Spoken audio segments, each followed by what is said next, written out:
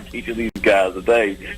But at the same time, what's totally overshadowing the good things that are coming out of this is the violence, and that's because, like I call it, the media, of course, they're loving the ratings. I mean, the COVID-19 and this event back to back. I mean, this is a media fanfare. I mean, they're having a blast because they got all the stuff to report on. And like I say, but the three things, and I learned this in an advertising class, and it also holds true with reporting news, is that the things that the media knows that people are going to tune into is sex, fear, and smear. And with sex being number one, of course, and they do sex on everything, and then fear. As long as you're afraid that they can keep your fear low, if you're going to keep watching the news, or they're smearing a politician or some person that everybody can get all emotional and caught up in. And so, what you're not seeing, and this happened in our town near where we ranch, is there was a protest there in Seguin, Texas, and where the police officers and the protesters were peaceful. They actually prayed together. The same thing happened up in Fort Worth a couple of days before.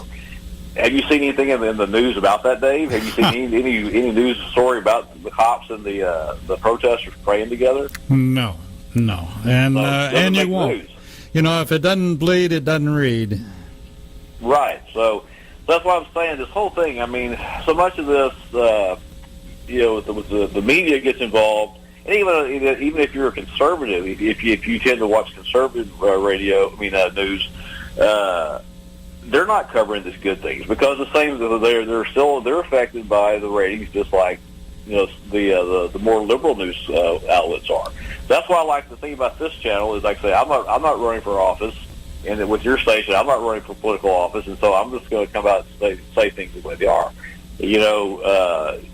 George Floyd had a very had a high level of dangerous criminal activity, and so I'm not justifying what the police officer did, but I can understand them going in there with the radars tuned in, and because the flip side of that is that dangerous people do dangerous things, and you can get killed in a heartbeat when you're a police officer trying to handle a dangerous person if you're not prepared. Well, Sandy, I think we talked about this last night, but I have this strong emotion about the military and about our veterans, and somebody like a Pelosi saying rules of engagement or having anything to do with them. She doesn't know. She's never worn boots. She hadn't been out there, nor have any of them. Now, I'll go one step further. I don't know, and I mentioned this yesterday, I don't know, and there may be, but I don't know of any police organization, any police force, city police force, that doesn't have a ride situation where if you want to ride with a cop for a night, you can, or for 2 or 3 hours or whatever, And I have suggested this many times, certainly before all of this happened, but that every citizen should take the time to ride, a 4-hour, 6-hour shift with a cop and find out what they go through. I know I'm living proof of a chicken. I ain't going into that dark building without a dog, and I'm not going to find out who's on the other side of that wall, crawling in through a window, I just, I'm a chicken, and be the first to admit it. And, and just like you were saying, we don't know what that cop knew about Floyd when, and I certainly don't. I've known a lot of cops, a lot of city police officers and sheriffs, and I can't say I've ever, and I've ridden with a lot, and I can't say that I've ever had one say, oh man, this is the call I wanted, I can go beat son of a bitch up, or I can go do this, or they don't go into it that way. They go into it just like you or I would or anybody would, saying, I hope I'm prepared. And if you want to be scared, and like you said, you were federal and not local, but if you want to be scared, you go into a domestic quarrel. You don't know whether the husband or the wife has the knife, right, until you get there. I'm sorry, go ahead. Well, I did get to spend some time as a state officer. I was a game warden, and in Texas, a game warden is a peace officer. You're basically a state trooper. You get quite a bit more training in surviving in the wilderness and also game laws and boating and working off in the Gulf of Mexico. So you're a peace officer like all the rest of these officers, a uniform officer. I did get to spend some time doing that. So I do, and I've responded to domestic violence, with deputies as their backup, and I've worked DWIs as long as what they call them. They call them driving along. We call them DWIs in Texas. Yeah, they DUI. Driving under and DUI. Most states call them DUI. And so I've been in that situation, and then I was actually trained, as a state officer. We were trained also to handle riot situations. Because we would, if there were no riots, really big ones during my time in uniform. But we were trained to go respond with the state troopers, and like I said, we went to the same training they did, and we were trained with them how to react in these situations. And but like I say, I'm not condoning what the officer did after the Mr. Floyd laid down. I mean, putting his knee in his neck, unless you're fighting for your life, and I don't even know how that would help you. There's other things you're trained to do. But, there was no excuse for him to put his full weight on that man's neck. And I was surprised just by watching the video that when I first saw him go limp like he did, I thought that he had broke his neck. I mean, that's the way a person with a broken neck looks. You know? I mean, when all of a sudden everything just shorts out. And but that wasn't the case. I believe that the latest autopsy says that he did die from asphyxiation. And so either way, dead is dead.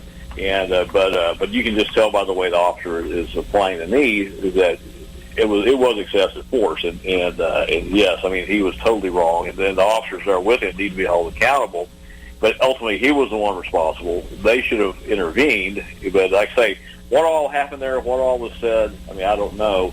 And it may just come down to that. I mean, they may come down to where the suspect was, for lack of a better term, talking trash to them, and they may have just been mad, and that happens.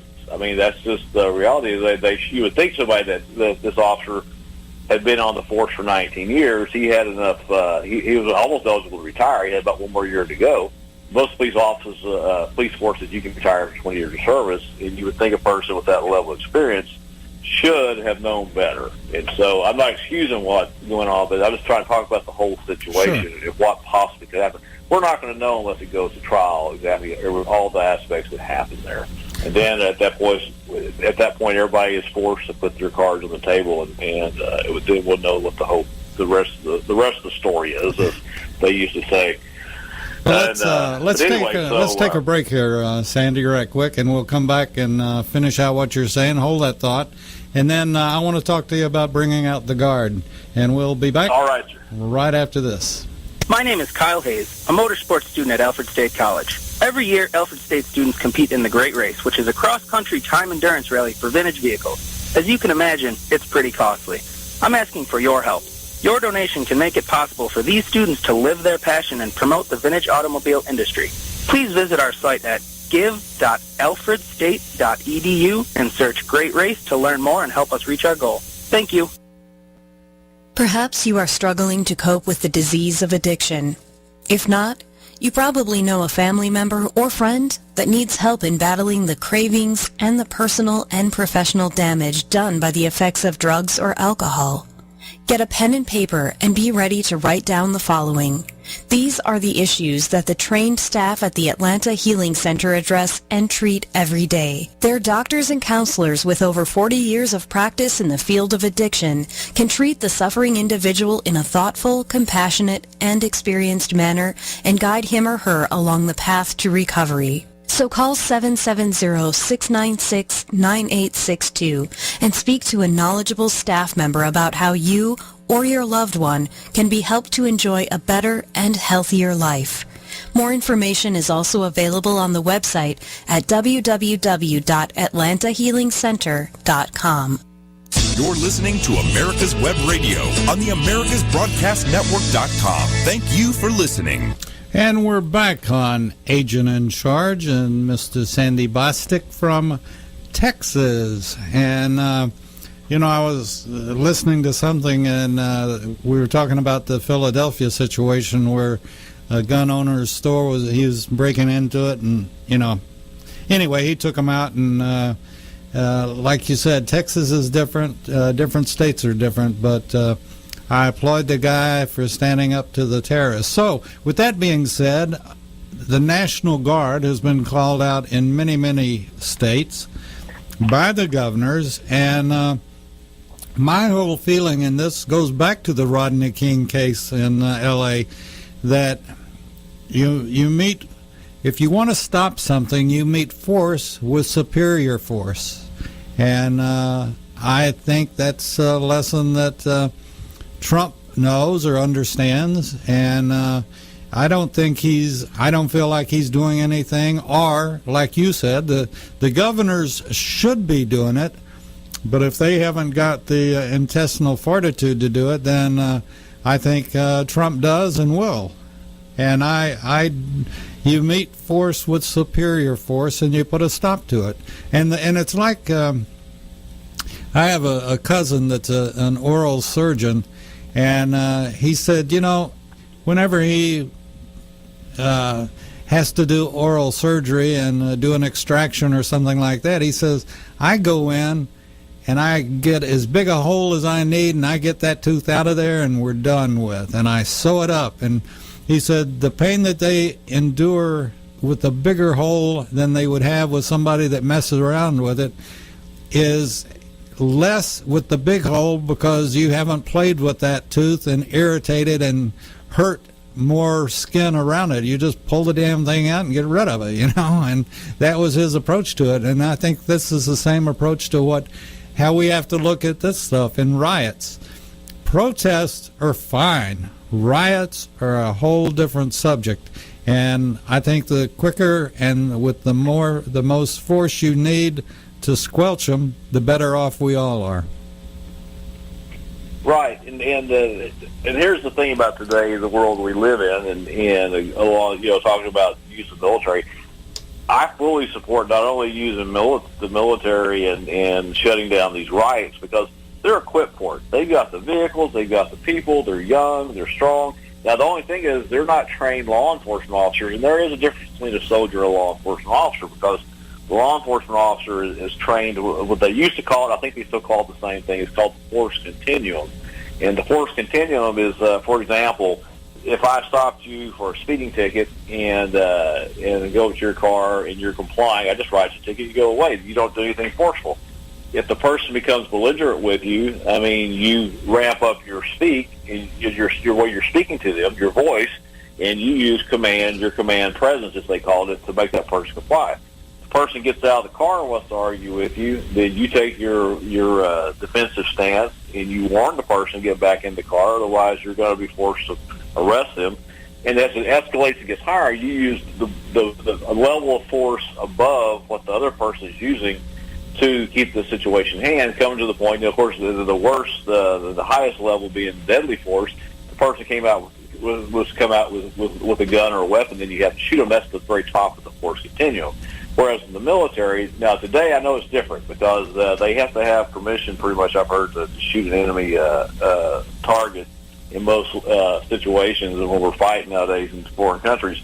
But for the most part, they're trained to fight, kill, and win battles. And so, you may have to go in there and use some a little bit different training tactics to prepare them to go into a civilian situation, especially with their own people, is that you don't just go in there and start shooting a mob, and they're trained, the military is trained to win by superior force and tactics. And so, but at the same time, when you get to a point where the police cannot control the violence that's going on, of course, that's the time it's pretty much war on the streets anyway. That's when the military definitely needs to be brought in, and not only in protecting these cities, but also in our border situations. I've never understood why we, as a country, the only country in the world I know of that doesn't use its military to police and control its borders. And so they have the equipment, they have the training, and they would just do a better job. Like I say, the only difference is that they don't have the training is the force continuum that police officers have. They don't only train at it at the academy. There's continuous training going on annually as far as on how to handle an escalating a situation. Well, I want to butt in for a second, because I can address the National Guard in that's I was in the Guard, and during during a time that was very touchy, and even in Texas at the time. And we did as weekend warriors, either drills or in our 2-week summer camps, we would have riot training. And we knew that was probably more likely to be called out for that than to go to NAM. And so now the Army, or the active duty folks, they don't have any riot training. Right. We did in the Guard, you would do formations for riot training, you would do different things, situational training and this kind of thing. And so I'll take up for and I doubt that it's changed. I would say that I don't know how many weekends out of the year a unit will train for riots, but I'm sure they are, and I'm sure now they will do it even more. But the difference between the Guard and the active Army is that the active Army, I don't know of any training that they have, domestic training at all or riot training. Now, like you said, they both have superior vehicle power, and use of it, that's up to the commanding officer. But and also they can deploy superior forces, number of soldiers or National Guardsmen. That's thing. A police department only has X number of officers in a city, and so what it really comes down to in these massive situations, as we're seeing, that the police are just lots of places they're just getting overwhelmed. I mean, that wouldn't happen if you had the National Guard there, side by side with these guys keeping that situation under control. You just have a lot more force and a lot more power. Oh yeah, and like I said earlier, somebody yells out, "Affix bayonets," and that's gonna put the fear in somebody, I can assure you. And you and I discussed. I know you found it to be interesting when I was in Russia. Yeah, I love this. When Putin was elected, I can't remember which term it was. He was the prime minister when I arrived, and then the first year they had an election, and he was elected president again. And in Russia, the presidential term is 6 years, and you can do back-to-back presidential terms for 12 years. But at the end of 12 years, you have to take a break, and somebody else has to be president. But then you can run again and be president just until whenever, I guess, as long as you can live well enough to keep doing 12-year tours. But anyway, so there was a lot of dissent, similar to like it is now, but it was about voter fraud. They said it was a rigged election, and it probably was. I mean, we're all pretty familiar with the way these dictatorships work. And but anyway, so there were lots of big demonstrations around Moscow, and they were usually in the big city parks. And but there, I mean, it's similar here. I mean, before you can have a protest, you have to file with whoever your local authority is, let them know so the police can be deployed if it's going to be a bad situation. Same thing there. And so there would be thousands of people in these mobs, but once they started getting out of hand, the Russians had this very, I don't know what to find the right word to describe them. Their riot police were just unbelievable. They were monsters. They were huge guys. They were all 6'2", 3, 4 at least, and weighed 250 plus, and they were in shape. I mean, they were big guys, and they didn't have any firearms. They didn't use any firearms. But when things started getting out of control and people started getting hurt and they started burning things, well, just like the Roman legionnaires, they would form in a big V, and a big V shape, and sometimes it might be 50 to 100 officers, and they're shoulder to shoulder, and they have these big batons that are looking more like baseball bats, and then they have their big shield that they use that you can with the see-through top side, and as they're approaching the crowd, they start beating their shields in unison, just like the Roman soldiers used to. And I've actually heard this, and you can't believe what a fearful sound that is. I can imagine if you were one of the persons in the crowd and you saw these guys coming at you.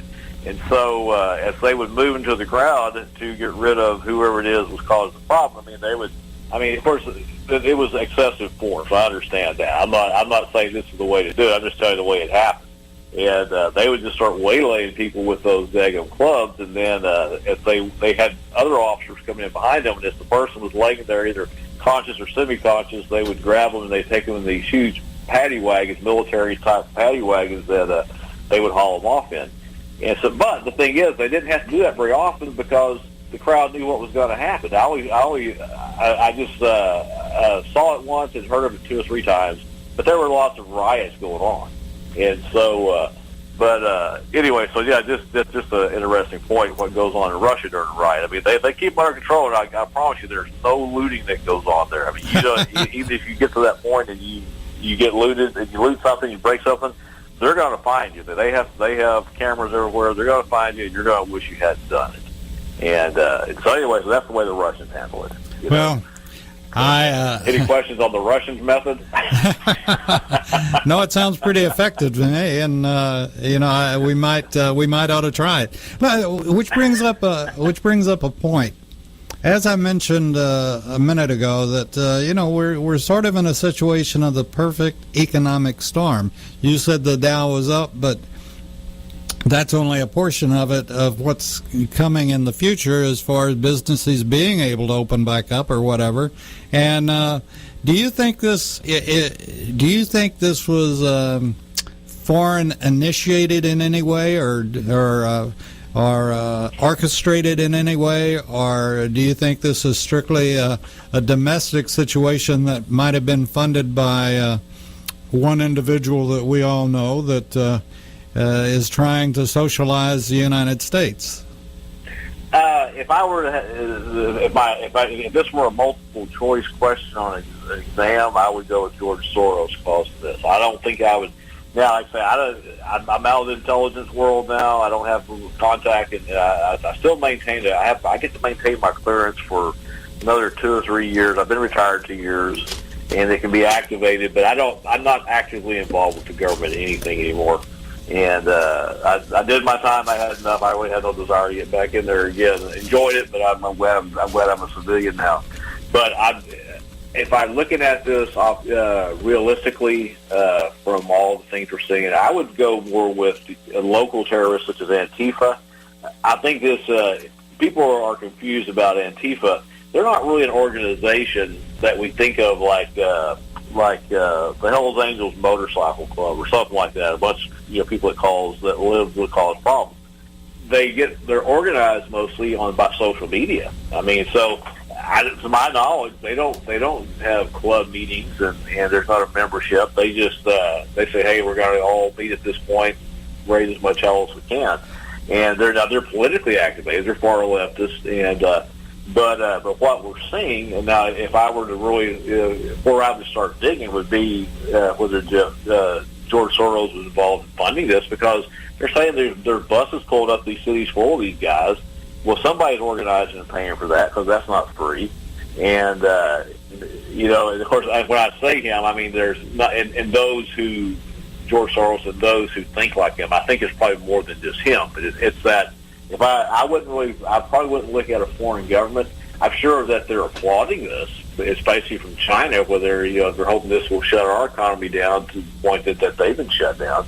And but I doubt it happens as fast. I don't really think that if you want to look at Russia or North Korea or whoever may have been involved, I'm sure they would like to throw a little more gasoline on the fire if they could, but I don't think they started all this.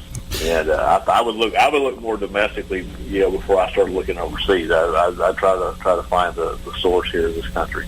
All righty, with that, let's take our last break, and we'll be back with Sandy Bostic right after this. Want to give your family or loved one the perfect gift? Then go online and check out the TornadoBodyDryer.com.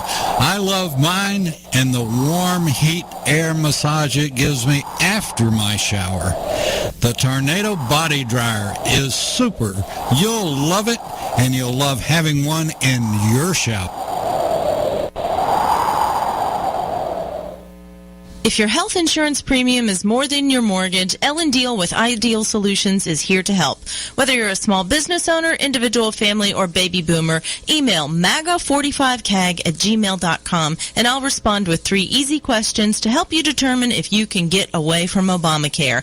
As a 20-year veteran of the insurance industry, I'm here to help with all your insurance needs. Email Ellen Deal at MAGA45CAG@gmail.com. You're listening to America's Web Radio on the AmericasBroadcastNetwork.com. Thank you for listening. Okay, folks, you're back on America's Web Radio and the show called Agent in Charge. And we've got our agent in charge, Sandy Bostic, who is retired from Homeland Security and many other federal positions, as a matter of fact. But Sandy wanted to talk about the what ifs, and I have a thing about that, Sandy, and correct me if I'm wrong, but I played a lot of baseball in my youth, and I don't know I can't remember which coach, but one of my coaches, and nobody was going to play second base except me, period. And I practice and practice and practice, and one of the most important things that he ever said, or my coach ever taught me, was that whenever you're on second base, or any position, it doesn't matter, first or outfield, wherever you are, when you're playing defense and the guy's up at the plate, well, he's going to hit the ball to you. And what do you do with it when he hits the ball to you? Am I going to first? Am I going to second? Am I going to third? Or what am I going to do? That ball is coming to me, so I need to know what to do with it. And that's the same thing that we're talking about, or about to talk about, in my opinion, is that you know the situation that you're in, and you decide this is what I may have to do, or this is what I'm going to do. And I think the biggest thing that people have to be aware of is their surrounding. And I know people that I don't see how they get from the house to the grocery store, and that they don't know where they are, and yet you have to be aware of your surroundings. I'm aware of my surroundings even in daylight. When I go into my garage, I take note, is there anything strange going on in my garage for any reason? Or when I drive up in my driveway, is there a car parked suspiciously? Or, you just got to look around and be aware of your surrounding. Right. You hit it right on the head there, Dave. That's the, and this goes back to one of our previous shows where we talked about things I learned as an agent that'll help you survive in life. And you pretty much covered 3/4 of what we talked about in that one segment right there, is that situational awareness. Number one, having a plan, keep your eyes open, get your eyes out of that phone, know what's going on around you, and then and always be formulating a plan in the event things go wrong. And so there's 2 different circumstances I'm thinking about right now, and it also goes back to the case of back during the Rodney King riots in Los Angeles. There was a guy by the name of Reginald Denny. I don't know if you remember him, but he was a truck driver who was got caught up in a traffic jam, and he was working, doing his job, and the rioters came up. They drug him out of his truck, and they hit him in the head with a brick, and he survived it. It's all on video. And of course, he was never the same again. He suffered brain damage from it, but his only crime was being a white guy in the wrong place at the wrong time. And so, what you're going to also see, and like I say, this doesn't matter what race you are or what religion you are. I mean, right now, people on both sides, okay, not just from the African American side or whichever side that you want to put yourself on. I mean, you're starting to see the resentment from the right wing groups now, and I've seen on that there's different vigilante groups now starting to form up. They're going to protect their local stores, and so you have a real good chance of getting injured, just not for anything that you've done, just either being white, black, or Catholic or whatever it is, or just because you're not like them. Because once these emotions start running, and people stop thinking. I mean, they don't think clearly. They're enraged. And you just think back in your life, the times that you were super mad, you know, you probably did things that you wish later you hadn't done, and that's what's going on today. And so, particular situation I know that was recently, there was a guy from Oklahoma up in Tulsa, and I believe he was trying to drive past. He got caught up, wasn't paying attention where he was, and somehow he ended up in the middle of a Black Lives Matter movement protesting this. And they attacked us. He was in a big one-ton pickup pulling a horse trailer. They attacked his truck, broke the windows out. They tried to set his trailer on fire and kill his horses. Now, I may have my stories crossed up, but I believe they took him from the vehicle and they beat him. And then at this one point, the police did manage to get in there and rescue him. Otherwise, I think they probably would have beat the guy to death, you know. And so, that said, what I want to encourage you, like you said, number one, situational awareness. Go back, have your plan. You know, watch your. You know, the time to watch your phone is when you're, you know, going through traffic. If you see that there's, you know, most of these phones now that you, we all use our GPSs on our phone to find locations. If you see traffic backing up, find a different way to get around, because you don't know what that backup's about, especially right now. Under normal circumstances, it doesn't really matter. Now, anytime you get stopped in a situation where you can't get away, you know, you now have increased your chance of being attacked and not being able to survive the situation. And so, that said, I was talking to my neighbor last night across the fence. He was out shredding late in the evening, and we were out checking our hay field, and he asked me what my opinion was, what I suggested. And I suggested, I said, you know, this is one time that you need to really, I mean, everywhere you go, thanks to our, you know, our forefathers' foresight, carry a firearm with you, and not just, you know, carry something that can fire fast and carry plenty of ammunition. Hopefully, you never have to use that thing. But like I say, this is what exactly when they wrote the Second Amendment, when they came up with the idea. This is what they had in mind. I go back to when Joe Biden made a ridiculous comment to that auto worker. I can't remember, it was a couple months ago.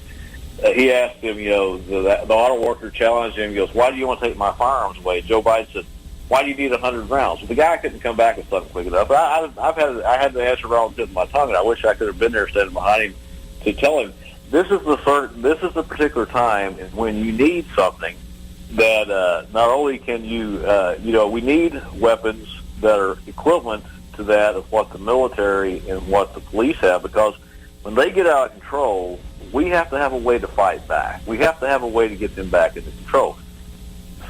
On the flip side of that, you know, the second part of that is, too, in this particular situation, you need to be able to defend yourself. They call them assault weapons, and yes, they are used militarily to assault positions.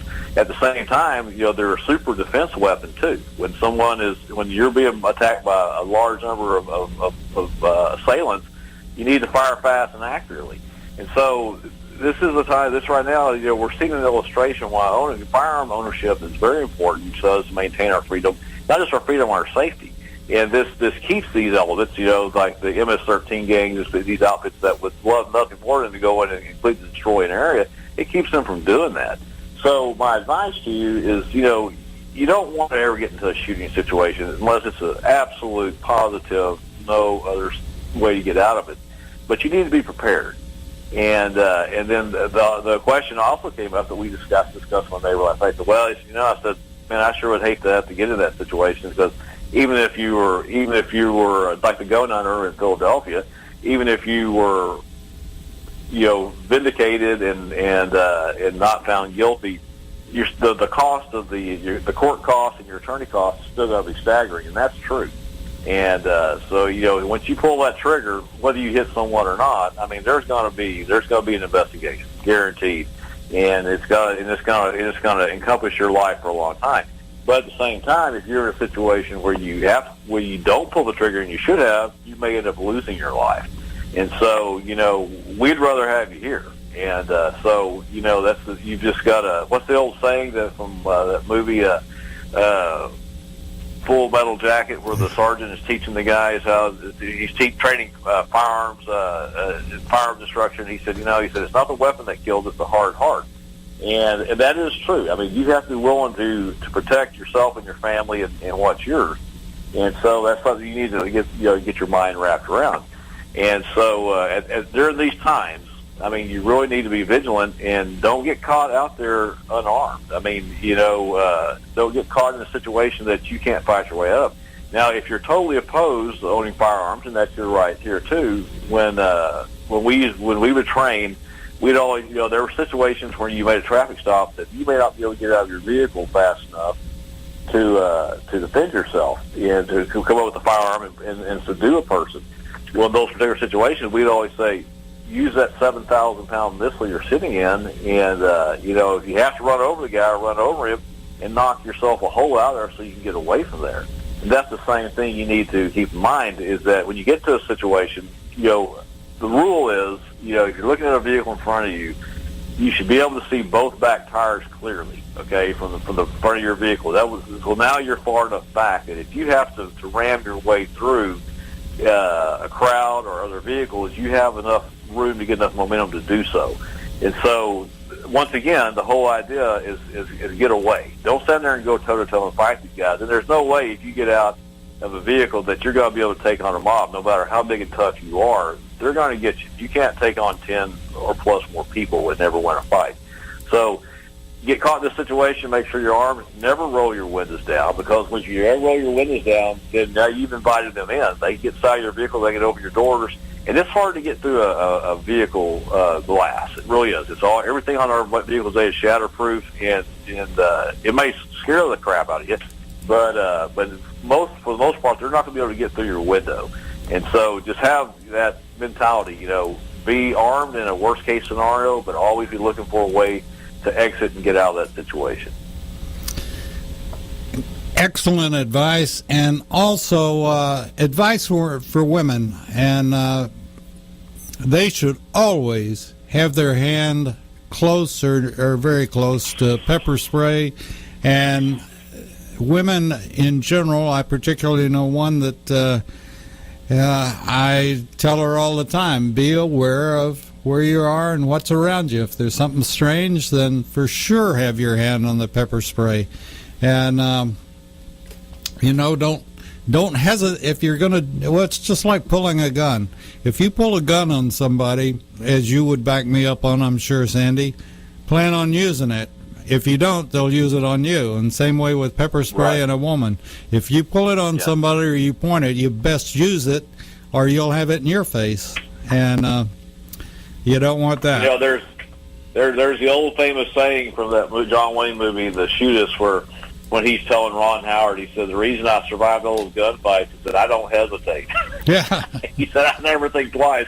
And that's really the mentality you got to have. I mean, the two things that are going to save you is not hesitating and being able to shoot fast and accurately. I hope you never get in that situation. It'll change your life, but at the same time, your job, especially if you're a parent, is to take care of that family of yours and keep them safe. That's right. And so, so that's what I'm saying is just the best thing to do is avoid them, but you may not be able to. I mean, you just never know. And you don't. But being prepared is the most important thing, but physically and mentally to respond. Yes, sir.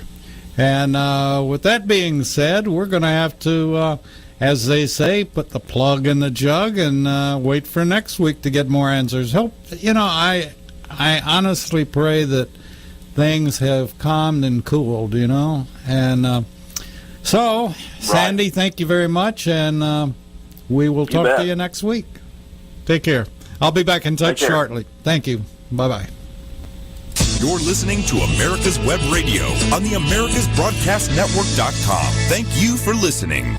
Whether cruising the strip in a 57 Chevy or taking the family on a vacation in a 71 Oldsmobile Vista Cruiser, you need to tune in to Classic Cars with Steve Ronaldo and Jim Weber every Saturday from 8 to 9 a.m. on AmericasWebRadio.com. The Docs for Patient Care Foundation is your way to join the fight and become a member of an organization created by doctors for patients dedicated to fighting for your healthcare freedom and preserving the doctor-patient relationship.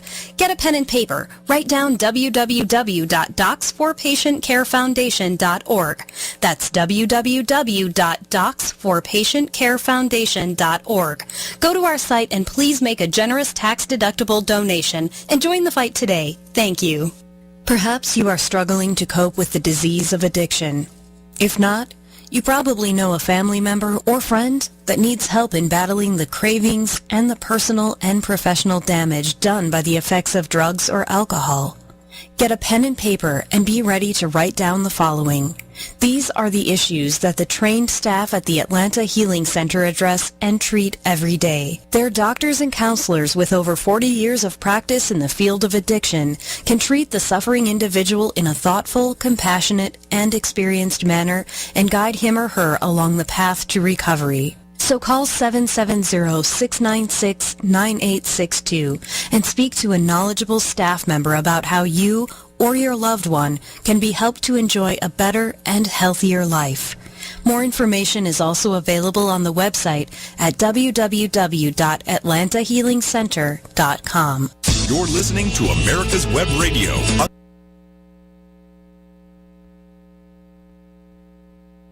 We'll see you next week. Good.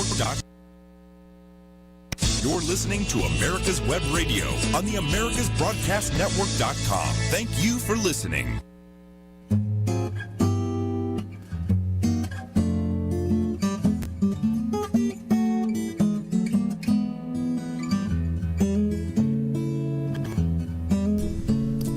Welcome back in the Doctor's Lounge. I'm your host, Dr. Hal Schurz. Every week, myself and my co-host, Dr. Scott Barber, come to you and talk about the issues that doctors are talking about all across the country in doctors' lounges that affect people like you and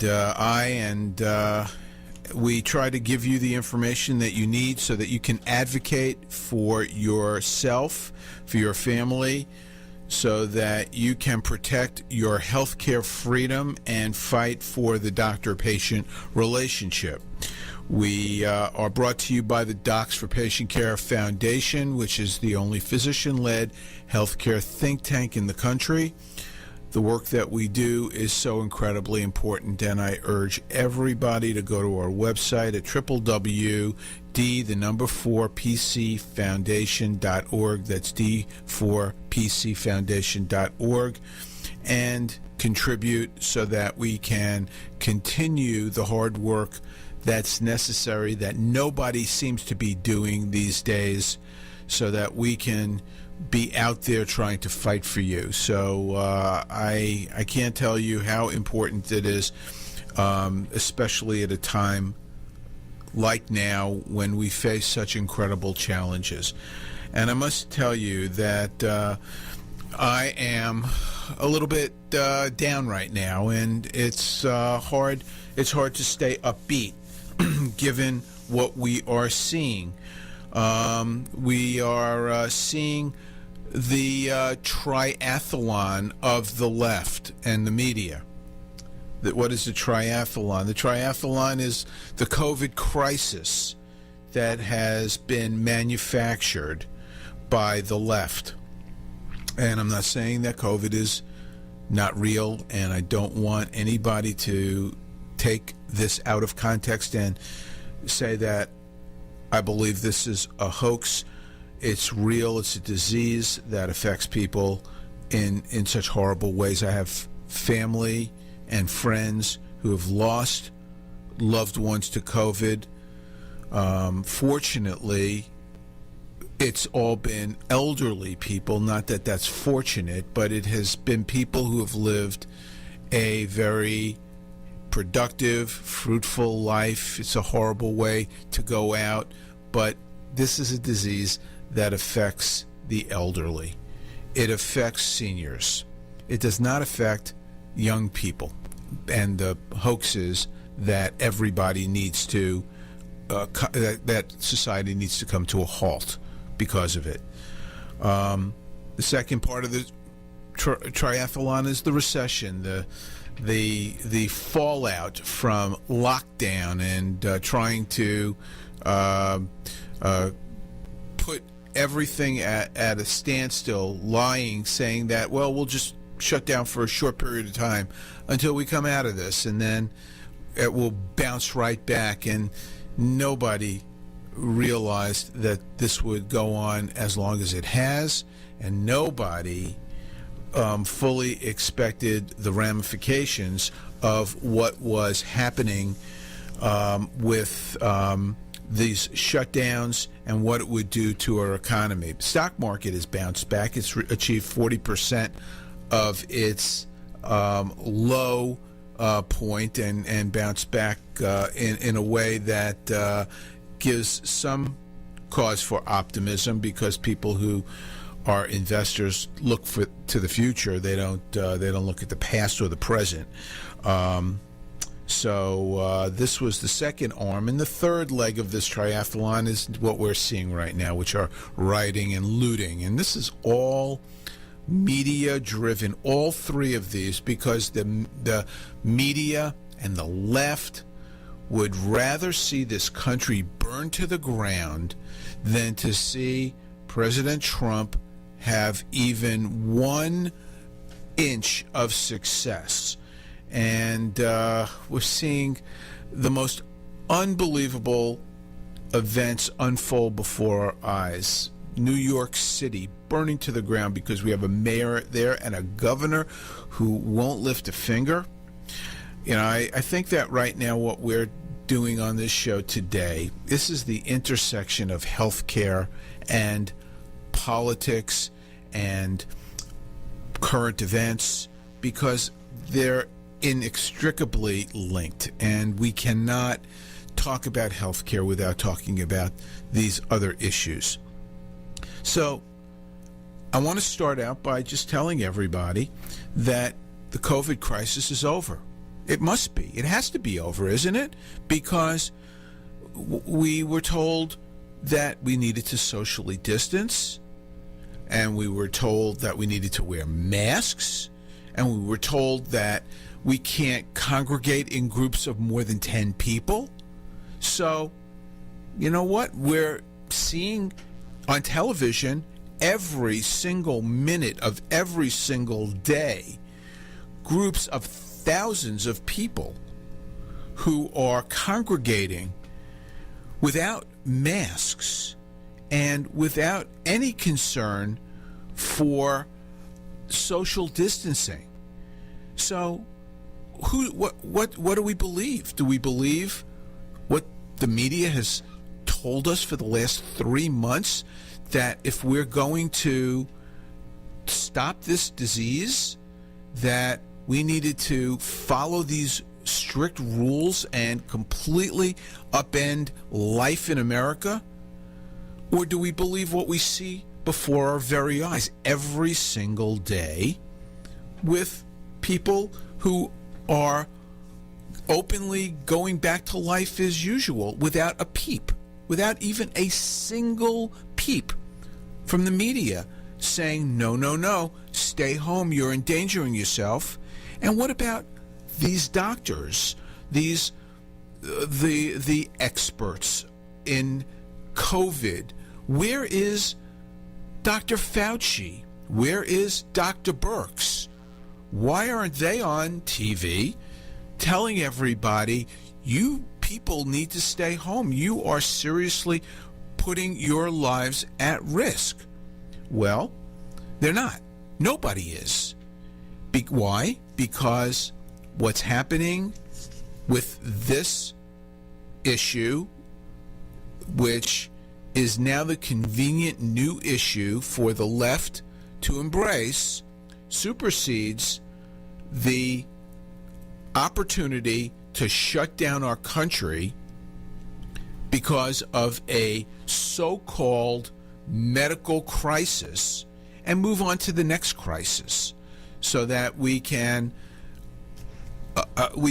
watch our police force get shot and run over by cars and abused, and we can no longer have to worry about what the media and the leftist politicians told us for the past 3 months was the most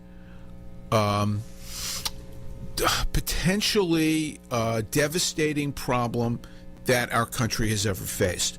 So what I'm seeing as a result of what's happening right now is that the COVID crisis is over.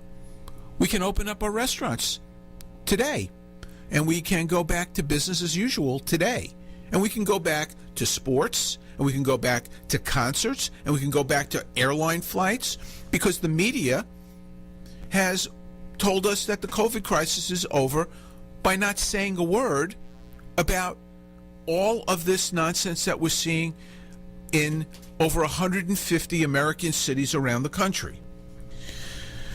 So these governors and these mayors who have not just shamed people into giving into the executive orders that they have blithely decided to impose on everybody, and sometimes use the force of the police to enforce these edicts. These same mayors are encouraging mass protests. They're saying, no, this is different. There's really not any healthcare crisis because of coronavirus, and this is far more important. So go out there and don't worry about getting sick or transmitting the virus. You just go ahead and do what you need to do to protest, and looters, go ahead and blow off some steam and do what you need to do. This is just beyond the pale. Are you kidding me? This is, if people cannot see through this, then they are willfully blind, and they're just so caught up in anger and rage against President Trump and the success of the economy and the country that they will grasp at anything to try to bring it down. So the protests, the riots, the looting, it completely debunks the ridiculousness of the narrative by the media and the political class about the need to lock down America. And it is it can't be more illustrative of their ability to use power to control people on the part of the politicians and to frighten people on the part of the media. The media is the most corrupt and worst institution in America for doing this to people, and they have ruined people's lives, and they continue to ruin people's lives by perpetuating these narratives. So let's go back to what was the spark in all of this. George Floyd. That wasn't what caused this. This was murder. This was clear and simple murder. And the policeman who stepped on his neck for almost 9 minutes is as guilty as any thug for taking the life of a person who really posed no threat. And he overstepped, and he abused the trust that the public put in him. But this is an expected symptom of leftist liberal government, and this is not a policeman who worked in a system that was run by conservatives, by Republicans. No, he works in Minneapolis, which has one of the most leftist local political organizations in the country, and Minnesota, the state. And, this is just a symptom of what we're seeing, which is the march towards the left. So I know that this is straying a bit of far afield from healthcare, and I'll bring it back to healthcare in just a couple of minutes, but I need to do my 15-minute rant on this because I just am so distraught watching our country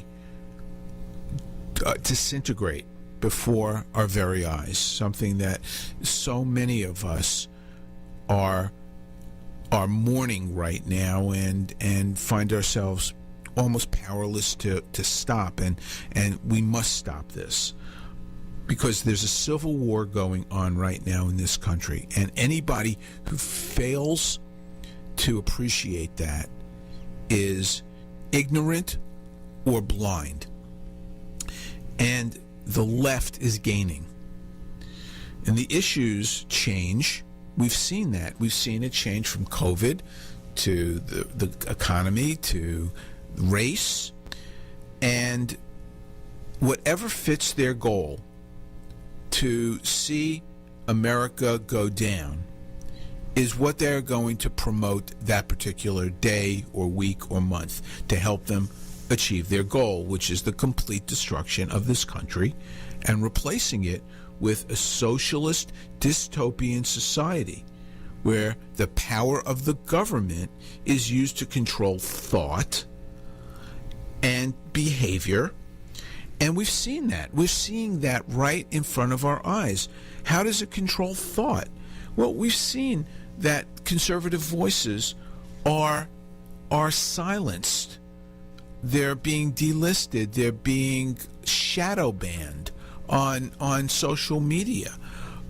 Doctors who have opinions about COVID that are different than what the orthodoxy is promoting are told that these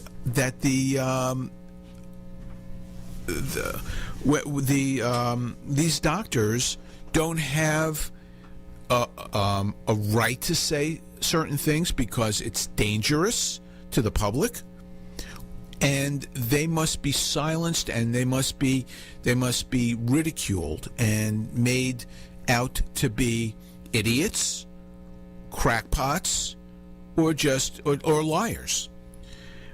And they're using this to control behavior of people. They want people to stay home and not work. And we see what happens when people stay home and they don't have jobs and they don't have money. What do? They have time on their hands. These young people who should be working, who have virtually no chance of dying from COVID, should be working. The older people, 65-year-olds, should be taking the precautions. They should be doing things to protect that group of people. But these young people should be at work. Instead, they're out in the streets because they have nothing else to do, and they are looting and they are stealing because they need money to live, and they're going to take what they can and sell it. And this is what our media is responsible for. They own this. This is what the left politicians are responsible for. They own this. And we need to, as reasonable citizens, turn this around. So let's go back to healthcare. This whole example is why we must never, ever, ever, ever, ever allow the government to control our health care. The left cannot be trusted if they ultimately gain further power. And history will tell us that there are ebbs and flows in who is sitting in the White House or in the governor's mansion. And the left have been bad brokers. They've not been honest brokers. They are not good stewards over the care of the people. And if they control your health care, it's game over. You can pretty much kiss everything that you know and expect to get from health care goodbye. It is out the window. They've already shown, the left has, how they will weaponize health care, just like they have weaponized everything that they currently control.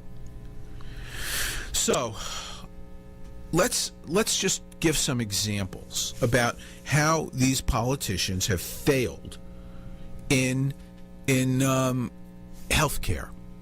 You could start out by the response that the politicians have taken with the care of seniors during this COVID crisis. You know, this is a disease that has predominantly affected people over age 65.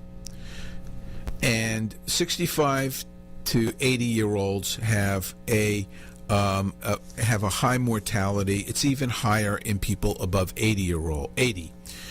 It's higher. It's high in younger people with pre-existing conditions that put them at significant health risk: lung disease, diabetes, hypertension, to name a few. But among the young people, age 50 and under, the mortality from COVID is no greater than the seasonal mortality from the flu. Let me say that again and let that sink in. If you are under 50, you don't have any increased risk of dying from COVID than you have dying from the flu. And what we are doing right now to our country, to our society, to our young people, by putting them under house arrest, is probably one of the greatest crimes of the 20th and 21st century. All owned by the media and the left and their lackeys that they have gotten to legitimize what they are doing. The useful idiots who are the doctors who have blinders on and only see the virus and don't see the bigger ramifications and are not looking at the entire global scope of things, the big picture. They're looking at things through one lens with blinders on, and they are well-meaning, but they are completely wrong and misguided. And the media and the left will, of course, promote those people who support their narrative, which is taking down the government, taking down the country, burning it to the ground, and let's start all over again. So let's go back to seniors and how the politicians have failed. Look at New York State. Look at Governor Andrew Cuomo, who so many people think is so brilliant and such a great communicator. He is an epic fail. He is just as guilty of murder as that policeman in Minneapolis with George Floyd. Now, why do I say that? Because he sentenced so many seniors to their death by mandating, ordering seniors who were no longer critical but who were still infected with COVID back to their care facilities where they came from, putting at risk all of the other people who were in those facilities. The mortality, the death rate in this population is extremely high. In New York, there were 24,000 deaths, more or less, to date. Almost half of them are in seniors. So, Governor Cuomo, you have blood on your hands, and this is what you can expect from politicians in the future who control your health care. Total disregard for the welfare and the well-being of segments of the population if it does not suit their purpose, suit their narrative. Look at Pennsylvania. Governor Tom Wolf. He has a state health secretary, Rachel Levine, who mandated the same thing as Governor Cuomo, but she did something even more despicable. She took her mother out of the facility to which these people were going back to, so that her mother would not be at risk. That is, I don't have words to even be able to verbalize how reprehensible that act is. And it is, and Pennsylvania, incidentally, had more than 2/3 of the deaths. They had almost 3,000 deaths in seniors in these facilities out of the 4,400 deaths in Pennsylvania. So this is the behavior of the people who you want to entrust health care to. Wake up, America. Wake up, America. This is what happens under totalitarian rule. Those in power feel that they are exempt from the rules that they impose on everyone else. We saw this with the mayor of Chicago, Lori Lightfoot, who said that all businesses had to close down, including hair salons, but she went and got her hair done. We saw this in New York with Mayor Bill de Blasio, who said that all the gyms had to close down, but he went to the YMCA to work out. These politicians cannot be trusted because they are untrustworthy to begin with, because they are bad people. Does anyone doubt for a second what is in store for everyone if we get government-controlled health care? Is there any confidence that seniors will be protected? When there are limited resources with government-run health care, and there will be limited resources. We see this in every socialized health care system around the world.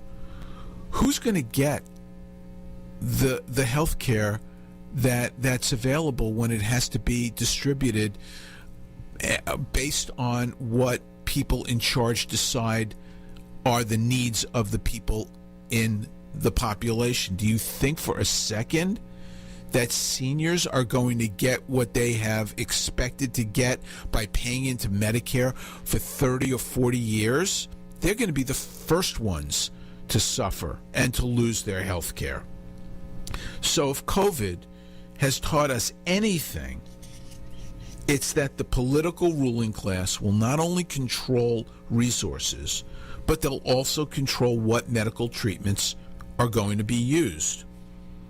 Already state governors are inserting themselves into health care, preventing doctors from prescribing certain medications like hydroxychloroquine. This happens in Nevada. This happened in other states around the country, where a governor is telling a doctor what they can and cannot do. That is what happens under leftist totalitarian rule. In a system where people will need to wait online for care, just like in every socialist system around the world, who for 1 second believes that these rules will apply to the leftist ruling class and their political allies. The lessons that we are learning must be used to help create the narrative why it's so dangerous to entrust anything as important and as vital as our health care to fools, imbeciles, and miscreants. So let's break right now, and I'll come back in the next segment with some other health care issues. The Docs for Patient Care Foundation is your way to join the fight and become a member of an organization created by doctors for patients, dedicated to fighting for your healthcare freedom and preserving the doctor-patient relationship. Get a pen and paper. Write down docs4patientcarefoundation.org. That's DOCS, the number 4, patientcarefoundation.org. Go to our site and please make a generous tax-deductible donation and join the fight today. Thank you. Hello, I'm Dr. Mike Karuchak. Have you ever wondered what doctors talk about amongst themselves? If you do, join us on the Doctor's Lounge and hear the doctors' conversations amongst themselves. Join me and my co-host, Dr. Hal Schertz, every Thursday morning, 8 to 9 a.m. The Docs for Patient Care Foundation is your way to join the fight and become a member of an organization created by doctors for patients, dedicated to fighting for your healthcare freedom and preserving the doctor-patient relationship. Get a pen and paper. Write down www.docs4patientcarefoundation.org. That's www.docs4patientcarefoundation.org. Go to our site and please make a generous tax-deductible donation and join the fight today. Thank you. You're listening to America's Web Radio on the AmericasBroadcastNetwork.com. Thank you for listening.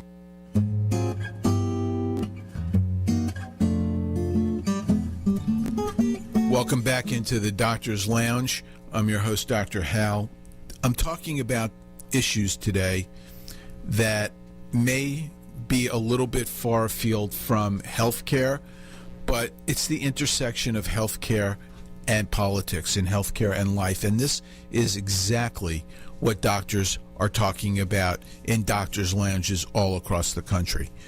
We are right now at such a low point in our country's history, and we need to come out of this. And even though I am not staying completely on topic of healthcare alone, it's so importantly critical for voices to be heard and for people who love our country, who love our systems, to speak out, to raise their voices, to come out from behind the curtain so that others can hear, because there are so many other people who feel the same way that you do and who are not speaking up. And we're getting the impression that we're losing our country, and if people don't speak up, we are. What concerns me right now is that there will be a second wave of COVID after the events of the past week, and what appears to be going to continue for God knows how long. I don't know what the end point is. I'm not sure what the people who are protesting in the street want to see happen. I think I know what they would like to see happen. They would like to see a lynching of the 4 policemen who were involved in the George Floyd murder, and that's not how our system works. The system is moving forward, and these policemen were not only stripped of they were fired and stripped of any benefits, but they were put into jail, and they've been indicted. So I don't know what the end point is for all of what's going on right now, but it clearly has to end. But in the meantime, COVID is still out there, and it's been reported that an Oklahoma State linebacker tested positive after attending a protest rally. 14% of the COVID-19 testing sites have had to suspend operations because of violence and unrest, and the neighborhoods in which they are located, which are neighborhoods where the vulnerable populations are located in many of the African American communities around the country. Protests have unfolded in every one of the 25 U.S. communities with the highest concentration of COVID-19 cases. That's according to U.S. News and World Reports. So people in Minneapolis hospitalized with COVID virus have actually increased since the protests and the rioting has occurred. They're jailing thousands of people around the country at the same time that they're emptying out the prisons because they are afraid that there's going to be a COVID outbreak. And by the way, what good is it to jail these rioters and looters if they're just going to let them right out of prison anyway because they're either concerned about COVID or because in a state like New York, you are immediately released after you are arrested. So this is, again, the world going crazy and being turned upside down. So all of this COVID activity around the country is coming at a time when a CDC study, and that's if you can even trust and believe the CDC anymore, confirms that social distancing has been the most effective means for driving down the number of deaths from COVID around the country.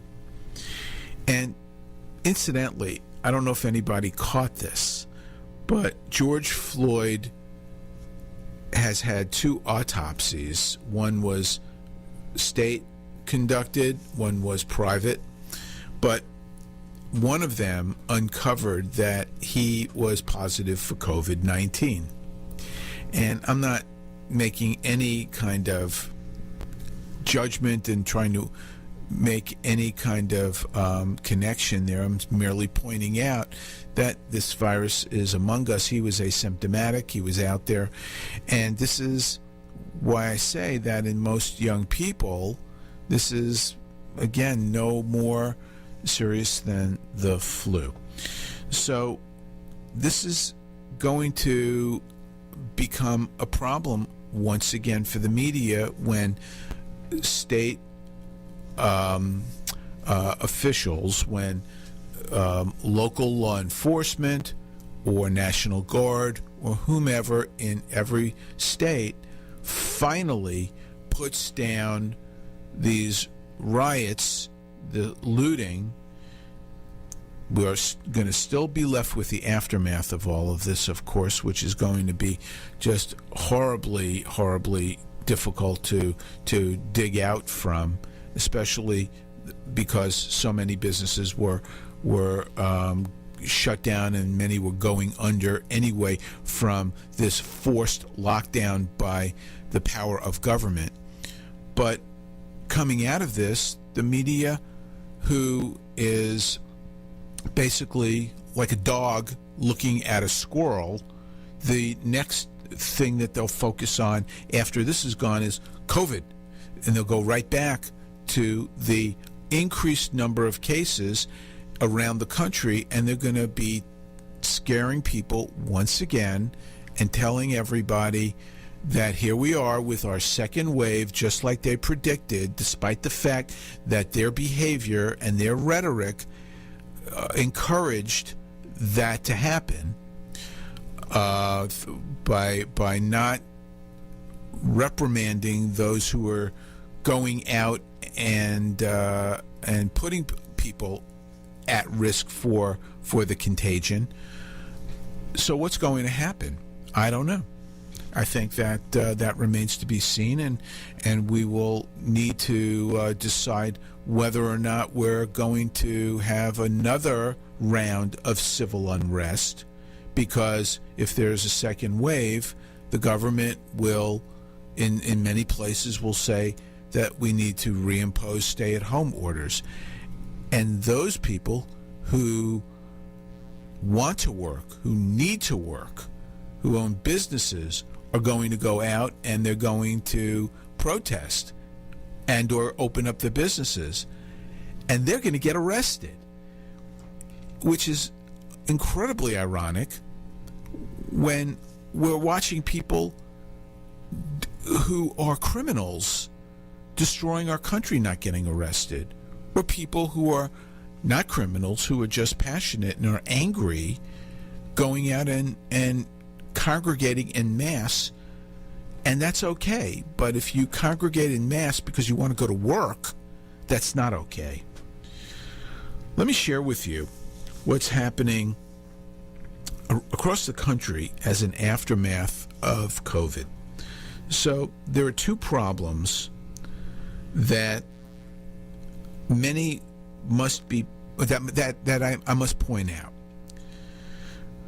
One is that people are not getting care because they believe that it's unsafe to leave their homes, and so they will risk whatever problem they have because the media has put them into a panic. And I know individuals like this. I am related to some individuals like this who will not leave their house, who have barely left their house in 3 months.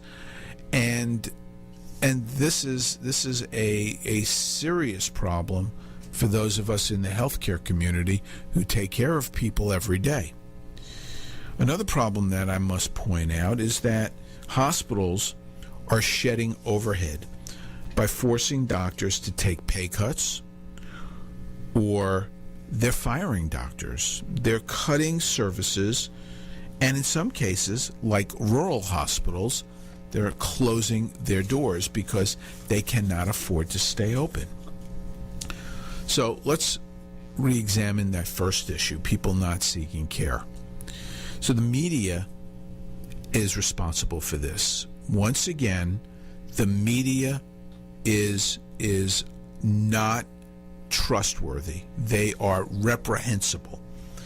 They have yelled fire in a crowded theater, and people believe that they risk death by leaving their house, and that it's safer to stay home than taking the risk of going to a doctor to seek care for chronic problems that may have gotten worse, or for an urgent problem that may have cropped up. I can tell you case after case after case of people who have died because they did not want to leave their house because they have been petrified by the media. I know of a person who died, patient. Now, I don't know this person personally, but I know of a patient that one of my friends took care of who died of appendicitis, a ruptured appendix, because they failed to get care. I know of someone who died of a heart attack because they refused to go to a hospital in New York because of chest pain. The cases are just too numerous to mention. They go on and on and on. And the ramifications of this will be far-reaching and potentially more deadly than the risks of COVID and the number of people who died from COVID. Advanced cancers, progressive hypertension, complications of diabetes, of vascular disease, of infectious diseases, of heart disease, post-operative complications, people who've had operations and who are having problems and don't go back to their doctor because they're afraid that the risk to them is too great. These problems cannot be overstated, and this will put, the ultimate price that people will pay is that there will be, deaths. But the the long-term ramifications of this and what it will do to our system. Forget about the number of patients who are affected. I mean, that's just a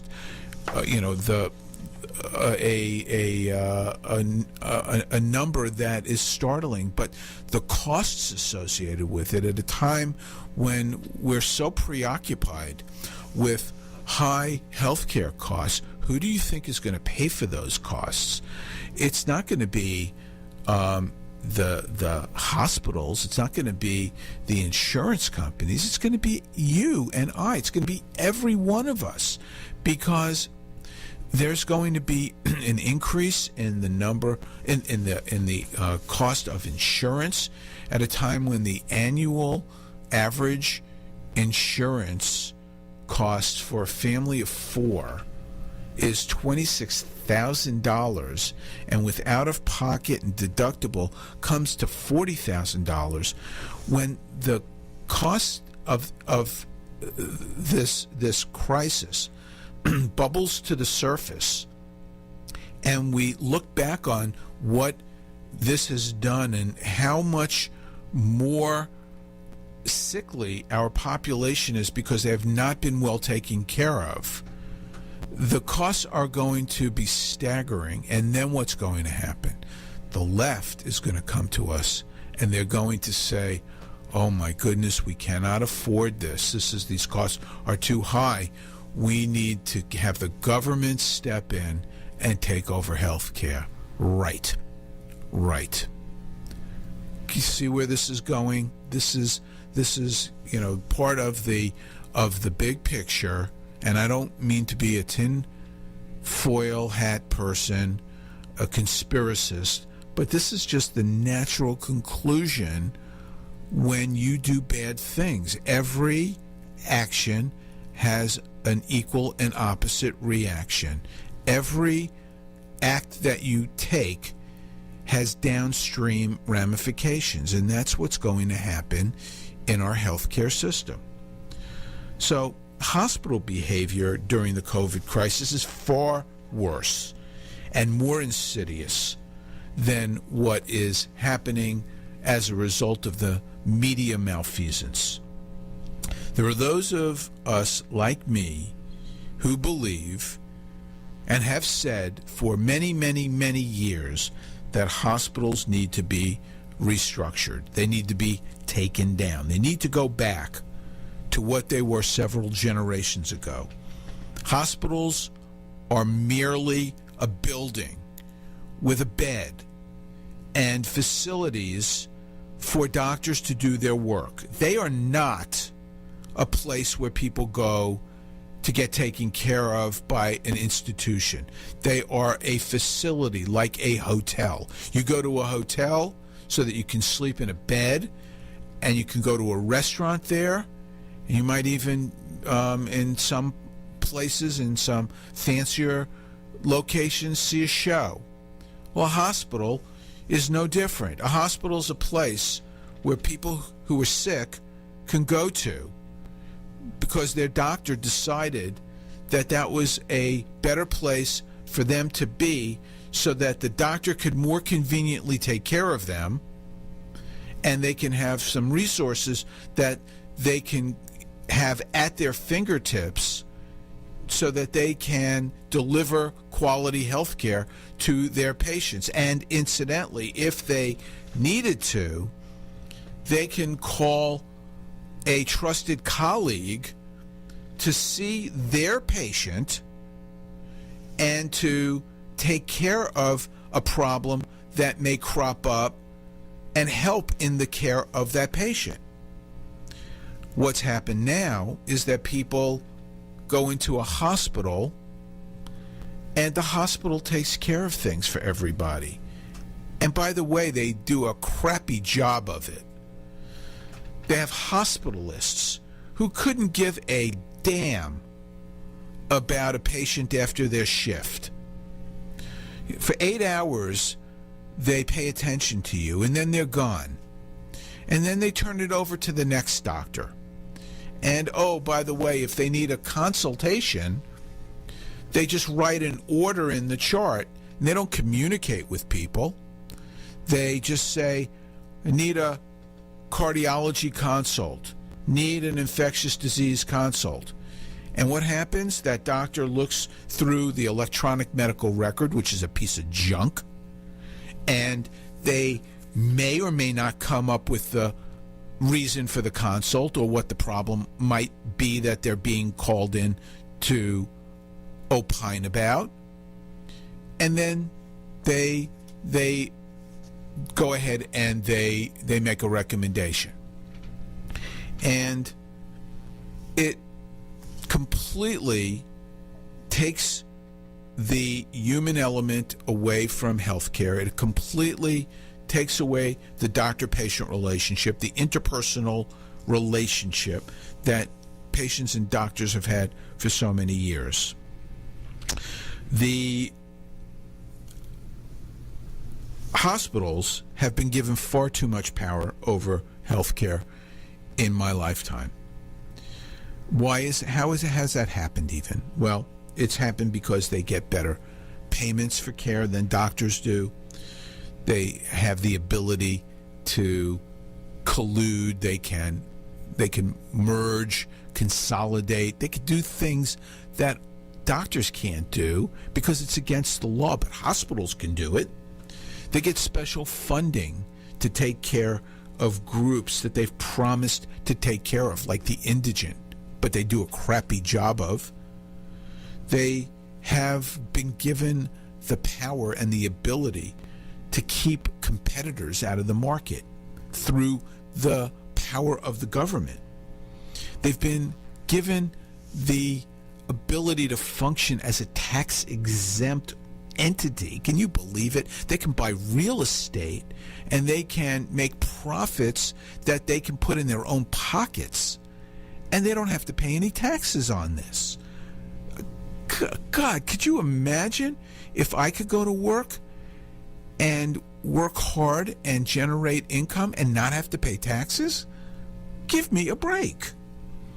They can hire doctors. You know, there was a time in our country when it was against the law for hospitals to practice medicine, to hire doctors. And so they kept at arm's length, and they contracted with groups of doctors and brought them in. But those lines have blurred over time, and now hospitals can freely go ahead and hire doctors and do exactly what I said earlier, which is to assume the care of the patient. They have been given incredible responsibility, incredible power, and they have abused that, and they have really disrespected, dishonored the responsibility that they have been given. And there's so many areas of conflict of interest, it's difficult to track. The executives who run hospitals still have very lucrative salaries and benefits.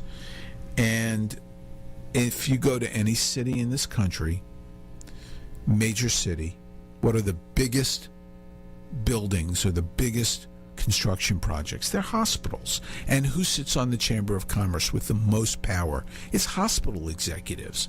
So they are the power brokers in healthcare.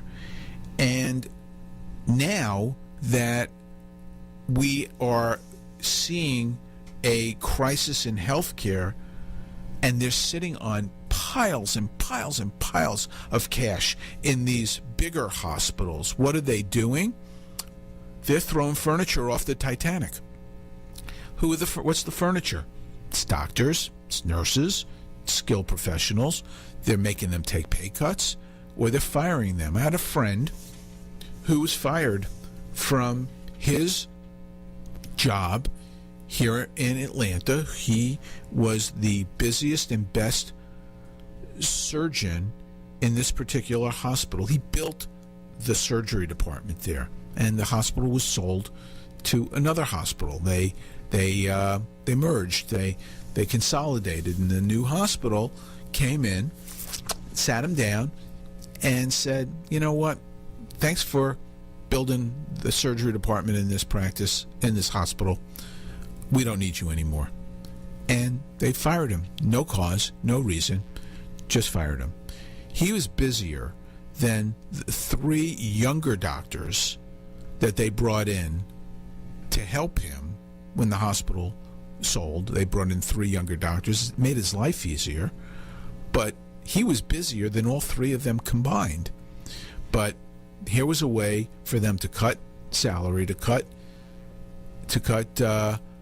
ties. And it's so penny wise and pound foolish, because he was generating so much money for the hospital, but he was also getting a good salary. And you don't see them getting rid of administrators.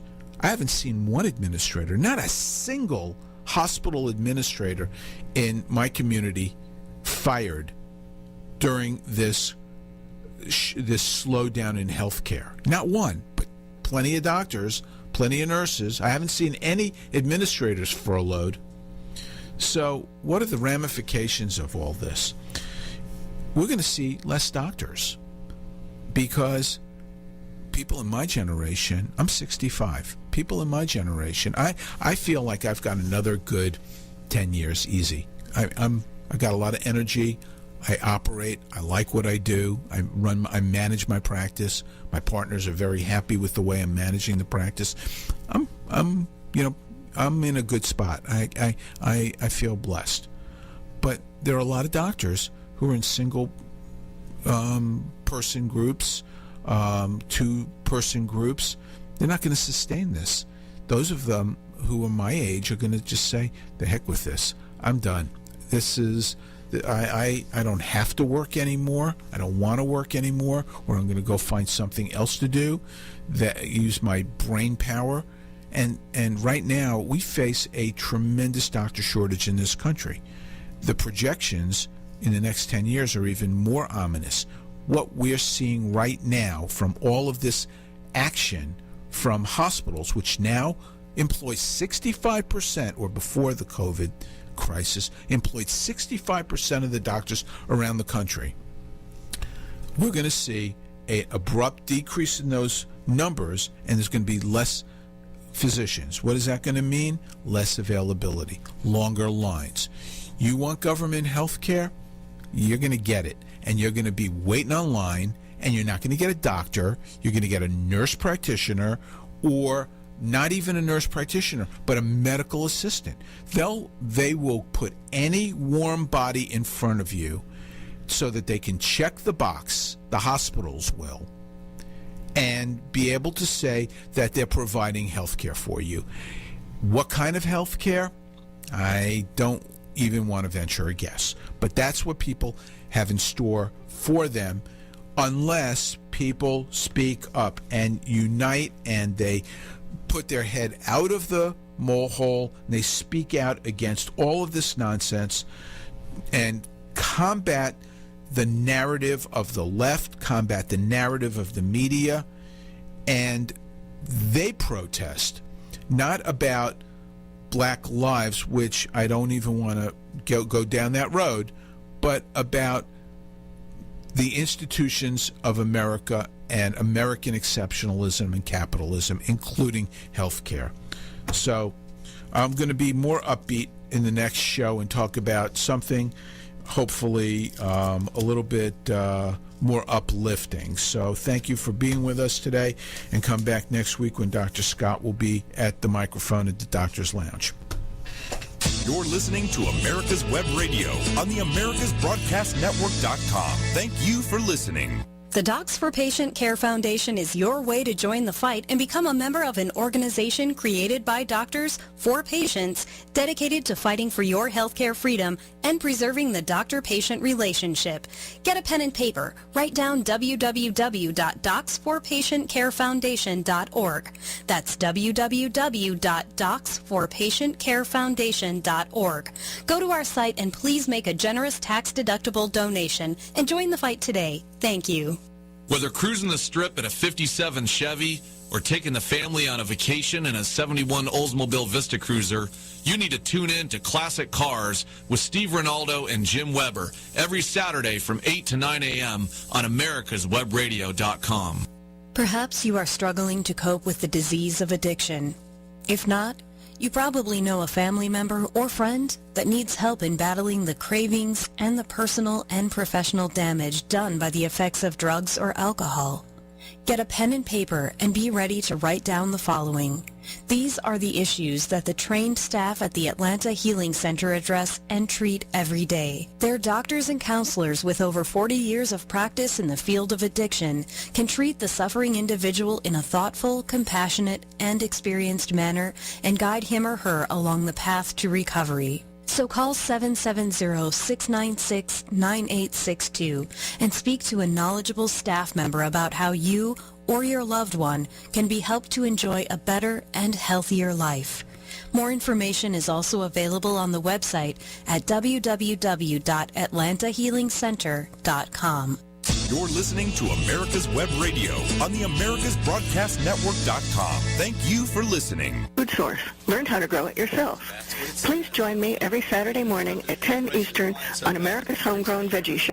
You're listening to America's Web Radio on the AmericasBroadcastNetwork.com. Thank you for listening. Good morning, everybody. I'm Jack Christides, and this is Billion Dollar Ballers Inside the Business of Sports, our brand new show discussing the business of sports involving everything from the NCAA all the way up to the major leagues.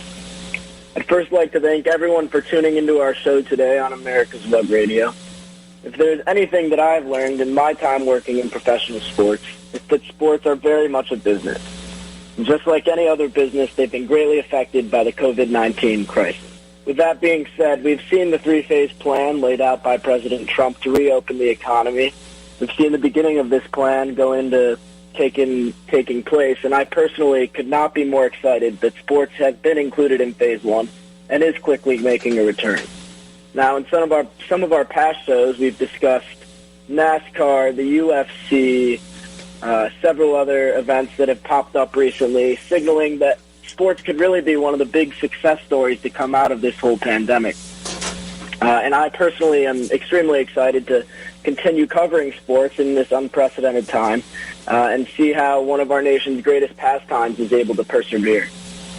I think that this really demonstrates the massive positive effect that sports can have on our nation's economy and society as a whole.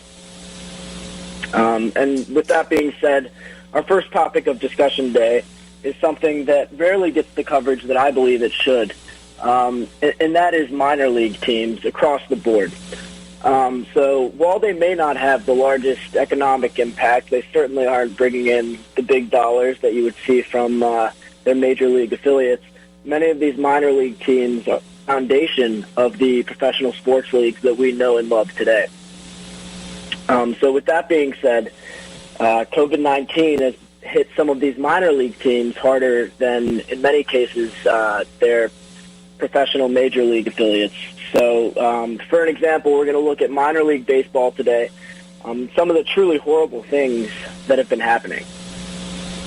So, as we know, the last 7 months have been brutal for minor league baseball.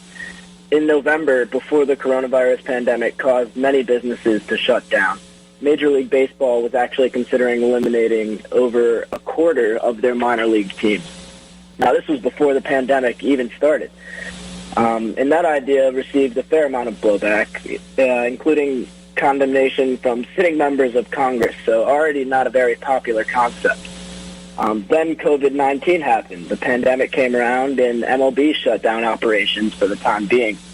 As we know, and we'll talk about a little bit later in the show, there's currently been a lot of discussion between the Major League Baseball Players Union and the owners of the league about how that league is going to be able to return.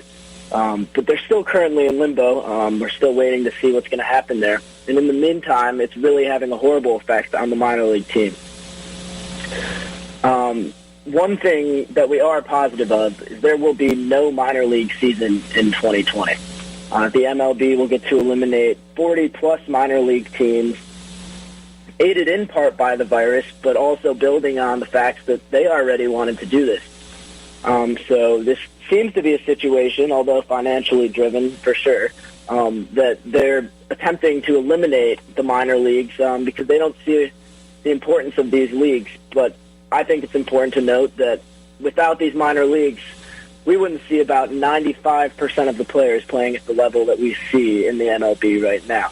The amount of players that play 1, 2, even up to 5 years in these minor leagues before they're actually admitted to the major leagues is you can't underestimate that. So it's extremely important to discuss. Now, the baseball shutdown has been tough on the minor league players as well.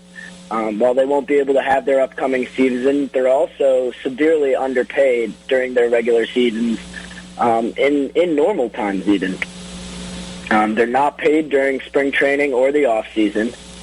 And it's been announced that the MLB was willing to pay minor league players $400 per week through May 31st, which is something. Kudos to them for at least trying to support the league, but that day is fast approaching. The Athletics announced they will not be paying their minor leaguers after May 31st.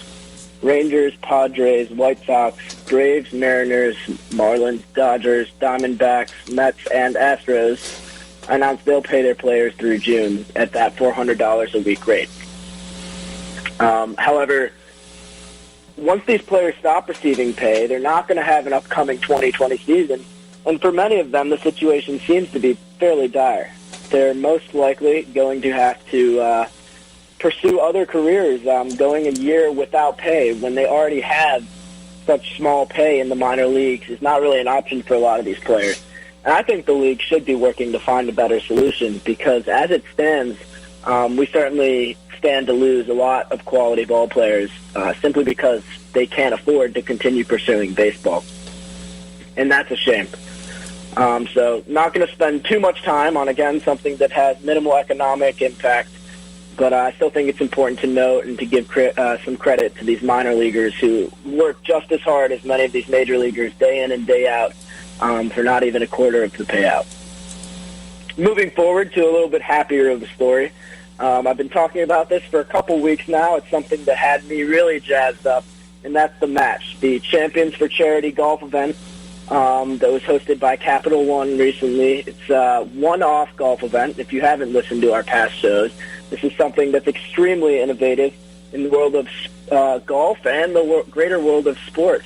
So a little breakdown of what that was. Over the past weekend, Tiger Woods and Peyton Manning played Phil Mickelson and Tom Brady, two of the best golfers of all time, partnered with what many people would argue is the two greatest quarterbacks of all time, certainly the greatest quarterback of all time in Tom Brady, coming together to play a unique, one-of-a-kind golf match for charity, for coronavirus relief. This was a smashing success of an event, even outdoing the previous the match, which was just Tiger Woods versus Phil Mickelson. This event was able to raise $20 million for coronavirus relief, which is really outstanding when you consider the fact that we've never really seen anything of the like before. Aside from the amazing amount that it was able to raise for charity, the public response to this was overwhelmingly positive. The ratings came out, the Nielsen ratings for this four-man match, and overall 5.8 million people tuned in, which TNT says makes it the most watched golf event in cable television history. At its peak, the match reeled in 6.3 million viewers for a 15-minute time period, setting another record for the sport of golf. And I think if there's one thing that the match clearly showed, it's how hungry sports fans are for actual competition. We've already seen that the UFC was setting records for viewership and gambling, and then NASCAR followed, and that set records for viewership and gambling. And now we have a sport that's really, in recent years, prior to the reemergence of Tiger Woods, was considered a fading sport. Along the lines of baseball, the younger generation wasn't tuning in as often to watch these golfers hone their craft and play these tournaments that have long been a staple of U.S. sports, and the future of golf was uncertain. However, I think that this new, unique format where we're getting little one-off matches and, if you will, celebrity matches of players outside the sport drawing more interest is something that all sports should look at and point to and say, hey, that's a great way to adapt. The sport of golf is adapting, and it's something that's amazing. We've seen it happen with boxing recently. We've had a lot of YouTube personalities stepping into the boxing ring. And it just shows that modern sports fans are different. Modern sports fans, they want an event. They want Evel Knievel jumping over helicopters. They want Mike Tyson returning at age 53. And if you haven't seen that story, yes, that's a real thing. Mike Tyson, Iron Mike, he's stepping back into the ring at age 53. So it's all about the spectacle nowadays, and that's something that golf seems to have figured out. They're proposing future iterations of the match, and I can't wait. I'm hoping that several different sports leagues, including the NBA and the MLB and the NFL, take a page out of golf's handbook and maybe look at ways that they can adapt their sport to be more exciting. Speaking of the other leagues and being adaptable, we do have a few stories coming up of just how certain leagues have been following in the steps of golf and boxing and the UFC and all these other great sports that have adapted and are implementing interesting new things into their sport. So our first topic that we're going to discuss today is going to be NBA announcements and changes as we eagerly await the increasingly almost assured return of that season. It will include a new and hopefully improved playoff structure, something they've talked about for a long time, where they're going to reshuffle all of the teams and seed them 1 through 16. This could potentially lead to doing away with the conference play that we know and have historically loved. But as I said before, who knows? Adapting is usually a positive thing, and hopefully we'll see with increased ratings and potentially more exciting playoff matches that this will pay off in the long run. There's also going to be some discussion that we'll have about the impact that not finishing the regular season could have on the NBA, something that we've seen being thrown around a lot in the executive circles, and something that I don't think the everyday fan would necessarily have the full picture of if we didn't do a quick breakdown. So we'll break that down. Secondly, our second topic, we're going to discuss recent news and announcements regarding the NFL season. Interestingly, America's favorite sport has not had the visibility that it normally does in the off-season. We haven't really heard a lot out of the NFL, but with that being said, I've done some deep digging and talked to some of my sources, and I think I have a couple interesting nuggets that I'm going to be able to deliver today, and hopefully that's entertaining as well. Our third topic, and something that is going to get pretty technical today, so get ready for a more financial-based discussion, is the upcoming MLB season, what that's going to look like, will it even happen, changes that will be made, and will the players and the league be able to come to an agreement with a new CBA, collective bargaining agreement, set to be put in place only a year from now. I know we've, in the past weeks, touched on the idea that the MLB season may not return, but I honestly felt like maybe I didn't explain that to the best of my ability. So what I've done is I've gone in, I've broken down the payroll compensation for every single team, I've crunched the numbers, and I'm going to explain today exactly why it's a possibility that we may not see an MLB season due to the fact that owners simply don't have the financial motivation to host a season. Now, that's still completely ongoing. As I've said, I'm an optimist. I'd love to see a return of the MLB season. But we have to face the reality that it may not happen. And I will explain exactly why that could be the case. Before we go into our second segment discussing NBA changes and announcements, I think we're about ready to take a short break.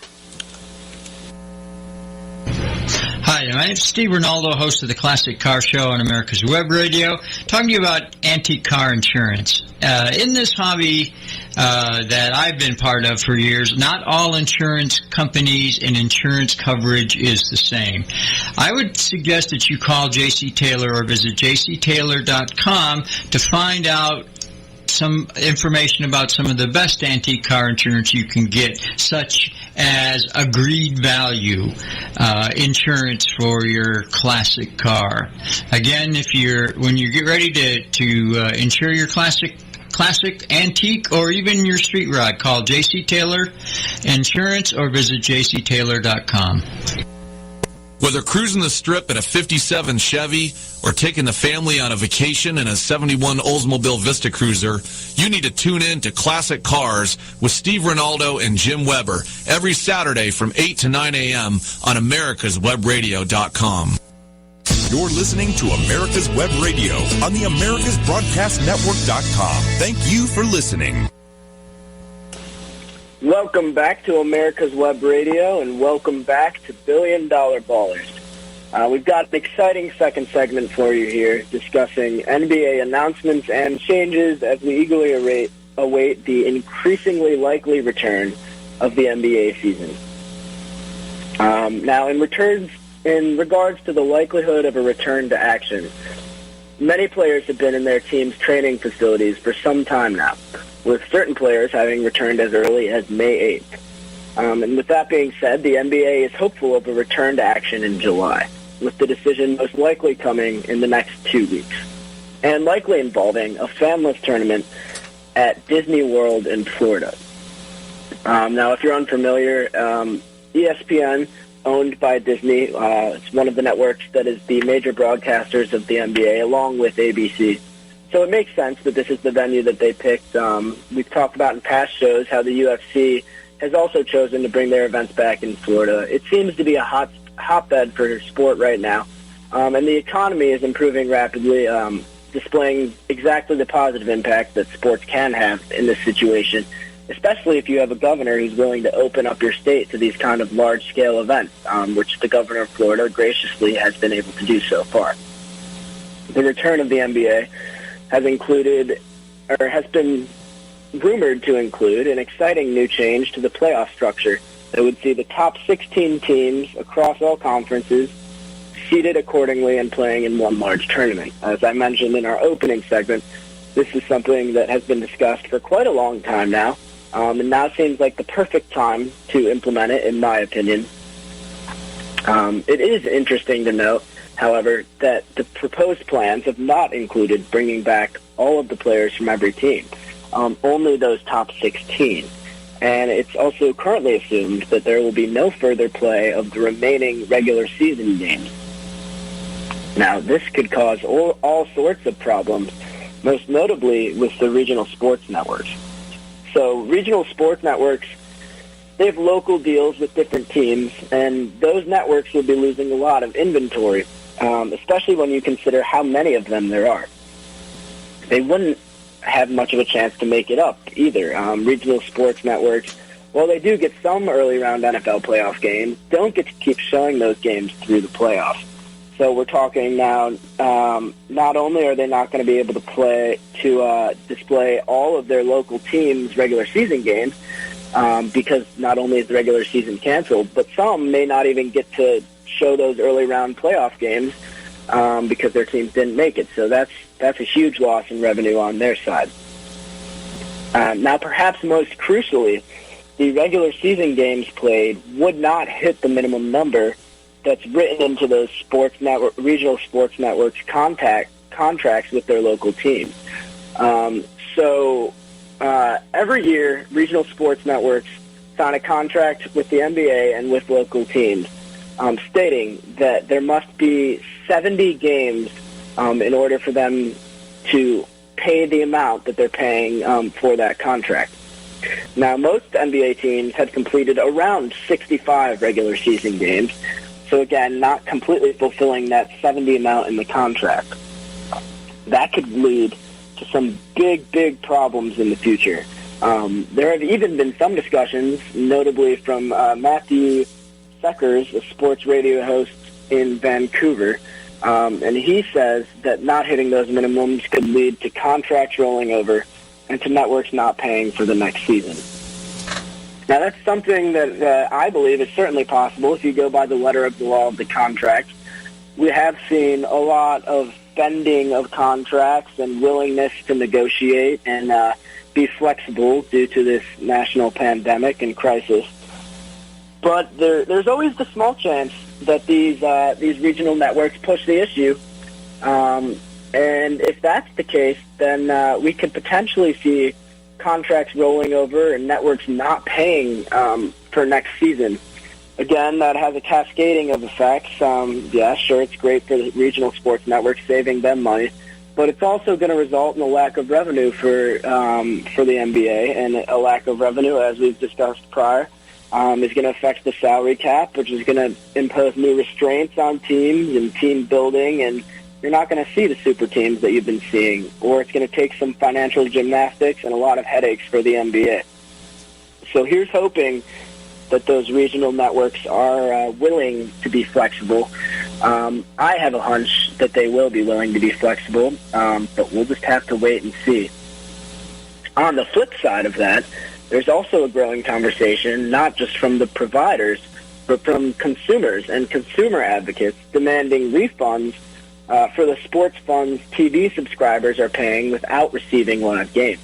So if you have Xfinity, DirecTV, any number of these cable packages, and you're paying for channels so that you can watch every single NBA game, and you haven't been able to watch these live sports, there's a small chance, emphasize small here because I don't know how likely it would be, and I can't imagine the legal jumping through hoops that it requires, but there's a small chance that you could be getting a refund for those sports packages. I don't know how to tell you to approach it. I'm not going to tell you it's likely, but it's something that's been discussed, and on face value, yeah, I think it kind of makes sense. If you're not able to watch the content you're paying for, you should get your money back. We've seen a fair bit of discussion of that with the ESPN networks. Even more protracted with the regional sport network. As we've seen, ESPN in particular, they've done a great job trying to pump out content. They recently aired the NFL Draft, and they had The Last Dance, the great Michael Jordan documentary that was sweeping the nation.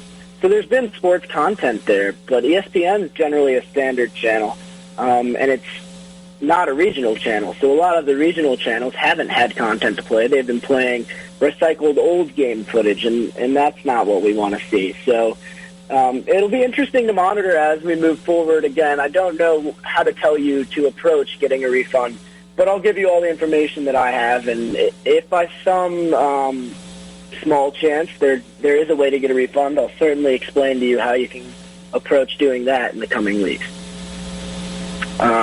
Now, this whole situation is set to intensify as time with sports goes on, especially if regional sport networks don't get these NBA games they were guaranteed by their providers.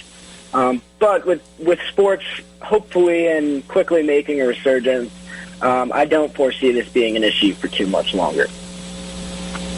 I did want to do a quick review on the business side of the importance of the impact that the shutdown is having on the NBA. Everyone wants to see the sport return, fans and players alike, but nobody more than the league. Again, the league's revenue is still at zero. They're not making any money right now. It's having a huge impact on the team business and the arena business. Now, the game night income from fans accounts for roughly 40% of the league's annual revenue, drawing focus to the lack of revenue that they'll recoup even when they do return. So when they come back, they're not going to have the gate. They're not going to have concessions. They're not going to have parking outside. They're not going to have all the in-stadium jersey sales, all of that. So we can expect to see an effect on the salary cap, free agency, future earnings, and the very existence of the current collective bargaining agreement. So most likely, we're going to have a renegotiation of this collective bargaining agreement. And what it all really hinges on is the return of the NBA playoffs. As we've seen with other sports, there's been a massive ratings bump across the board in every event that's aired live. And the NBA playoffs are already something that was massively popular.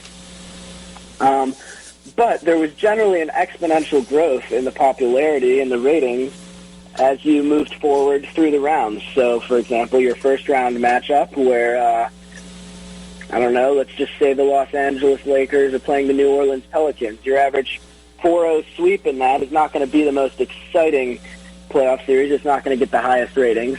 But when you move towards the final and you get to see LeBron James and Giannis Antetokounmpo, two of the best players, MVP candidates in the league, play, obviously you're going to have higher ratings. Now, I think the NBA has a unique opportunity here with this reshuffling of the playoffs.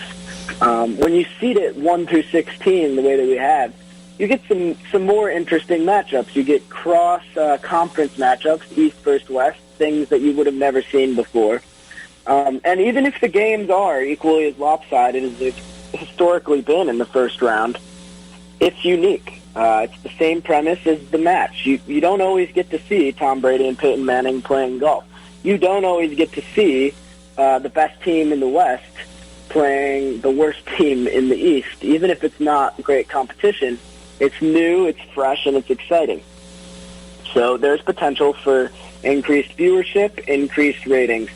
And if that is the case, the NBA could potentially make the case moving forward to all of their TV providers that this new playoff format is going to be implemented moving forward, and we can expect to see higher ratings, at least in the short term, while the novelty remains.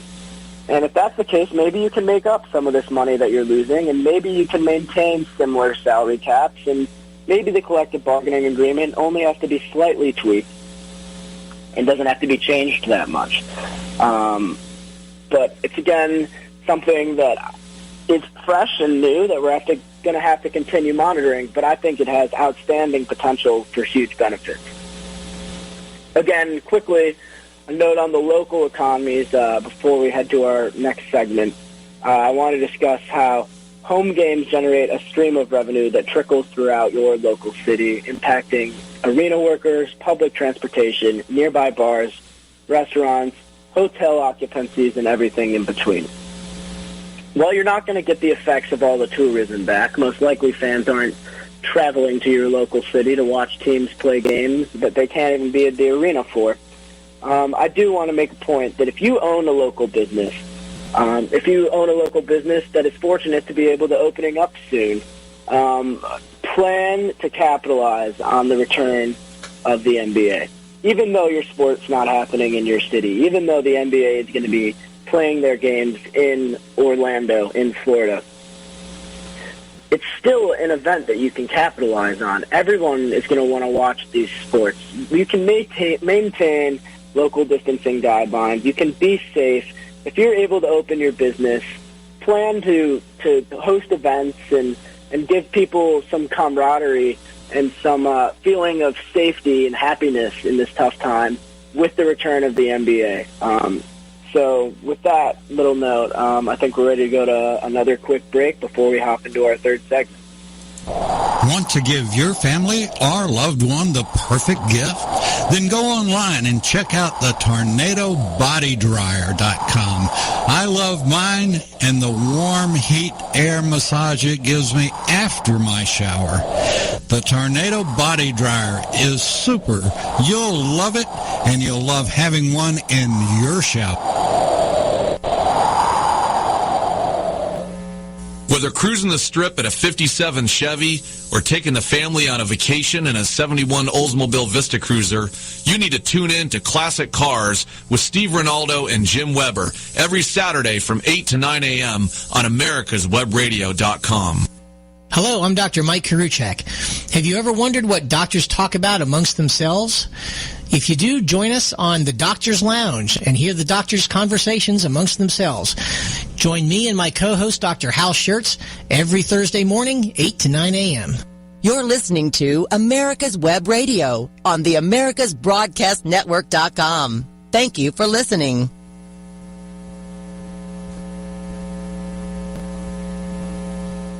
You're listening to America's Web Radio on the AmericasBroadcastNetwork.com. Thank you for listening. Welcome back to America's Web Radio, and welcome back to Billion Dollar Ballers. I'm Jack Christides, and this third segment will focus on recent announcements in the NFL and the proposed changes to the new season. Now, the NFL is a unique case in that it's one of the most popular sports in America. Many would consider it to be the most popular. However, it has been one of the quietest sports leagues amidst the chaos of the coronavirus outbreak. That most likely is because the NFL has been pretty lucky.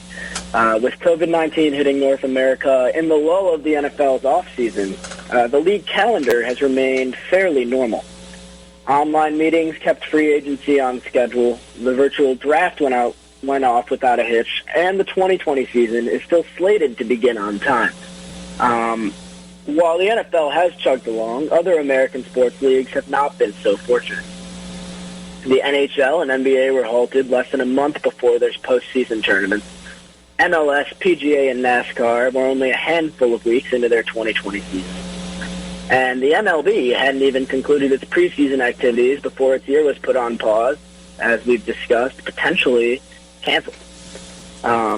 For now, the NFL stands as the lone major sports league in the U.S. to still have its 2020 game schedule unaffected by the pandemic. Now, there's no telling if this will still be the case come September, but at this point, all expectations are that football will be played as planned. Football may continue at its usual pace, but there will be a lot going on around it. So while it may be happening in the same way, it will not be entirely unaffected. And this next quick topic that we're going to get into is something I'm not sure a lot of people have thought about, something that I hadn't really thought about, but it's something that's extremely interesting, and that is, why is the NFL so popular? Now, you can say Americans love their football. Americans always have loved their football. It's a rough and violent sport that appeals to our sensibilities as Americans. However, when the NFL typically takes over the sports calendar in September, the NHL and NBA will be at the peak of their off-seasons this year. Now, casual fans generally turning in to hockey and baseball after the football season ends. This year, it might be the opposite. So instead of sitting down for a Week 2 NFL matchup between a couple of teams that you don't care about, that have nothing to do with your city or your local NFL team, instead of doing that, which is common for a lot of NFL fans, the casual fan might instead be drawn to a Game 7 with a trophy on the line. Pitting regular season football against a heavy dose of playoff games from other major leagues is going to provide some interesting insight. It's going to tell us the true preferences of the American public. So there's a chance that the NFL remains unaffected. There's a chance the NFL ratings stay exactly the same, and it wouldn't shock me if that were the case. But there's also a chance that fans will be swayed elsewhere. Fans are going to want to watch their NBA and their MLS playoffs, and they won't be watching NFL games. And if this is the case, it raises the question, does the NFL's popularity come from the fact that it's simply located in a convenient spot in the sports calendar? The NFL has brilliantly positioned their schedule to avoid conflict with a lot of other sports leagues. They've even shifted to having games on Saturdays after the end of the college football season, which is no accident. There's a reason the NFL plays on Sunday and college football plays on Saturday. The NFL does not want to compete with other sports leagues, and historically the NFL has not had to compete with other sports leagues. So I think this, again, is just another opportunity presented by this COVID-19. I think that it's going to allow us to look at the NFL through a little bit different light, and it's going to be a great case study for the NFL moving forward, and maybe put some fear into these owners and further force them to continue to adapt, which, as we've talked about, is something that all sports should be doing, and all sports, especially now, should be taking advantage of. Further discussion of the negative impacts on the NFL from COVID-19, something that we discussed a few weeks back, but I want to recircle just to remind people of the impact, is the more than $1 billion in planned spending that was recently canceled by major advertisers. That includes Domino's Pizza, General Mills, General Motors, and PepsiCo. That is according to the Wall Street Journal. Now, the impact to date has been limited since the national spots are contractually bound and they're signed in advance of the new TV season starting in September. But despite the advance notice requirements, networks cut deals with hard-hit industries early on. So there was a $2 billion decline in ad spending from February 17th to 26th. And since May 1st, ad buyers have had the option to cancel up to 50% of their third quarter ad spending, and a lot of them have taken advantage, resulting in amounts of $42 billion of potential losses. Now, that's across all television, of course, not just sports television, but that should put in your mind the massive magnitude that advertising has on the TV industry and on the sports industry as well. Couple that with the fact that there's most likely going to be no fans in the stadium. And I'm saying most likely the NFL is still holding on to this pipe dream that they're going to be able to pump fans into their stadiums. And I know a couple of states have even allowed this. A couple of states have said, yeah, we're aiming to get 25,000 fans in the stadium. But that's not going to be everywhere. That's not going to be for every team. And there's going to be plenty of places where there aren't fans in the stadium. And when you look at the fact that, on average, NFL clubs would lose about $100 million each in local revenue if the season was played without stadiums full of fans, we have a potential. I won't go as far as a crisis because the NFL will be able to survive. But we have a huge problem coming for these NFL teams. We've seen ingenuity in baseball as they've planned to put tarp ads across their empty seats. And I would urge the NFL to do something similar. Perhaps not doing the tarp ads. I mean, that if they wanted to, I suppose they could.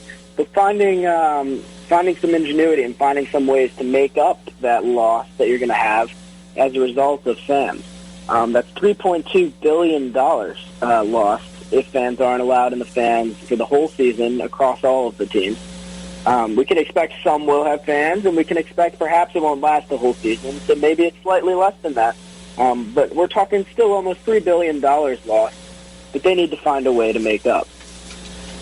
Some of the things they've done to counter this, for the time being, the NFL and team execs have agreed to raise each team's debt limit from $350 million to $500 million. So if you're not familiar with this debt limit amount, essentially what that means is every team is allowed to temporarily go into a debt to the league until the season's revenues for the league from the TV contracts and so forth are accounted for, at which point they pay the league back. But this, again, represents a huge jump. After just 2 years ago, the figure jumped from $250 million to $350 million. The vote to pass the raising of this debt limit was May 19th. It was passed. So that's one way of dealing with the problem, but you can't push your debts off forever. The NFL operates in many ways the same way that you or I would operate, and that is if you keep pushing off your debts, you're going to find yourself in a world of trouble down the line. So that's not a long-term solution. There is a new CBA, which they signed this past year, including 2 extra playoff games per season and an 18-week regular season. That's set to begin as soon as 2021. And I would assert that this almost assuredly will be starting in 2021 now. The league needs larger TV agreements. The league needs more revenue. They need to make up what they're losing. And this new CBA, it actually works out perfectly. So they're set to earn windfall agreements from networks. They're set to have a cap spike if they're in fact able to agree to get these agreements from the networks. And more playoff games and a longer regular season should be able to help. So that is one positive for the league. They also have different methods of displaying their games now.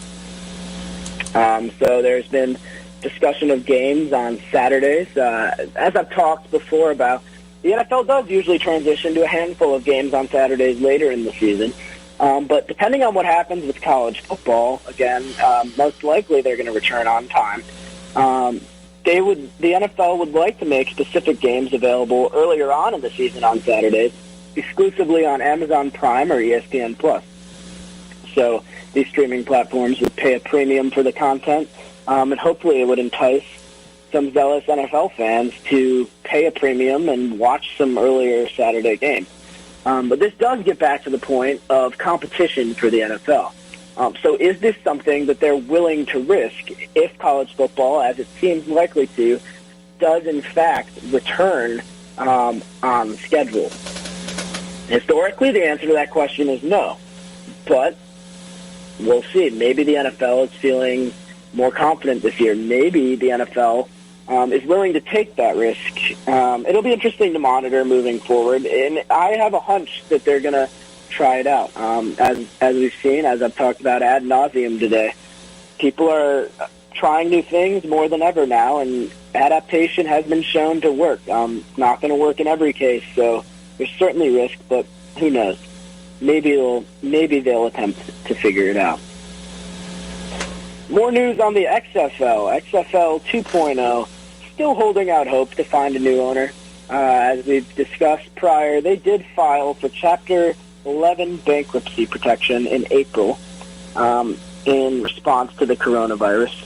They did have $46 million in revenue during their season. They had nearly 20,000 average fan attendance, and they had 1.9 million average broadcast viewers. So there's a lot of value there. It makes sense that nobody's buying the league right now. Not a whole lot of people or even corporations that are very cash fluid right now.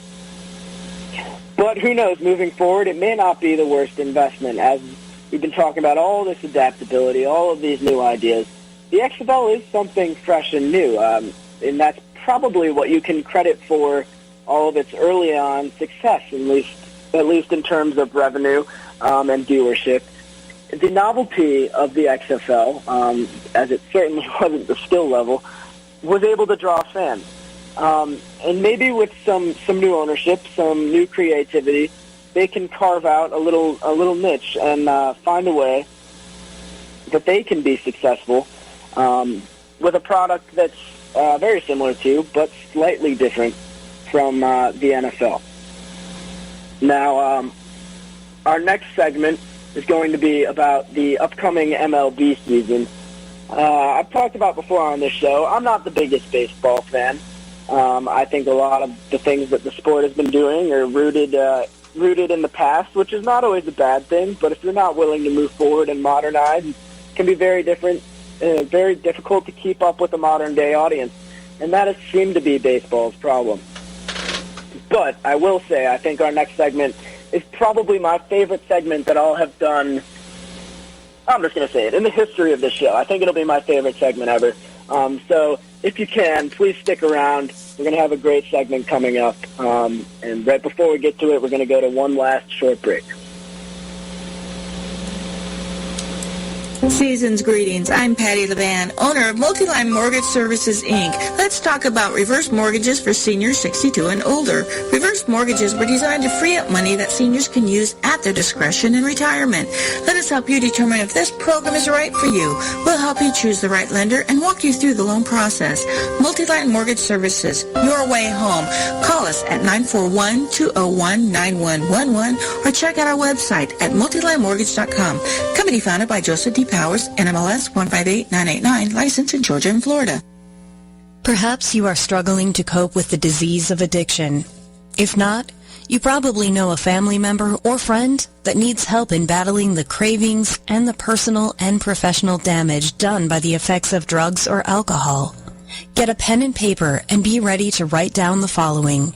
These are the issues that the trained staff at the Atlanta Healing Center address and treat every day. Their doctors and counselors with over 40 years of practice in the field of addiction can treat the suffering individual in a thoughtful, compassionate, and experienced manner and guide him or her along the path to recovery. So call 770-696-9862 and speak to a knowledgeable staff member about how you or your loved one can be helped to enjoy a better and healthier life.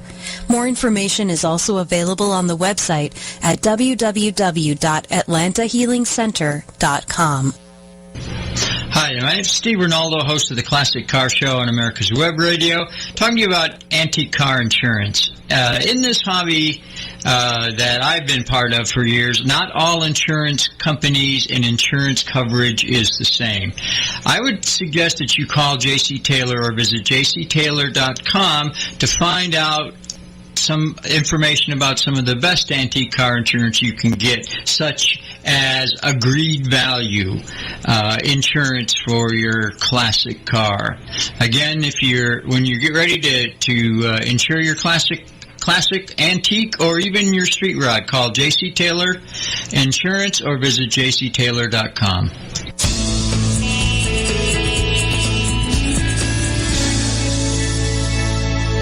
This is America's Web Radio. Would you like to have a show, talk about your business, or express your opinion on America's Web Radio? Just email gm@americaswebradio.com and we'll get back to you. Thank you.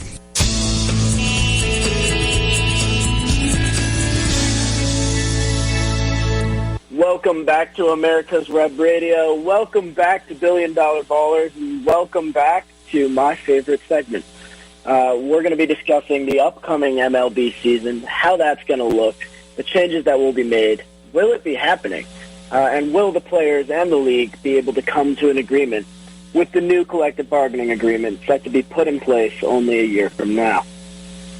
So, I'm going to dive right into it because we've got a lot to cover in a short amount of time. We're currently still uncertain of exactly what the MLB season will look like and the precautions that will be taken regarding the coronavirus.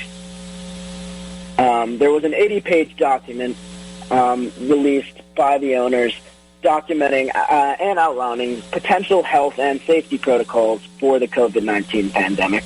The league's document addressed testing, guidelines for travel and lodging, and how the league would react if and when player or staff members test positive for the coronavirus. Now, the owners submitted that proposal, a proposal that would see teams play approximately 80 games in the season. The season would then culminate in expanded playoffs. Other plans discussed over the past few months have included housing teams in hub cities so as to limit interstate travel. Washington Nationals reliever Sean Doolittle, widely regarded as one of the most thoughtful players in the league, he tweeted about his concerns in response to the league's approved plan. And he's not alone. With the MLB season having been set to start on March 26th, this delay in the time to think and the resulting proposals by both the owners and the league itself have led to a lot of animosity between the players and the owners. And one thing that has been driving this ill will and is going to continue to be a major sticking point is the player compensation. As we talked about last week, it's a unique scenario because the contracts are fully guaranteed in the MLB. It's also unique because there's no salary cap in the MLB. Now, the owners have been seeking less than originally suggested prorated pay for players, and they're adamant, actually, that they're not going to pay prorated money, saying the losses would be too steep. One proposal, which was almost immediately thrown out, was a 50-50 revenue split. But the players have been holding firm on, at the very least, a prorated amount. Now, the owners would love to move forward with revenue-sharing deals, but that is just not seeming like a possibility at this point. One thing that a lot of people have missed that I think is important to note is that there is a clause in this past CBA covering a declaration of a national emergency. Now, as we know, President Trump did declare a national emergency. This obviously, the coronavirus has been a national emergency. And with that being the case, the players have actually waived their right to receive any compensation in the case of a canceled season, a canceled 2020 season. So this is where things get really interesting. And in just a few short minutes, I'll break down exactly why this is such a big deal. But just keep that in the back of your mind. If the season is canceled, the players don't have a right to any of their money. leading into our discussion of why that's such a huge deal, I'm going to mention that the newest updates have the owners proposing a new pay structure, proposing a marginal salary structure in which the lowest paid players would receive close to a full share of their prorated salary, and the game's stars receive far less than expected, essentially attempting to divide that players' association and make the stars seem like the bad guys. The league's proposal, which included bonuses if postseason games are played, offers lower salaried players a higher percentage of their expected wages, and would give the stars a fractional cut of their salaries. The formula that the league offered, for example, would take a player scheduled to make the league minimum, which is a little over $500,000, and would give him a prorated amount of $285,000. So that would be what you would get if that was prorated. They want to take an additional 10% cut from that, leaving them with a $250,000 salary. And that seems pretty harsh, but it gets even worse when you look at the people earning larger amounts. So when you go up to $1 million salary, those people are then given 72% of their earnings. $5 million, they're going to get 50% of their earnings. $10 million, 40%. $20 million player, 30%. And then, as we know, there are certain players that are making close to $100 million a year. Anybody making over $20 million a year is only going to be paid 20% of their salary. Now, I get it. That's a ton of money, and you may be thinking to yourself, why are these players getting upset? 20% of $20 million is still a whole lot of money. But you have to think about it this way. How would you feel if someone told you, I'm going to ask you to play to work about half as much as you normally would, but I'm only going to pay you 20% of what you're due? You wouldn't like that very much. So that's where the real issues have been coming. And the players are most likely to counter that objection. And their counteroffer is going to completely determine if we see a return of the MLB this year. Now, getting back to what I said about the potential return of the league not happening, and here we are. This is the thing I've been wanting to talk about all day, almost all week.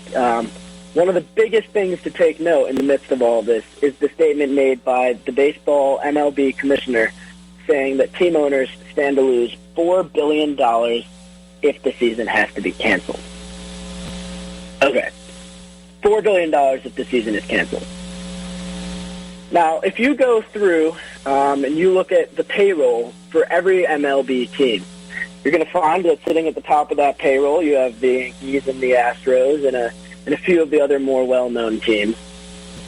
And on those teams, they're having a payroll of upwards of $200 million to pay their players for this year. Now, the MLB cumulative payroll, so that's how much the MLB pays all of their players across every club. That was in excess of $4 billion in 2018. It historically, on average, jumps about 10% every year. So it stands to reason that number, while most likely not too close to $5 billion, is substantially over $4 billion at this point for the 2020 season.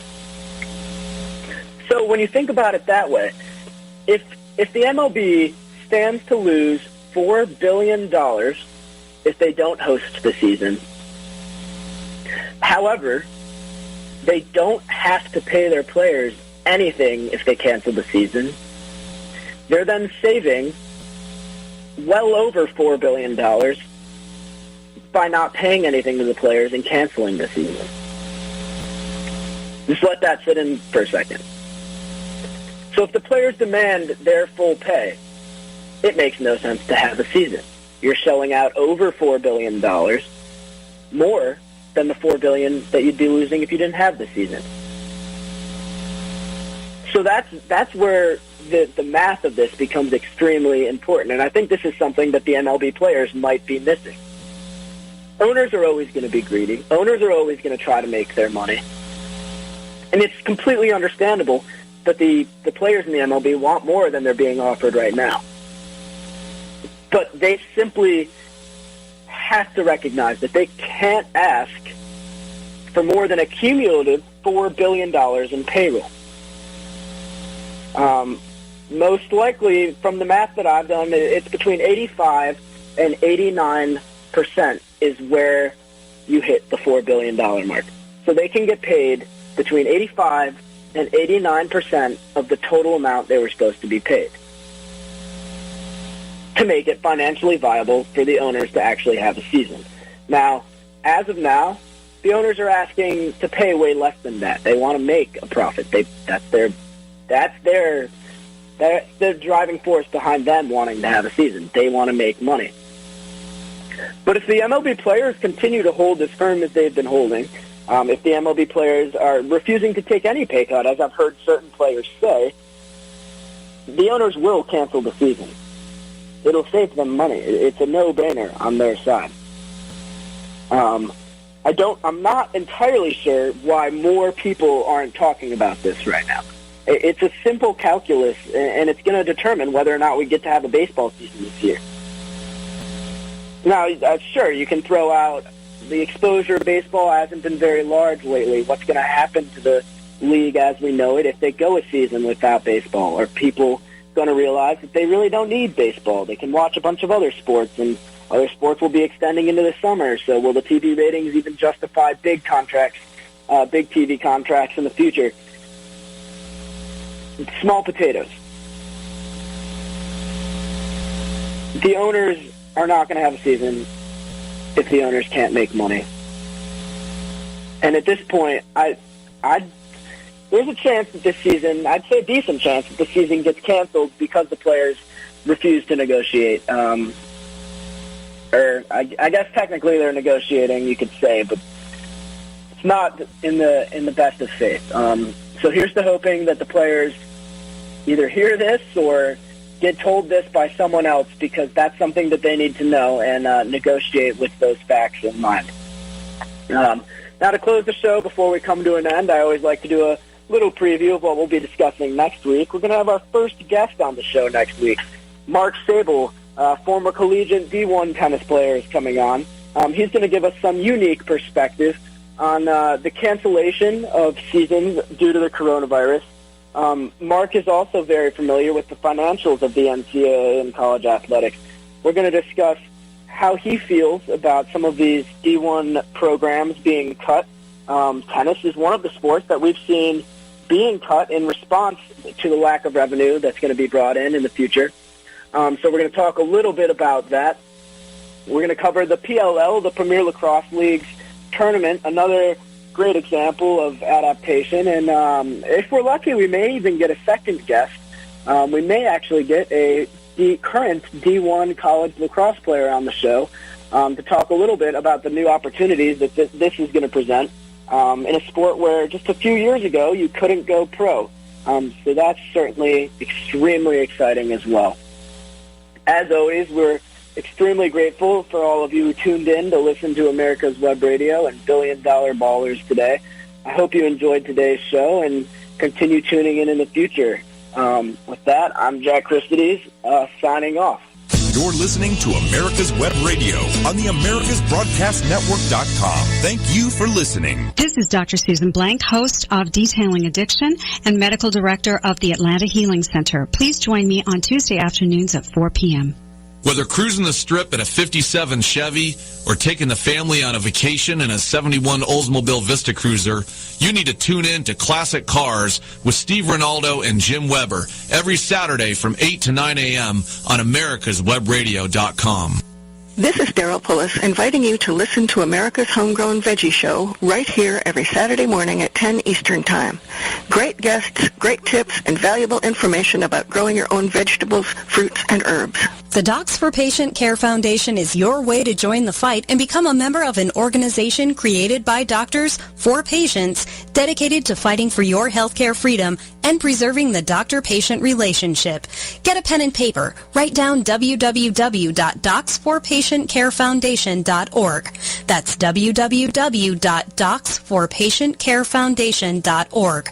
Go to our site and please make a generous tax-deductible donation and join the fight today. Thank you. Get your pen and paper ready. If there's a move in your near future, I'm here to tell you that the folks I used and now recommend is Around Town Movers. Timothy and the guys recently moved me, and I am and was totally satisfied with a sometimes not so fun experience moving.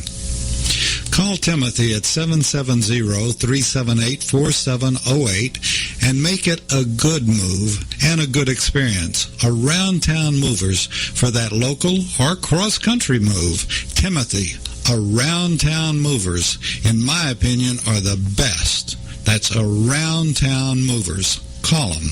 Perhaps you are struggling to cope with the disease of addiction. If not, you probably know a family member or friend that needs help in battling the cravings and the personal and professional damage done by the effects of drugs or alcohol. Get a pen and paper and be ready to write down the following.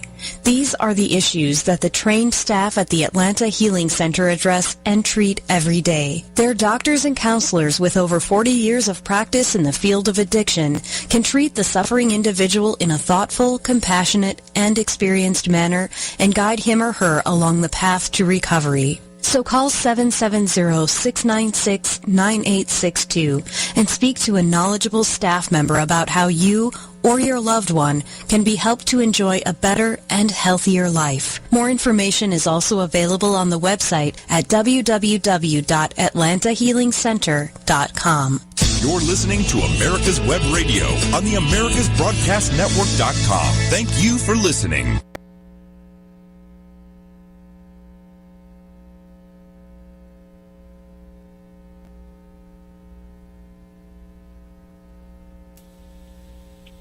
Welcome to America's Web Radio. I'm Chance Ritchie, and this is the Business Hour. We have a great show for you today, and we have a fantastic guest. Charlie Daniel is an automotive industry veteran of 30-plus years. He's run large multi-rooftop dealer groups and is currently the CEO of DealerPoint and Mobility, a vehicle subscription company. Today, we're going to talk about how the COVID-19 pandemic has affected the entire automotive value chain, and we'll try and shed some light on how this will affect the broader economy. But first, our top stories from the week. Jobless claims were up 3.8 million applications, and a total of 12.4% of the workforce is now covered by unemployment benefits. That's just a huge number not seen really since the Depression. So huge numbers there. The Dow Jones Industrials actually finished April up by 11%. This is the biggest monthly percentage gain since 1987. And we're starting to see many parts of the country reopen, including Georgia, Florida, Texas, and then several governors have let stay-at-home orders expire. So hopefully this will have a positive effect on the economy. We'll start to see some of these jobless numbers come down, start to see the stock market continue to go up, and have this economy recovery. Look, Charlie, welcome to the show. As I've mentioned, you've been in the automotive business a long time. Tell us a little bit about your automotive journey. Thank you, Chance, for letting me be a part of the show. Like you said, I've been in the automotive industry for a little over 30 years now, and the majority of us with tenure this long joined the automotive industry for the love of vehicles. Mine was a little bit different. I had a passion to help people. So when I started in the automotive business, it was in fixed operations, the service side. And, I've really just been blessed in my career of having great mentors. And as the years progressed, I got into variable operations, which is sales, finance, store operations, and eventually became the corporate operations director for one of the top 100 dealer groups in the country.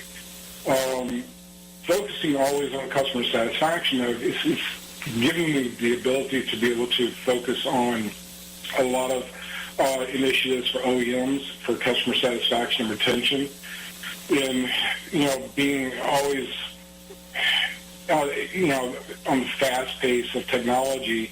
I've worked for some of the largest technology companies in the automotive industry as well, and it's enabled me to be able to visit thousands of dealerships over my career and watch how they do business and what their processes are and how it differs by region by region.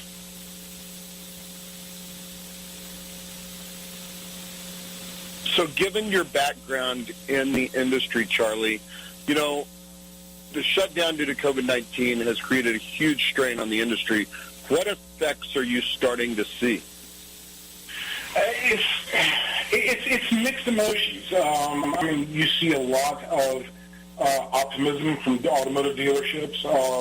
You see a lot of optimism from consumers. However, I don't think the industry has ever seen an event like this pandemic. Historically, in the past, the automotive industry has always been able to recover from catastrophes. Tornadoes, hurricanes, hailstorms. Even the 2008 crash. Historically, it's always found a way. However, this time seems a little bit different. In today's crisis has a short-term effect as well as a long-term effect that may reshape the whole entire industry. We're seeing automotive dealerships focusing towards digital retailing technology to be able to communicate with their customers virtually. It's not a new technology that's just now being developed. It's been out for many of years, but it's just had a slow adoption rate from the dealers. But this pandemic has fast-tracked the willingness of dealers to really embrace this technology and turn it into a virtual community for the consumers. So how this COVID-19 pandemic affects the future, that's one that I think we're all watching very closely. Well, I guess we're seeing it up and down the supply chain. I live outside of Detroit. All of the unions sort of refuse to go back to work, even when the governor's stay-at-home order expires, I believe, on the 15th of May. So, most plants aren't firing back up. I suspect that automotive dealerships will start to see more traffic once the stay-at-home order expires, but frankly, with the factories being closed, I'm not sure how that's going to affect them. And then there's just a lingering hangover of the economic effect. 12.4% of people are out of work. I think the number's more like 17% in Michigan. That's got to have a huge effect. And maybe to get some indication of how the automotive industry is going to be affected, why don't you kind of give folks some of the highlights from the previous recession that we had back in 08-09 and some of the effects that had on the industry? Well, the previous effects, and by the way, James, you're correct. I don't know, and I don't think any predictive models can foretell what actually is going to happen once these stay-at-home orders are lifted. Are consumers going to be wanting to go out and resume like usual? These are the questions that I think everyone in every industry is asking. What I see different with this pandemic of today versus the crisis in 2008 was 2008 was financial. And, it was a little bit easier to predict. The lenders had a little bit more flexibility. They were able to go a little bit deeper into financing to be able to provide consumers the ability to purchase vehicles. It slowed down the SAR, for vehicle sales. However, it bounced back quite rapidly. And actually, a lot will say that it reset the bar to the point of where that it actually grew faster than what it was predicted after 2008. The cash for clunkers back in that time was again another stimulus from the government that seemed to help. But again, it was just these are just pieces of the puzzle that were just so much easier to be able to recover from than a pandemic in this state, where it's not only financial, it's how we manage day-to-day operations. Businesses are affected on how they're changing the processes. And I think the trickle effect is going to play a huge change in the landscape in the country in itself. The way we used to do business is not going to be the same when we come out of this. And a lot of it's going to be for the good. But there's also going to be a lot of changes that are going to be detrimental to a lot of companies.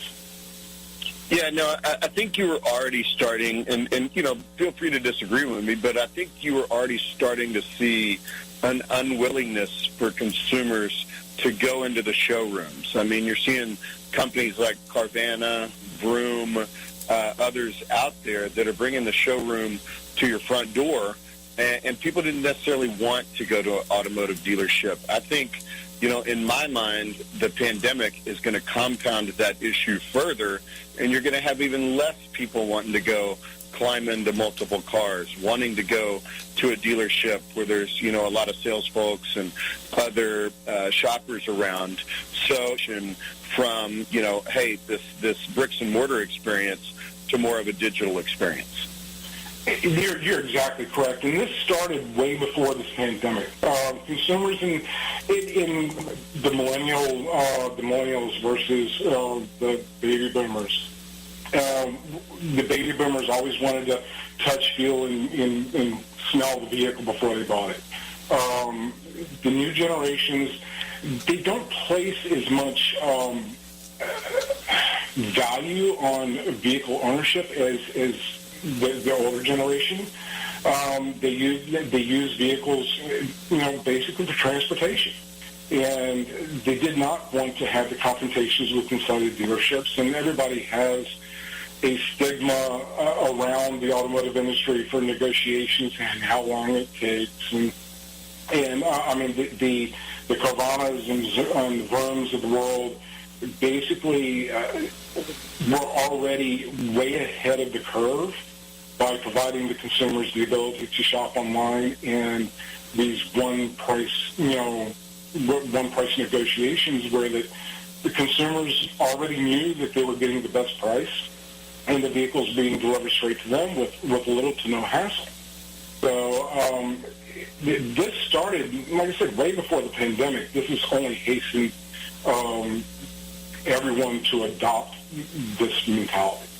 Well, let me ask you this. Are there tools, we know about Carvana, we know about Vroom, are there tools out there available to dealers so that they can replicate that experience? Because I think what you're seeing in some of these states that have recently relaxed the stay-at-home orders is an unwillingness by the consumer to go to restaurants, to go to movie theaters. I read somewhere that in South Carolina, which I think was one of the first states to relax the guidelines, just like nobody showed up. And so you had a lot of restaurants and storefronts choosing not to reopen, not because of stay-at-home orders, but because there wasn't the foot traffic to justify them opening. So do these dealers have tools available to them so that if they need to, they can transition from the dealership experience to the digital delivery experience?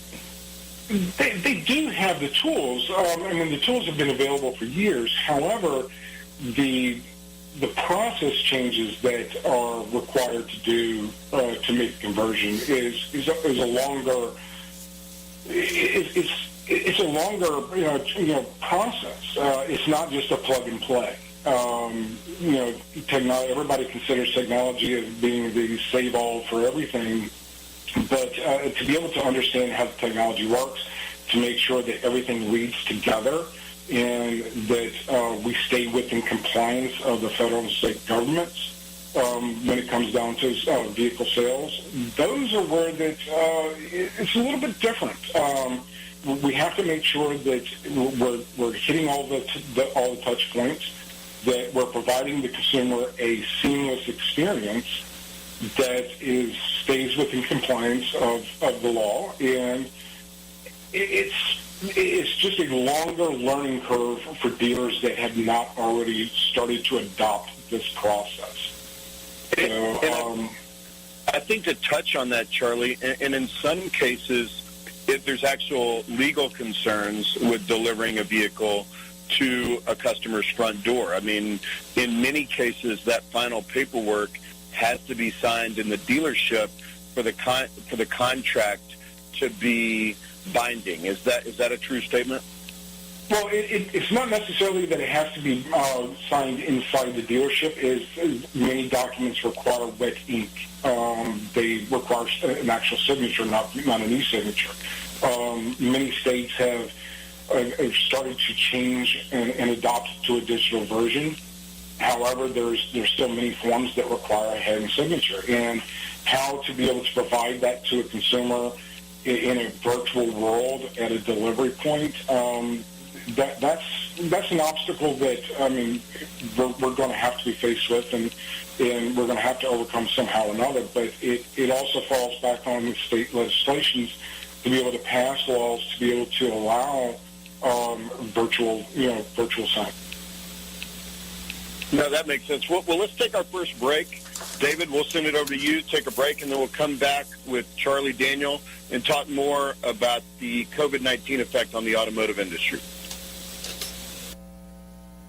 You can keep your doctor, you can keep your plan, and every family will save thousands of dollars a year. I'm Ellen Deal, and if you've been hurt by the Affordable Care Act, you can email MAGA45CAG@gmail.com to see if we can help. Small business owners, individuals, families, and baby boomers, email MAGA45CAG@gmail.com for 3 easy questions to determine if you can get away from Obamacare. I'm a 20-year veteran of the insurance industry and here to help you for all your insurance needs. Quick Stakes, that's QUIK Stakes, are not just for surveyors. They are great for family and community gardens. Go online to www.quickstake.com or contact your local land surveying supply dealer and get you a box of Quick Stakes. You'll love them every year when you plant your garden. Again, that's Quick Stakes, QUIK Stakes, the truly preferred way to stake and identify what's in your garden now. You're listening to America's Web Radio on the AmericasBroadcastNetwork.com. Thank you for listening. Welcome to America's Web Radio. I'm Chance Ritchie. This is the Business Hour. Our guest today, Charlie Daniel. Charlie is a 30-year-plus veteran of the automotive industry, and we're really talking today about the effects of COVID-19 and the pandemic on the entire sort of automotive value chain. And last segment, we really spent a lot of time talking about the effect on automotive dealerships, and we'll touch on some more of that later. But, Charlie, you're most familiar, I know, with the effect on dealers, but how in trouble are the automakers themselves, and how difficult is it going to be for them to recover from what many are now predicting as a 12 million vehicle SAAR, as opposed to the 17 million everybody was expecting for 2020? It's definitely going to change the landscape. But the automakers look, they're going to be focused on moving metal. And they're going to have to ramp up production. Many have changed their production sites over to help with PPPs, and that's a great thing. However, when everything is lifted and we get back to doing business, there's a lot of vehicles on the ground. There's a lot of inventory on the ground, and those vehicles need to be moved. And so you're going to see the automotive makers, reduce production, which will be reducing jobs. A lot of companies will still keep employees on furlough, which really will not help the economy whatsoever, but they will all be focused on moving the metal that they have on the ground. You will see massive incentives. We've already seen several that are extending terms out to 84 months for 0%, which sounds great. I mean, for the average consumer, they go, "Wow, this is free money for 7 years." I mean, what could be any better? There's on the outside looking in, as a consumer, you would think this is fantastic for the economy, it's fantastic for the consumer as well as the dealership. However, the long-term effect is what we mostly look at, and these types of stimuluses from the manufacturers will affect the long-term, buying habits of the consumer.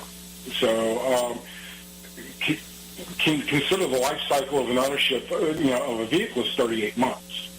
If you have an 84-month, term, even at 0% interest, organically the vehicle will depreciate faster than the payments will offset. So when you go to trade that vehicle in, now you're going to be upside down in the vehicle. You have the option to pay the difference of that negative equity off, or roll it into the new vehicle. If you roll it into the new vehicle, eventually what happens is your payment becomes much higher, and you're not able to drive what you're equally used to driving. So the habits of, we're always reinventing the wheel, or, almost duplicating ourselves. We've done this many, many times before, and we've seen the cause and effects that happen in the industry when these come out. Well, it seems like it's just kicking the can down the road, right? I mean, if you're trying to accelerate SAR for the remainder of 2020 with these huge incentives, you're putting people in cars for 7 years they can't get out of in the normal sort of 36 to 45-month time frame, then, that's going to have a lasting effect on the out years and folks' ability to buy that new car when they really want to, because of that huge negative equity hit that you're talking about. Exactly, you're exactly correct. I mean, the OEMs, the automakers are worried about today. They're not focusing on 3 to 4 years from now. Until that actually hits, they're going to push and drive these. Automotive dealers, the margin compressions inside the dealerships today, prior to the pandemic, were historic. I mean, there was no money being made on any vehicles being sold, and now they're going to be incentivized to sell more vehicles at a loss. The vehicles that they have on the ground are going to be worth less. You're going to see the trickle effect is just going to be enormous if we don't pay attention to the cause and effect of what they're trying to accomplish. No, that's interesting that you say that, because we know that dealers barely make any money on new vehicle sales. I mean, there's hood money that the manufacturers place on cars so that, dealers can say they're selling the vehicle at invoice prices. But by and large, the dealer is making their money on the service department and parts, and hopefully breaking even on new vehicle sales, and then they're making a considerable amount of money in the used vehicles. So, if they take significant losses on those new cars, it's going to be very difficult for them to make that back up in their bread and butter, which are used cars, especially whenever we're seeing used car values plummet as a result of depreciation. You were talking to me about some of the statistics within the auctions, and there's just no auction activity right now. Nobody is buying these cars at any price, and the values are suffering. So now you have this huge disconnect between the pricing of a new vehicle and the pricing of a used vehicle that's only going to exacerbate the issue of manufacturers being able to push those new vehicles through their dealer network. Well, exactly. So, I mean, take for instance, if you have a 2 or 3 year old vehicle, when you come to trade that in on that 84 months at 0%, that vehicle is going to be nowhere near worth the value it was, 6 to 8 months ago. So what you thought was a great deal is really not going to be as good as what you think, because the value of your current vehicle is depreciated. Which also, the vehicles that are on the dealership's inventory, is depreciating day by day. So every day that we're not back to normal, every day that people are not buying vehicles, these vehicles are depreciating. And a lot of these dealerships, that's their bread and butter. And floor planning for these vehicles are true. It's an absolute that has to be paid, and a lot of dealerships are defaulting just simply because they can't afford it. And it really concerns me about the smaller to mid-sized dealerships that maybe only have one or two rooftops. The loss in floor plan alone, or the loss in equity of the vehicles that they have in inventory, can really just drive the nail in the coffin. Right. And just to give you a quick example of this, the effect of an 84-month 0% loan, so let's look at 3 years out. So in 3 years, on a $30,000 vehicle, you're going to have a balance due of about $23,900. You're going to have paid 3 of the 7 years off, so you're not going to be anywhere close. That car's going to be worth around $15,000 or $16,000 after 3 years, and you're going to have a delta of $6,000-$7,000 that nobody is going to write that check to pay out the difference just to go get into a 3-year newer vehicle. And that's going to present a huge problem for dealers, a huge problem for manufacturers. And then, you start thinking about the other issues that the automakers have as we start to ramp up here. It's a huge momentum swing to get these suppliers, to get the automotive supply chain back up and running, just so that the automakers can then begin to produce the vehicles that the dealerships are ultimately going to need. And I don't think anybody's really talking about that, but that's not just a switch you can flip on and off at any given time. Well, and also you have to take into consideration too, the country right now is really made a shift towards buying U.S. products. So even though that, let's take the top 3, automakers, Ford, GM, the majority of the vehicles, yes, are made here in the United States, but a lot of components inside those vehicles are made from overseas. And you're going to see a high demand from these automakers, to find U.S. companies to provide these components to make these vehicles. I think the consumer of the United States is going to demand it. How that's going to affect, the cost of these vehicles, that's yet to be seen. But I think you're going to see a huge pendulum shift towards new products being made here in the United States that were, being built overseas, which is going to be great for the recovery of the economy. However, there's going to be a ramp-up time there that, how long it's going to take, who knows? You're right. You can't just turn the switch and everything go back to normal.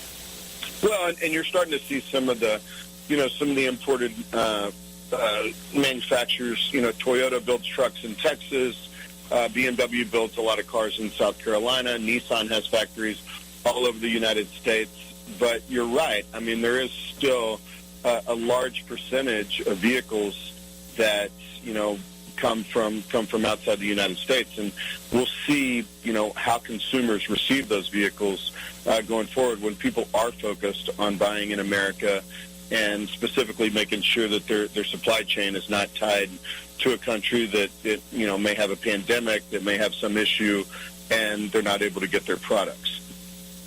Well, exactly, and this falls back to the question at hand. What are the consumers' demands going to be once, let's say, 6 months after this pandemic, and we're on a recovery phase? Let's take out the risk of another relapse into the pandemic, or another potential shutdown, or stay-at-home orders because of a flare-up.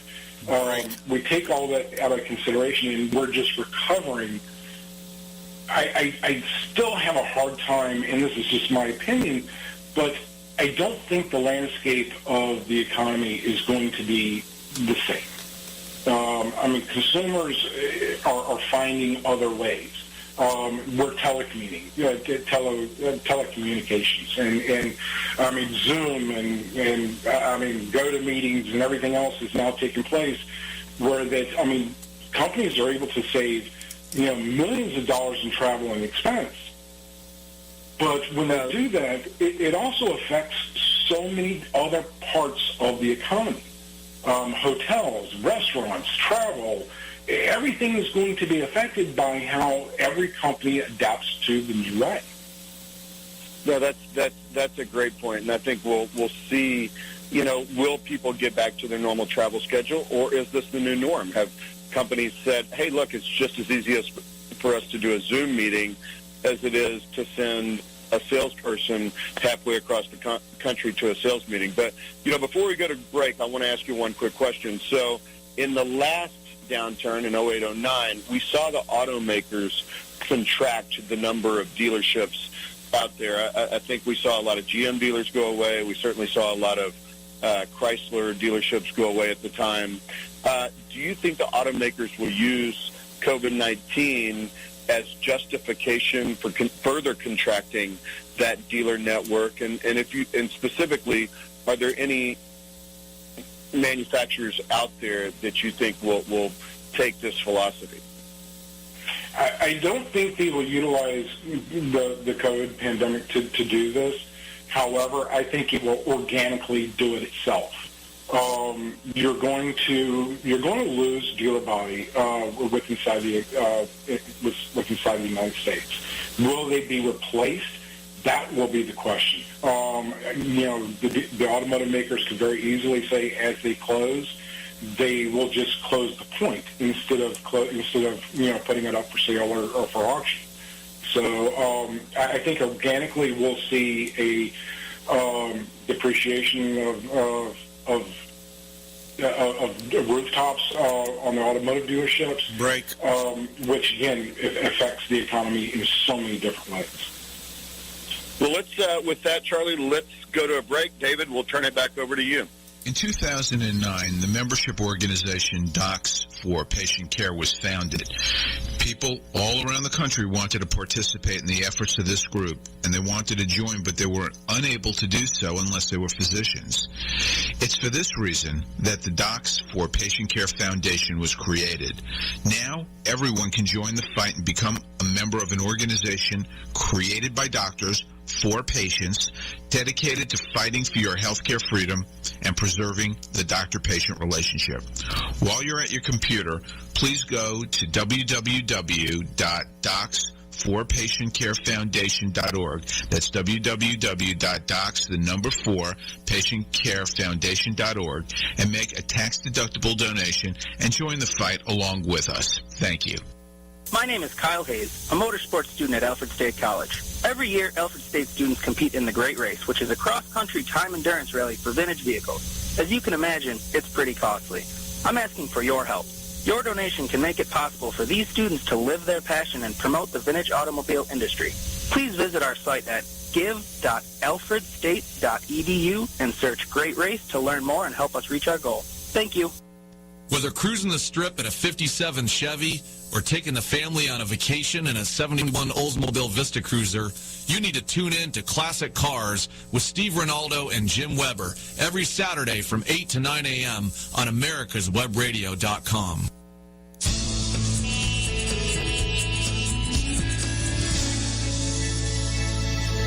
This is America's Web Radio.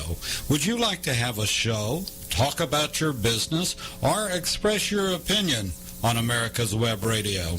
Just email gm@americaswebradio.com and we'll get back to you. Thank you.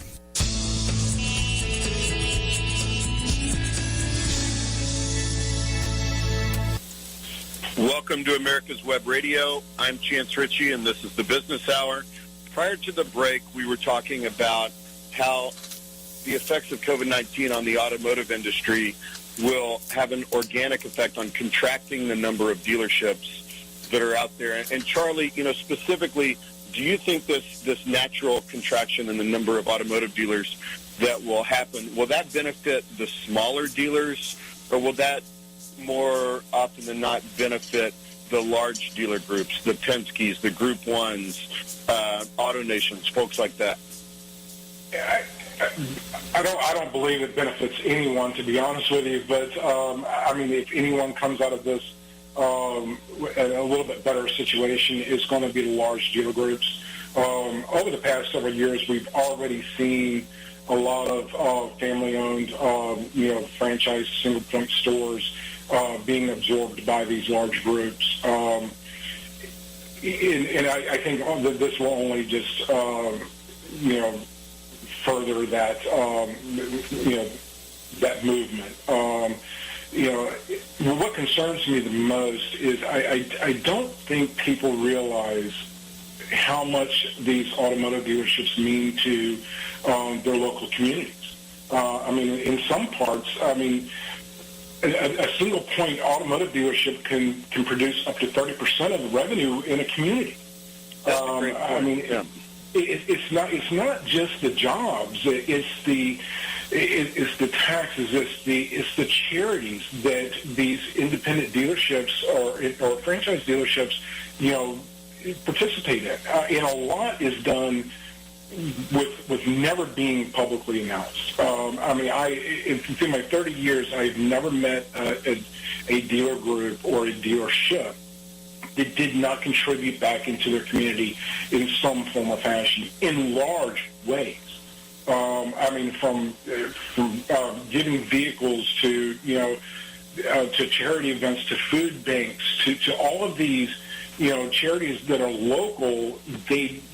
Their local communities depend on those automotive dealers, and with seeing them get depleted, it is going to be something that is going to be hard to overcome.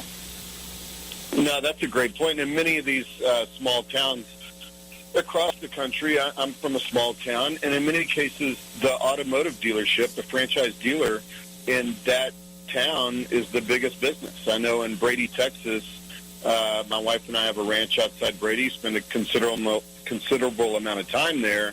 The Chevy dealership is the biggest business in town. So if that goes away, that's going to have a significant negative effect on the local economy there, just like we've seen in those small towns with some of those smaller mom-and-pop shops going away when a Walmart moves in or something along those lines. So we'll have to see, what effect that has. But, we've talked about the effects on the franchise dealers, Charlie, but will the small independent used dealerships, will they be able to survive in this new environment? Some will. They have a little bit different of a setup than a franchise dealer. They don't have the overhead, for one. These large brick and mortar $1 million dealerships, because there's no franchise to demand them. So a lot of them can work out of smaller, locations or a little bit more of an outskirt. However, they also do not have the facilities to be able to provide the services that drive the revenue. So, i.e., the service departments and, in the parts departments and things like that, are really where the franchise dealerships make their revenue. They're going to be faced with higher floor plan rates. They're going to be faced with, less traffic. In those independent franchise dealerships, unlike the small franchise dealerships, play a huge role in the economy or the local economy. They provide a service for consumers that may be credit challenged, or they may have circumstances to where that they're not able to obtain the financing that for these more expensive vehicles. And these independents play a huge role in providing transportation for these for these consumers in the market. And losing those can again play a huge part in the economy.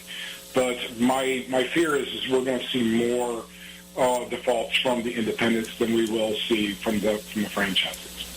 Yeah, and I think it's the perfect storm for that to happen, right? There'll be less foot traffic into those independent dealerships, and now their financing rates have gone up. They're probably not going to finance as much against the inventory as they did previously, and it's going to be difficult for an independent dealer to come up with, 20% equity in every vehicle that they want to put on their floor plan. And for those listeners out there that don't understand what a vehicle floor plan is, when you see all the cars on a dealer's lot, they typically don't own those cars outright. They typically finance them under what's called a floor plan arrangement, where a bank allows them to buy and sell vehicles. And up until the pandemic, we typically saw that a lot of these finance companies would loan 100% of the Blue Book value or some other value against that vehicle. And so the dealer really had no out-of-pocket cost except for interest to carry that inventory. And I think what Charlie touched on earlier is even at the franchise level and definitely at the independent dealer level, you're going to start to see dealers have to come up with money out of pocket to pay for a portion of that vehicle that's sitting on their lot. And you're exactly correct. And that's even if they can find the floor plan, to be able to buy the vehicles. Currently, right now, there's no new floor plans being written.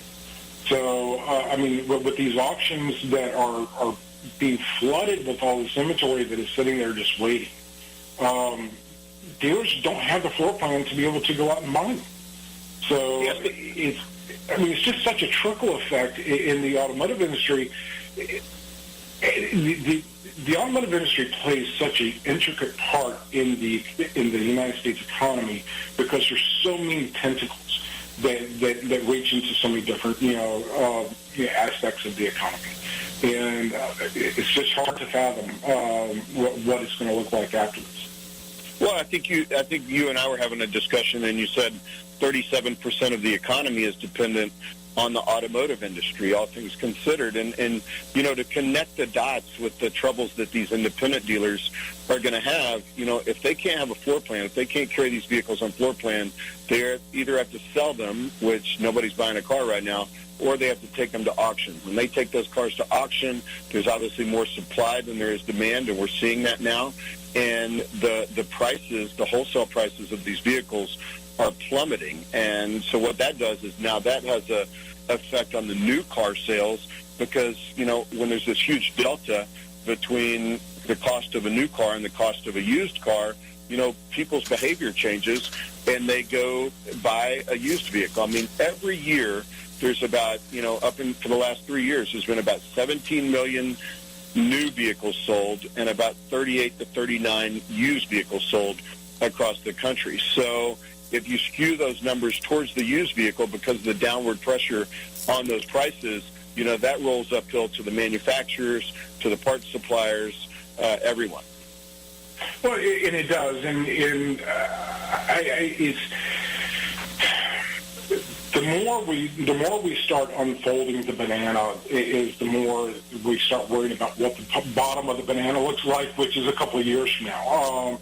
I think a quick recovery is in a shot in the arm is going to be great. Consumers are going to go after this new the incentives and not look at what the repercussions are 2 or 3 years down the road. They're going to worry about that later. However, I'm having a hard time understanding or grasping that we will go back to norm. Prior to the pandemic, we were already seeing consumers, putting less value on ownership of vehicles, i.e. the Ubers and Lyfts of the world. They came out and, we've already seen taxi services and rideshare services that were conventional being, devastated by this Uber and Lyft, opportunities.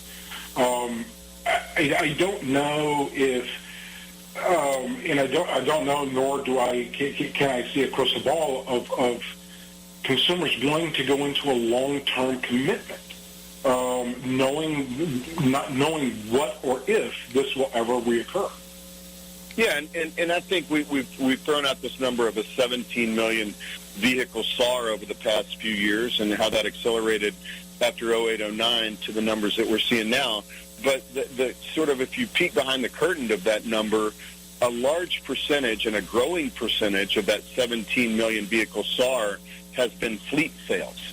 And fleet sales are sales that occur to rental car companies, folks that want to, support Uber and Lyft drivers, things of that nature. And it's not the typical sale through a dealership to a consumer. So, with SAR coming down like they're anticipating, I expect that fleet number to come up even more, for the point you just made, Charlie, that people are just, they're not interested in owning that asset for the long term. So I think you're going to see fleet sales come up even more, and you're going to see the typical sale to the consumer come down even further. Well, and also take in consideration, let's just use a scenario for an average dealership right now. They have a 2-year-old vehicle sitting on the lot with less than 20,000 miles on it. And that vehicle, in January could have been, let's just use a number, say $20,000 in value. Today, that vehicle is probably close to $15,000 to $16,000. Well, in most cases, those dealerships paid anywhere between $18,000 to $19,500, for that vehicle. And then they sent it through the shop. They had it reconditioned. They had it cleaned up. They've been paying floor plan interest rate on it. So the cost of this vehicle continues to grow, yet the value of the vehicle continues to drop. So even if they're able to sell it at a discounted rate, they're still losing thousands of dollars, for every vehicle that's sitting on the lot. This is what gives a lot of analysts in the industry heartburn, because we can't really pinpoint what the loss is going to be when a dealership goes underwater, which basically means the vehicles that are on their inventory are worth less than what they owe. The banks can call them out. And if that happens, there's going to be no recovery for them. And let's hope the banks will work with them, because there's no good outlet for the banks either. I mean, the banks are ultimately going to take those cars to the auctions, and it's just going to exacerbate the problem even further. So hopefully these banks, these floor plan providers, are willing to work with their dealers so that we don't have this sort of nuclear scenario. So let's go to our final break. When we come back, we're going to talk about other segments of retail automotive that are getting hurt, and then ones that are set to prosper. Back to you, David. Season's greetings. I'm Patty LeBan, owner of Multiline Mortgage Services, Inc. Let's talk about reverse mortgages for seniors 62 and older. Reverse mortgages were designed to free up money that seniors can use at their discretion in retirement. Let us help you determine if this program is right for you. We'll help you choose the right lender and walk you through the loan process. Multiline Mortgage Services, your way home. Call us at 941-201-9111 or check out our website at multilinemortgage.com. Company founded by Joseph D. Powers, NMLS 158989, licensed in Georgia and Florida. The Docs for Patient Care Foundation is your way to join the fight and become a member of an organization created by doctors for patients, dedicated to fighting for your healthcare freedom and preserving the doctor-patient relationship. Get a pen and paper. Write down www.docsforpatientcarefoundation.org. That's www.docsforpatientcarefoundation.org. Go to our site and please make a generous tax-deductible donation and join the fight today. Thank you. You're listening to America's Web Radio on the AmericasBroadcastNetwork.com. Thank you for listening. Welcome to America's Web Radio. I'm Chance Ritchie, and this is the Business Hour. We've been talking about the effect COVID-19 has had on the automotive industry, and we've talked about retail automotive dealerships. We've talked about the automakers. We've talked about, several different facets of the automotive industry. But, Charlie, are there other segments of retail automotive that are getting hurt that maybe aren't getting mentioned? I don't think people really have a good understanding of how the auction network works. That's certainly getting hurt right now. Are there other service providers, other facets of the automotive industry that you see are feeling the pain? I think every segment of the automotive industry is being affected in some shape or form. I mean, let's face it. I don't think there's anybody that hasn't been affected by this pandemic. Currently there's this massive overflow of vehicles at auction houses due to the lack of demand of the consumers, the dealership's ability to be able to purchase them, and the stay-at-home orders have just exacerbated that problem. Every day those vehicles are on the ground. It's costing money. Technology-based companies are being affected as well. You would think with the push with the Zoom meetings and the digital retailing and those sorts of technology-based platforms, you would see a lift. But they're only a small part of the infrastructure within inside the technology in the automotive industry. They're seeing huge drop-offs in revenue. There's certain parts that are lifting, but we're still seeing furlough of employees. You mentioned earlier in the segment that the interest rate, or the unemployment rate continues to grow. People are unable to get unemployment because they just can't get through.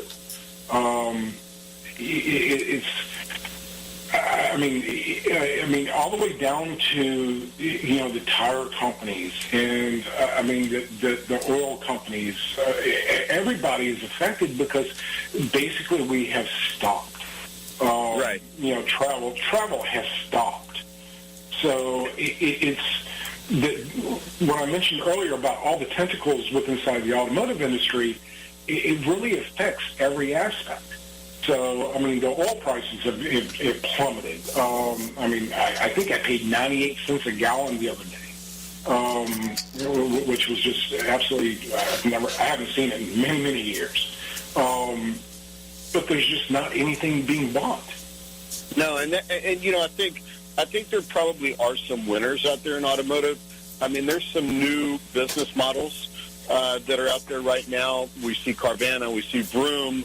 You're the CEO of DealerPoint and Mobility.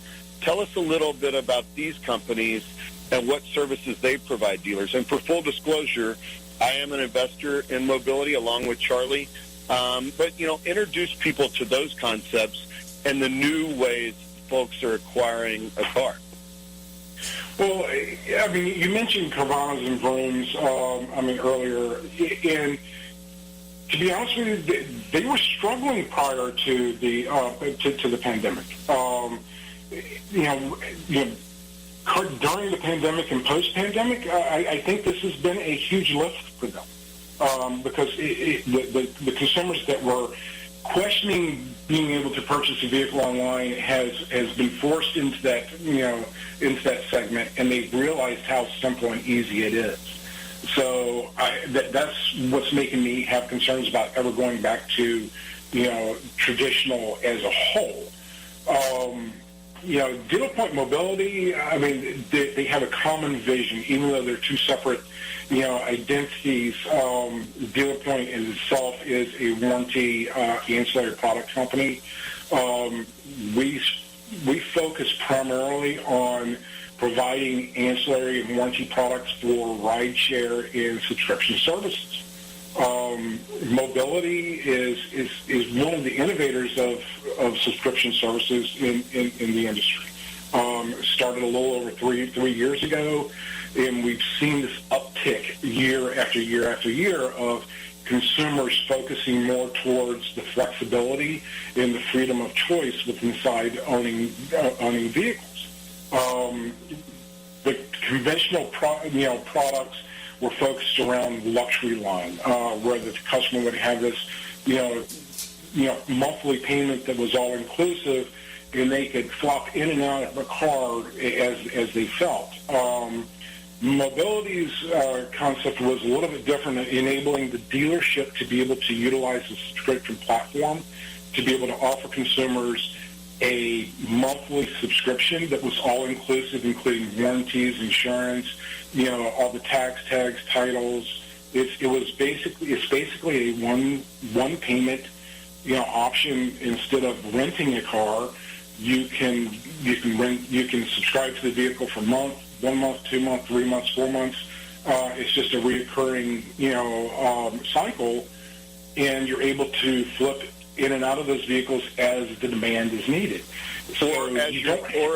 Or as your situation changes. I mean, we're seeing a lot of people now that are probably, wondering how secure their jobs are.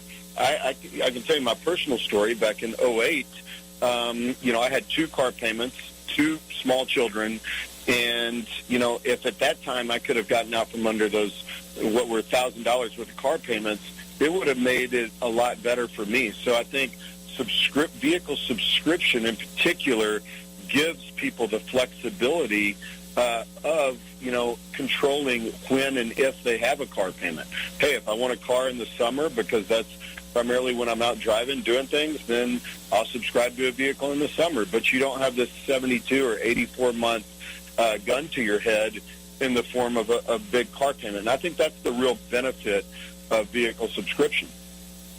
Well, it is, and it gives you the flexibility, because when you look at the price points,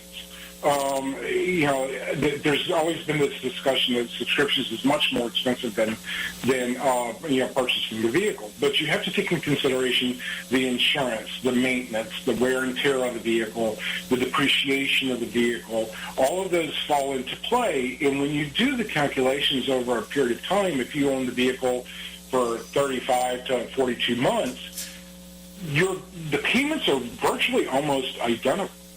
And it gives you the flexibility to, like you said, to be able to move in and out of a vehicle as your needs fit. It does not tie you into a long-term commitment. And it does have a tremendous amount of value to the dealerships.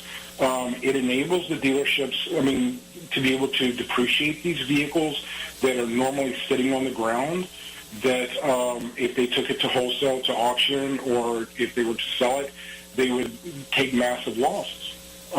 They're able to write down the cost of these vehicles on the subscription platform, which will save them a tremendous amount of money.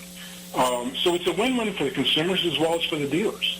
And I think that's we're going to start seeing a shift in the pendulum to be able to repurpose the inventory that the dealerships currently have. Consumers are going to want the flexibility to go in and out of vehicles based on their need without having a long-term commitment. And the dealerships are going to definitely need the ability to be able to depreciate their inventory. So as subscriptions has been slow to be adopted in the automotive industry, not by the consumers, but by the automotive dealers, we're going to start seeing more of that coming about because of the flexibility that it provides to the consumers, as well as the value that it provides to the dealers. Over the past several years, there's never been a lack of demand from the consumers. They've always wanted it. It's just been an adoption for the dealers. Now with Uber and Lyft, it being somewhat questionable going post-pandemic, I see subscriptions playing a larger role. Consumers are not going to really want to hop in and out of an Uber that who knows has been in it, right before them. Where that in a subscription model, it gives them that same, flexibility, without commitment. No, that's a great point. I can tell you, for one, I will not be getting in any Ubers or Lyfts for the foreseeable future. But, the vehicle subscription has been a little slow to gain a foothold. And I think it is primarily because, the lenders don't really understand it. The insurance companies don't really understand it. It's difficult for dealers who have always been in the business of just turning metal to understand the concept of holding on to a vehicle, cash flowing it for a longer period of time, and then still getting that retail sale at the end of when they pull it out of the subscription fleet. But I do think as dealers have to pay more down on these vehicles sitting on their lot, they're going to be a lot more open to solutions that will allow them to cash flow those vehicles and not make those payments every month and keep that capital tied up. So I do think vehicle subscription is going to be one of the winners of the sort of new economy, the post-COVID-19 economy. And just like I think Carvana, Vroom, folks that have figured out the digital retailing experience, they're definitely going to be winners. Well, great talking to you today, Charlie. This has been a very interesting hour. Appreciate the time. And you'll have to come back, and we'll see how this shakes out in the next year or so.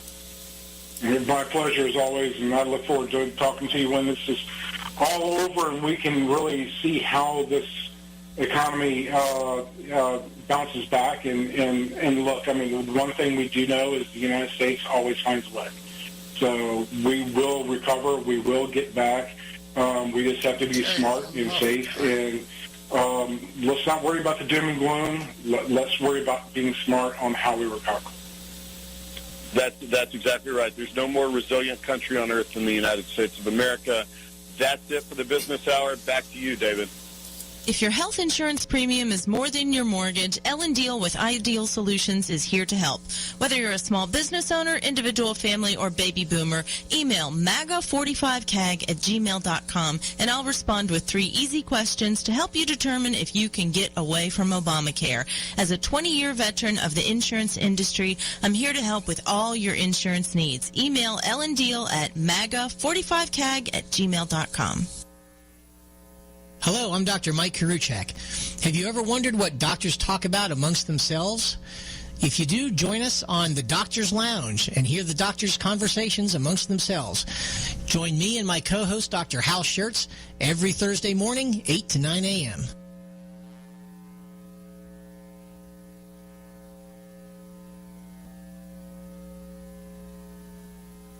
You're listening to America's Web Radio on the AmericasBroadcastNetwork.com. Thank you for listening.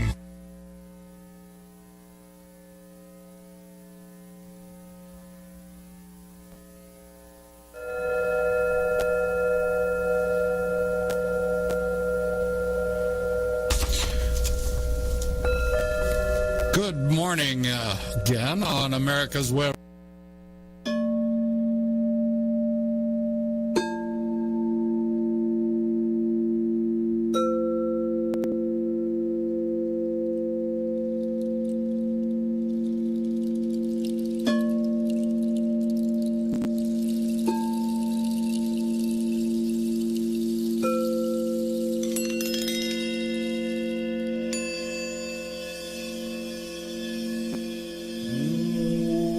Hello everybody, back to Atlanta again. I drove all the way from Mobile last night to Blick and to Auburn, and stay there for the night. Normally I did for the last 4 weeks, and then in the morning, early in the morning, I fresh and drove all the way over here. With all the rain, it's beautiful. It's enjoy the rain. Anyhow, and so we're going to continue again to talk about meditation. That's what I came here for. Is to talk about meditation. Who does meditation? What meditation do to us? What each person does meditation? How they really benefit? And we talk about the Bruce Lee. Did meditation, drive into his deeper consciousness, that creativity, that invention of the mixed martial arts, and that that unsatisfied with the old tradition, with the dogma, with the indoctrination, with that old way of forms, and he began to see the formless. Everything comes from formless. When you put the form and you're stuck with the form, and then you're stuck with the dead thing. So you have to break the form and reinvent a lot of things. So that's what he did. Today's mixed martial arts all came from his idea of that invention, and he wrote everything on that book, and of the the Jigongdo of Tao, the Tao of Jigongdo. So that's about it. That's the product of his meditation, and that's what I see. Then we come to all the scientists. I'm going to talk in a few minutes, and how they get into the meditation, and that's including Max Planck, the Nobel Prize winner, also the most probably famous and quantum physicist 100 years ago.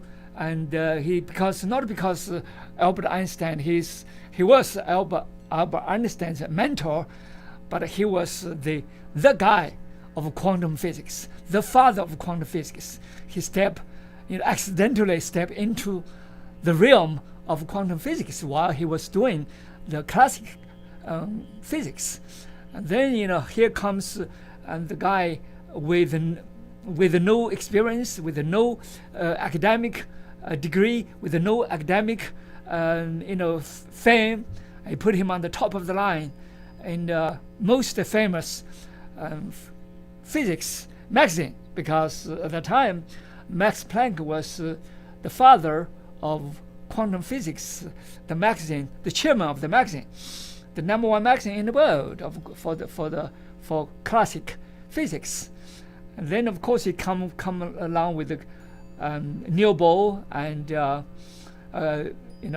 Edwin Schrödinger, and with John Bell, with my beloved friend David Bohm. I just talked to Dave about. All these people got into the meditation. What they got into is to try to see the truth of humanity, the truth of the universe, truth of matters, and what are they? And then eventually they found matters are not really matter. Physics is not really physical. And we're going to talk a little bit more later after we do this meditation. Okay, let's do a little bit of sitting and breathing and meditate, to look into ourselves, to calm ourselves down.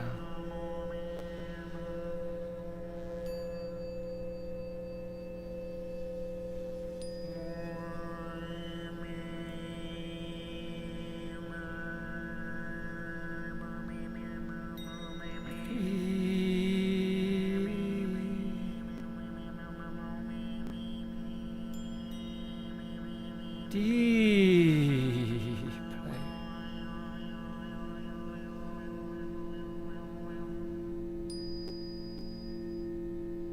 Pay attention to your breath.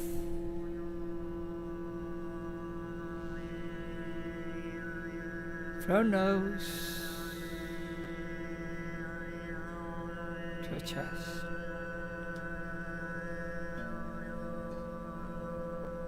All the way to your diaphragm. Feel and see with your mind's eye. The air penetrates into, down through the lower diaphragm, below the lung.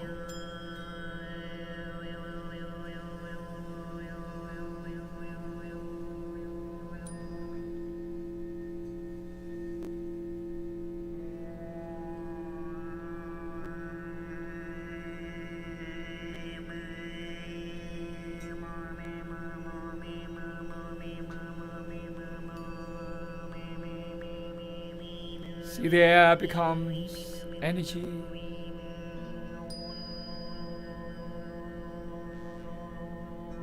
Penetrate, permeate into your organ, into your brain cell, into the neuron synapses.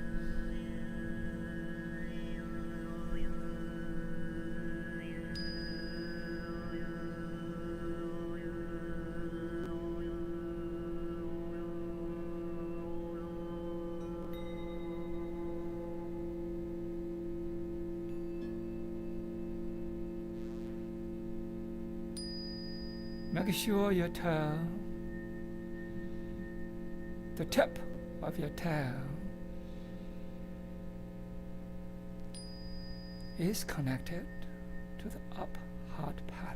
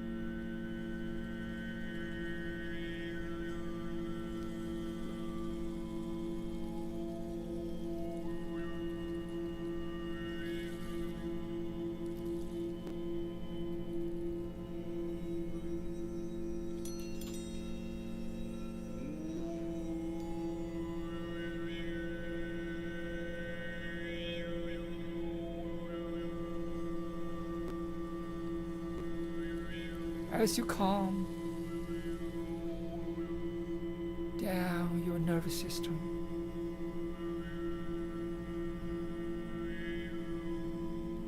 as you clear up your mind,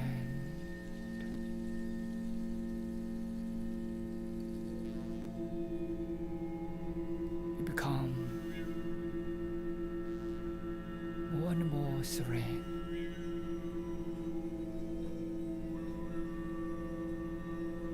Your body begins to open.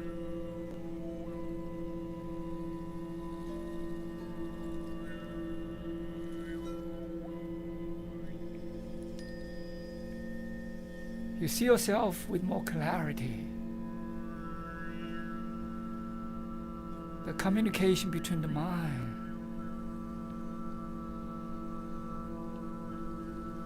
the neuron cell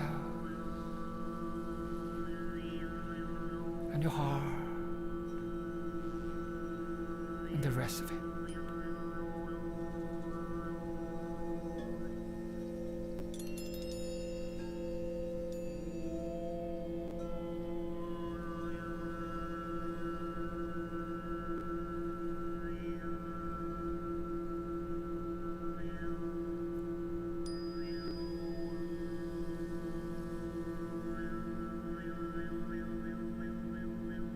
As you feel and see with the third eye, and the sixth sense, beyond the five senses.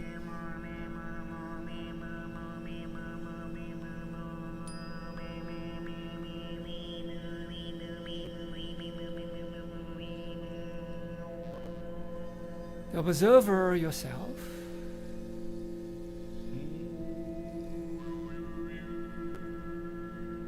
You observe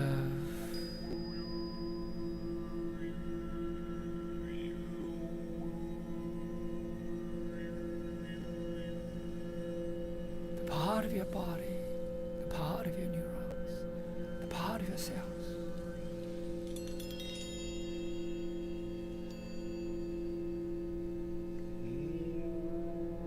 Part of your heart transmission. Part of your psychic energy and your physical energy.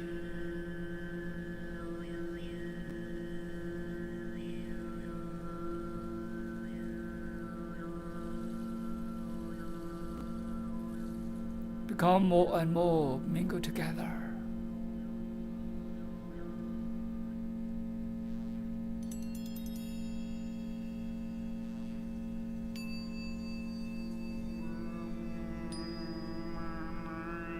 As you dive into the deep state of mind,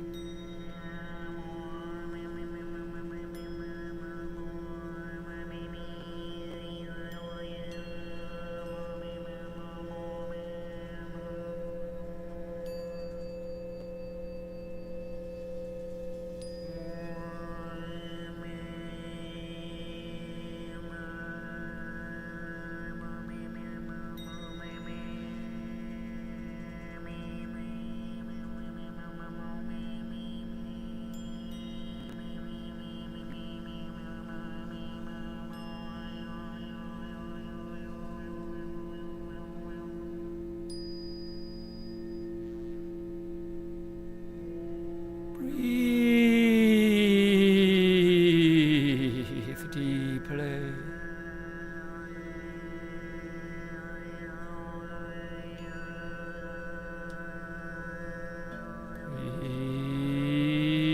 Breathe out slowly.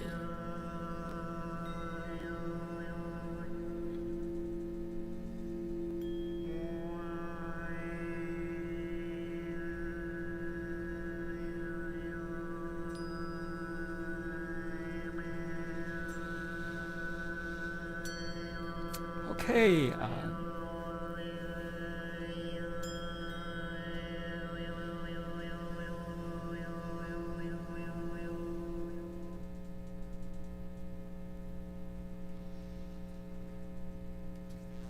Good.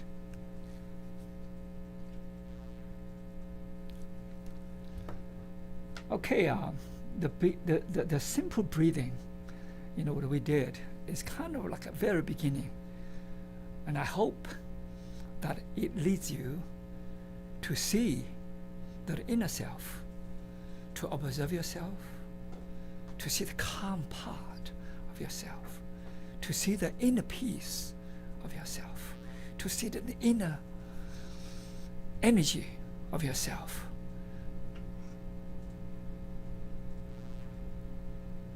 To connect, to tap into that internal intelligence. Bruce Lee did, Max Planck did, Albert Einstein did, Neil Bohr did, John Bell did, John Hackland did, David Bohm did, Jesus Christ did, and Gautama did, Huinan did. So many of others, Indian Gandhi did. All these people, they are either giants in quantum physics, or just simply Newton. He was meditating under the tree, and something come up, an apple fall. Because why the apple other times? Because the apple fall many times, he didn't see anything. But that moment when he meditate, and then the apple instigated that idea, that intuition. Because of the meditation, that apple, that deep state of mind connected together. And then the gravitation comes about. And then, of course, at the time that theory was incomplete, as he said himself, was incomplete. But that theory lasted, that classical theory of physics lasted for 300 years and over, until Max Planck, Albert Einstein, Neil Bohr come along. But that is already over 100 years old. But still today, we still, based on these people, this is all about meditation. This meditation, including probably famous person, that is Nikola Tesla. And he meditated hundreds of patterns, all out of his mind meditation, all out of his organization, all out of that communication with his, what he said is from God, from the universe, from the supreme consciousness, because everything is there. But you, me, each of us make that connection. That connection to realize whatever you're pondering, whatever you're materializing, whatever manifestation of that materialization of visible forms. That's all came from the meditation. There's not a single scientist I met do not do meditation. I never met anyone. I know probably about 20 quantum physicists and other scientists, medical scientists, neuroscientists, epigenetic scientists. They all do meditation. Robert, one of my friends from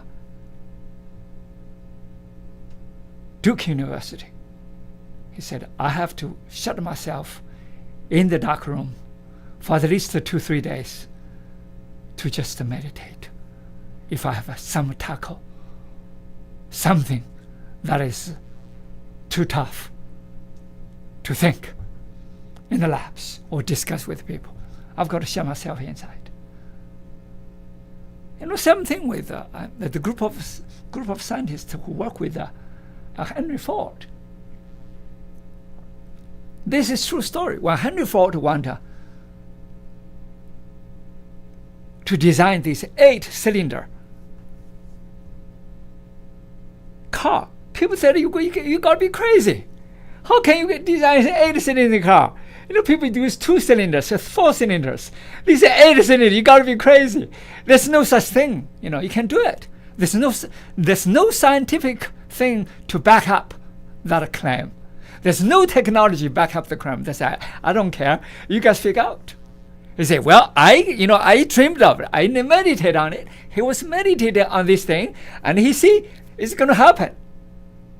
People say, no, that's crazy. That's kind of daydreaming. You cannot do that to us. It's not going to happen. This group of technologists, engineers, scientists, they're together. Listen, it's not going to happen. I say, you're daydreaming. I say, well, if I meditate on it, I believe it's going to happen. It is going to happen. He insisted. You guys find it. I don't care. He said, well, you don't understand the engineer. You don't understand the science. You don't understand this. I don't care. I don't understand. I understand my deep concept in my mind. I visualize something. Is it going to happen? Is it going to happen? And the people thought it was because all these scientists, all these mechanics, all these engineers, because they think from the standpoint of the material. They stand from the mechanical. They think from the point of these material things. If it is not visible, it's not going to happen. If there's no design, it's not going to happen. You say, you design, there's nothing we can design, there's no such technology, there's no such thing. You cannot do this 8 cylinder. So I'll give you 1 year, 10 months on the road. He said, what, have you got anything come out? No! 10 months already on the road. We thought of everything. We did everything we could. We just can't. It's not possible. We have 2 months. Go ahead, do it. You have 2 months, you go ahead, do it. People thought he was crazy. And 11 months on the road. And then they come to his office. Say, we got it. So I told you we got it. So things is not going to happen, but things is evolving. Things are evolving, Technology evolving, thinking evolving, everything is evolving. And we think of from other cross science, cross, language, cross, and engineer. And then they came from other part of the, like the airspace science, from other space science, other science. They got up, it's going to work. So they redesigned it, and then before the 12 months up, they got it. And then, the rest is history. That's all came up from that meditation. Simple meditation. Something as Max Planck. Max Planck, when he stumped into quantum physics, and everybody understand his formula, and for that time, and from the mathematical point of view, and he just he didn't even believe it could happen, because according to that formula he developed, and he began to see nothing is physical. When you get deeper into the physics world, nothing is physical. So when he awarded with the Nobel Prize, this is what he said. I'm a very serious, my paragraph, okay, very serious scientist. I'm a very serious physicist. But I devote all my life into physics, but I don't see anything physical. Behind the physical, there's a force. There's a spiritual force behind the physical things. Drive everything. Drive all the potential. That potential makes everything possible. That possibility makes everything possible. The physical things is the end manifestation of all the possibilities, all the potentialities, all the invisible force. It has nothing to do with the physics. It has nothing with the physical thing. Matters. So, and when Einstein came along, and he was not recognized by anybody. He couldn't even get a job in the lab as a lab assistant. And he was thinking of maybe sell this encyclopedia book, and it's just a door-to-door sale to be a salesman. Of course, I don't think he's a good salesman. He thought of it. His father was very upset. But eventually, because he could not get a job, his father thought he was an idiot. He was daydreaming. He was meditating, daydreaming. But when he's daydreaming and he's meditating, and he's thinking something totally different from his teacher, from everybody else, way beyond everybody else. That's why nobody recognized him. And he got a job from one of his friends, introduced him to this patent office, become the secretary, sort of like a clerk. And he has all kinds of, because not many people invent all kinds of things. He has plenty of time to meditate, to daydream, to meditate to the sky, to meditate on his own, and without any people to bother him. He come up with this idea, which is special relativity. And he published this special relativity because Max Planck was the chief of the magazine, chief editor of the magazine. And accidentally, some people, didn't really recognize this at all, And he come across this paper, and he decided to publish it because he didn't understand the whole thing. But he sees something, quality, inside the formula, inside this article. And then he published it. People thought he was crazy. Publish these things, just, nobody understood. Nobody in physics world, in all the scientists' world of physics, nobody understood. And then he became, very controversial person.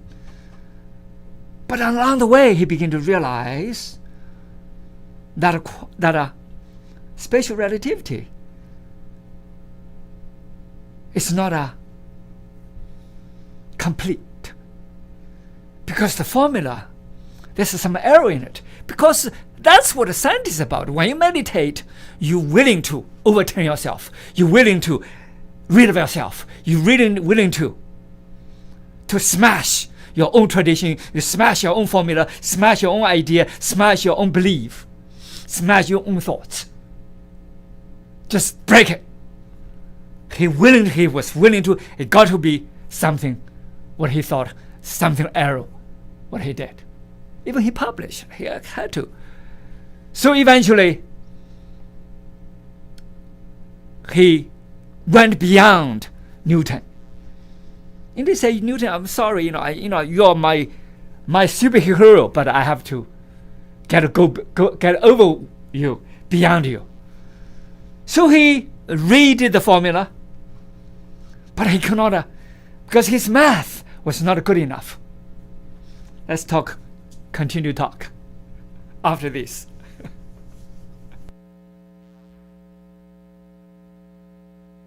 In a 71 Oldsmobile Vista Cruiser, you need to tune in to Classic Cars with Steve Ronaldo and Jim Weber every Saturday from 8 to 9 a.m. on americaswebradio.com.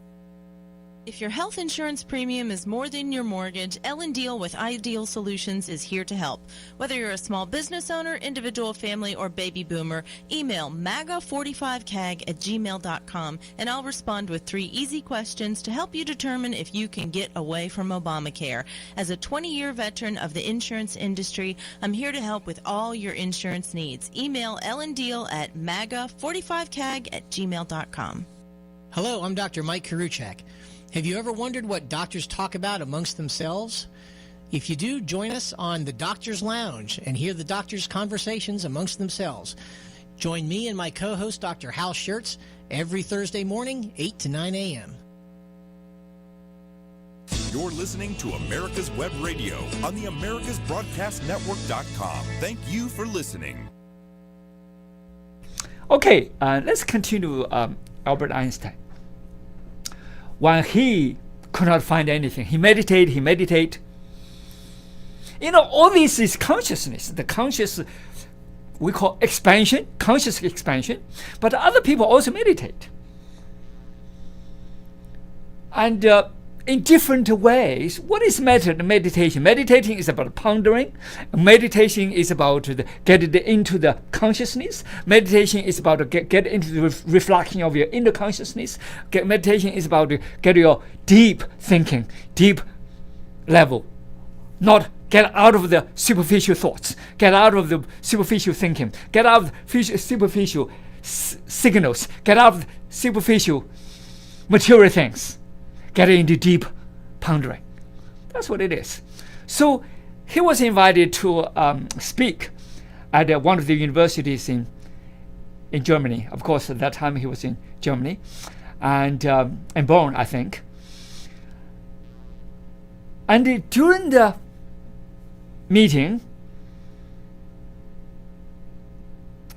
this consciousness meditation that signals send it over to this mathematician, the most famous mathematician during his time, sitting at the audience, at the back of his audience. As he calculate, as he begin to ponder, and on the board, and the guy in the audience also pondering, and then that mind, that consciousness begin to connect. After that conference, after that meeting,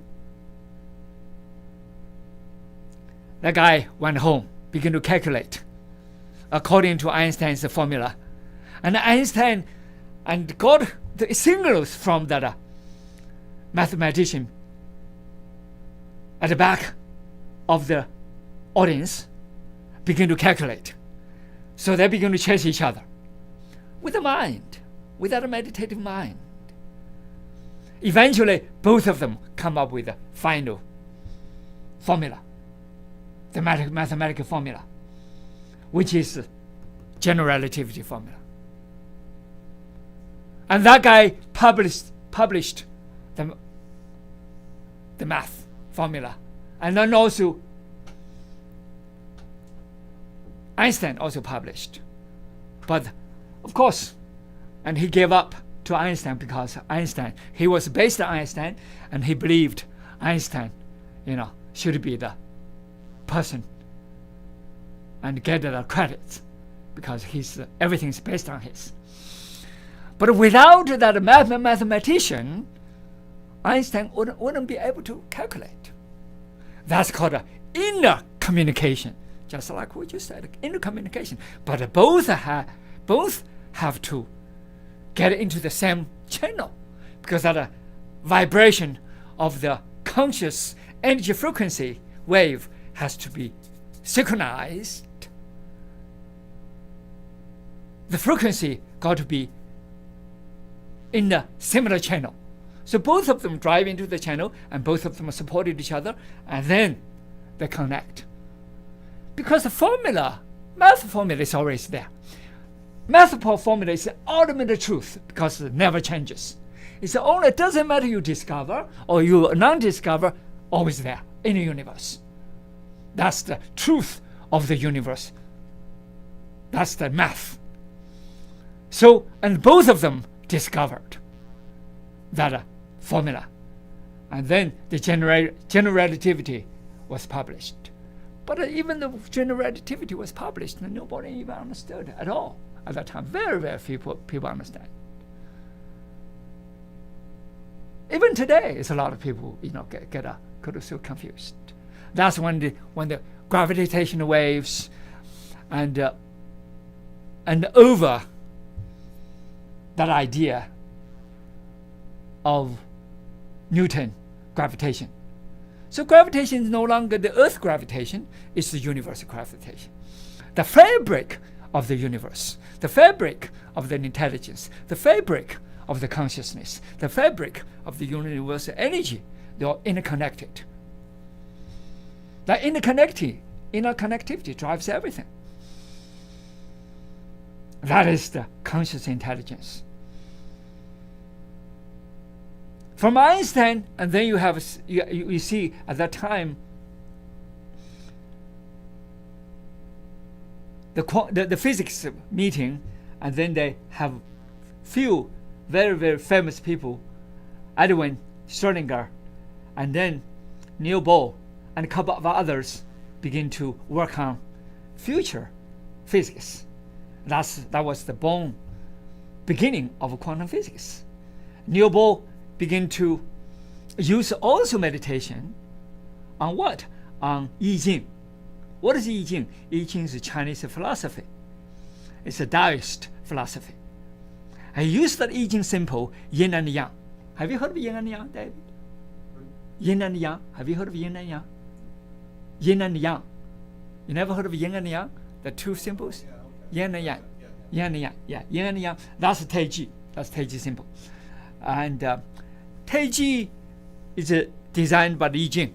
The yin and yang and the bagua, that is the 8 diagram, and then digits, and 1 2 1 2 1 2 2 2 4 4 4 6 and 4 4 8 and 16, and then all these numbers, and that's the beginning of today's computer science. They all came from that meditation. And then you have 6. You have 1 3 6 9 and go up. That is the number also borrowed by Nicholas Tesla from that meditation route to design a lot of today's a lot of things you use today, thousands of things you use today is from Tesla, from that meditation. So we can see that meditation create a lot of today's science, today's technology. That meditation is so powerful because when you connect with the universe, you unveil the secret of the universe, unveil the information of the universe, unveil that intelligence of the universe. So Niels Bohr used that yin and yang theory. He meditated on it. He see how that theory designed by the traditional meditation from China, how they meditate on it, and then he tried to simplify, try to mimic, try to see from his view, from his science mind, and the connection with the universe, connection with the intelligence, connect with the purest exploration consciousness mind, to see what is reality, what is the actuality, what is the truth of the universe, what is the potentiality of the universe, what is the real consciousness in connection with each of us.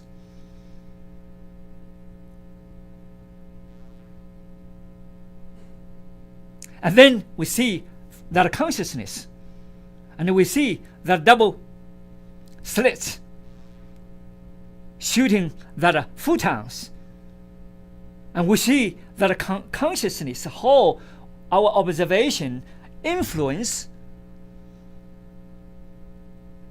that photons.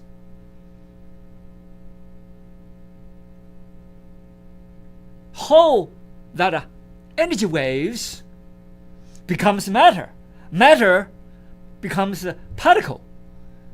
particle becomes waves. Wave particle existing at the same time. If yin-yang exist, that means yin is the wave, yang is the particle. Yin-yang exist at the same time at all times, according to old I Ching. Say they must figure out from their meditation, and this must exist at the same time. So from that he tried to use the mathematical formula to prove it. But Albert Einstein says it's not possible, because the wave particle cannot exist at the same time. You're either particle or a wave. It's not possible. But he believed it is possible. If it is the ancient Chinese can meditate on it and discover it is true, it got to be there's some other way. We need to overthrow that matter mind. We need to overthrow that physical mind. We overthrow all the traditional, destined, determined physics mind. Anything can be possible. So we have to get out of that determined, everything's determined, the physical mind, to break that glass, to break that box, to break that frame of thinking. So you've got to meditate beyond that thoughts. And he was arguing with Einstein for almost 100 years. But what I say, the two parties, of course, even they died, they passed away, the two group of people still argued for 100 years. Eventually, Niels Bohr was right. Particle, waves exist at the same time. Exactly the same time. Only the particle, you don't see it. But waves, particle exist at the same time. It is the consciousness, it's the observation makes it possible. Which is which? Either particle or waves. So that conscious mind, that meditation can influence everything. We have people from MIT, from University of Phoenix, from Oxford University, the different universities, Harvard University, a lot of people did a lot of research on the consciousness, on the meditation, how that influence the outcome of physics, how that influence outcome of either particle or waves, the manifestation of a certain form of matter, and determined by what? By the conscious mind. Because from that perspective, from that meditation, we begin to see this world is not physical. This world is not what we believed. Atoms, matters, Within the atom, there's an electron, proton, nuclei. But beyond that, even the nuclei is the most solid thing in that atom. In and out. Can be wave, can be particle. In and out without determined. That means that whole atom, we thought it was a marble, we thought it was a matter. No, it's empty. There's nothing in it. That means we are living in an illusional world. It is a holographic world we're living. And today, a lot of neuroscientists, a lot of quantum physics, and begin to mingle together, begin to see our body, our mind, our physical being. It's all illusion. It's all simulation. Sort of like the interface of the computer. You see a blue, you see a red, you see a, different icons. Our physical world is sort of like icons. They're not true matters. No matter are the truth. The truth is hidden within. The truth is hide behind. The truth is hidden into the potentiality. The truth is hidden in the formless, invisible possibilities, into that inner consciousness, in connection with the universal consciousness. That projects everything. What do we see? The matter. What do we see? The physical. What do we see? The forms. What do we see? The physical. At the end manifestation of the potentiality, the end manifestation of the potential possibilities, and the manifestation of the consciousness of the universe. So, what do we see? The old days we think all these matters, all these things are real. No, they are not real. They are all visible reality, come from the real. The real of the actuality and come from the potentiality. The potentiality come from the inner potentiality, consciousness, from that energy waves. When all that energy frequency of the possibility come together in influence by the consciousness, and everything will be manifested. That means that's why people see you will create what you think, because that energy wave will create everything that manifested from that possibility of that thinking.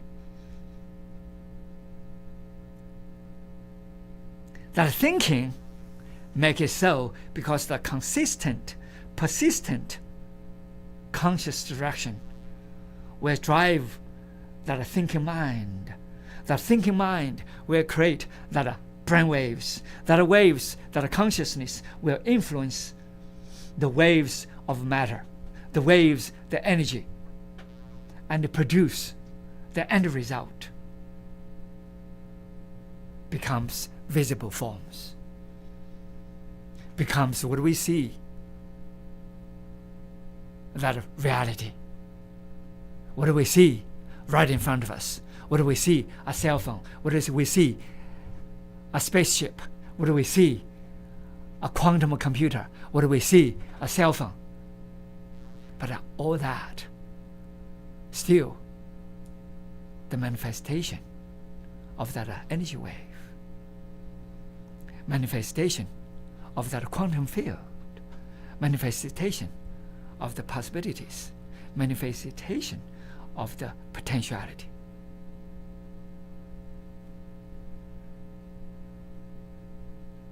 So Dave, and what I see, for example, this a station, for example. This station where we are, it is what we have produced from the past. Our thoughts make the station as it is today. If we want to change the station, we must totally change the way of thinking. They change the total consciousness. You have to break down all the old way of thinking, old way of advertisement, old way of totally transform that consciousness, totally transform that energy, totally transform that way of things happening. That means you have to give up old thoughts, give up old frame of thinking, give up old frame of doing things. Come up with something new. Something new, you have to stick with it. Your mind, your consciousness, your total attention must be in it. That's why last time we talked about, if you want this station to be the station of this land, the station of this earth, the station of the large community, the station drives into everybody's consciousness, everybody's thinking mind. The redesign in the mind, the redesign of the direction, repositioning, everything has to be replaned. That's what it is. So everything, this is not from nowhere. This is from Gautama, from Jesus Christ, from Max Planck, from Albert Einstein, from Niels Bohr, from all these people, from science, from spirit, from everything. They manifested for the last thousands of years. Only we stuck ourselves in the little tiny space, little tiny, a few bucks, a few gravels, a few medals, a few the images. So we stuck it with the images. We stuck with our thoughts. We stuck with our frames. We stuck with the dogmas. We stuck with our, that box of thinking. That's the problem. It is time for during this century, during this pandemic period, during this chaos, during these quarrels, during this crisis, it is time for us to see a little bit more internally, to see a little bit peace inside. When you have the peace, you begin to organize. When you have the peace, you begin to create. When you have the peace, you begin to think otherwise, not bombarded by all these outside signals, outside chaos, outside of this dilemma, or outside of the messy world. All this pollution, sound pollution, mind pollution, thinking pollution, matter pollution, and air pollution, all kinds of pollution, all kinds of spams, all kinds of junk virus to cloud our mind, to cloud our body, to clean up ourselves. That's the only way. That's the only way. To create a total different inner self, to create a total different outer surface too, from the inner being to the outer being. Because the most people focus so much on the outer being. Okay, you sell this, you get a little more, I get a little bit more. Sort of like people in a prison quarrel about the space of the prison. Get out of the prison. Until then, you cannot create. You cannot create. There's no creativity because you're stuck. Diru. Yes. What do you think would happen if you could get in front of one of the crowds that's protesting or the crowd of terrorists and I don't want to say make them, but if they would stop and meditate, would it turn it all around? Meditation is, you've got to get it into the right mindset, right circumstances, right mood, right air, and yes, if you have a group of people have into the right mind, and people, it can happen. It is happening. I see it around the country. It's a lot of happening, a lot of good happenings, and you do have. If you think of people, for example, the protesters. If you think protesters as terrorists, and it's going to be totally because it's a conflict thinking. If you think these people as human beings, majority of them are really good human beings. 99% of the good human beings, but you do have some people who have other thinking. But all these people, good, all these demonstrators, if we turn them around, if we get them thinking into the right mind, the peace will happen. Peace will happen. And it happens everywhere. It happens. It all depends how we regard them. If we regard them as enemy, if we regard them as terrorists, if we regard them as robbers, yes, we're going to get the results as such. If we regard them as human beings, they can be compassionate, they can be loving, they can be peaceful, they can be, and then we can turn things around. Yes, we can. That's what I see. Yeah. Let me give you an example. And John Hackling will tell you more. And John Hackling is quantum physics. A good friend of mine. He came to do a meditation with me 2 years ago at a meditation conference. He came, and he's a quantum physicist, and he's one of the unified field designer and for quantum physics. Quantum physics, graduate from Harvard, worked for the CERN, worked for Stanford for many years, and a group of people in Washington D.C. They did a 2,000 people meditation during that 3 days. During that 3 days, Washington D.C. has 75%. This is 75% less crimes than Europe any 3 days. 75% crimes happen in Washington D.C. For that 3 days, people meditate. You can see the influence. Also during the 3 days, Middle East fight stopped. That means how much influence that 1,000 people meditate. If you get enough people to meditate, absolutely. You can turn a lot of things into peaceful. Because it is that quantum field, it is that conscious mind influence the universe, influence our inner universe. Absolutely. Yeah, we have tested many times.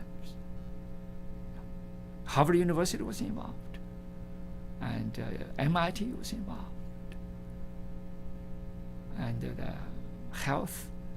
the National Health Department was involved. Yeah.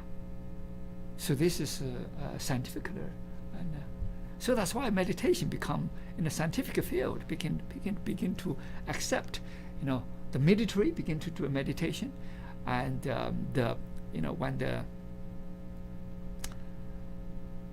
when the Navy SEAL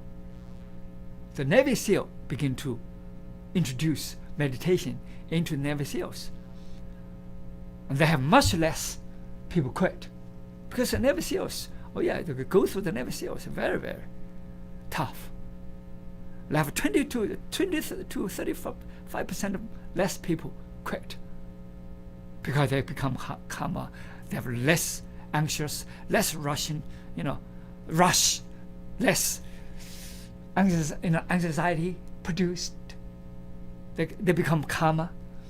This is testing a lot of military. You see in many military research. We see a lot of those. Okay.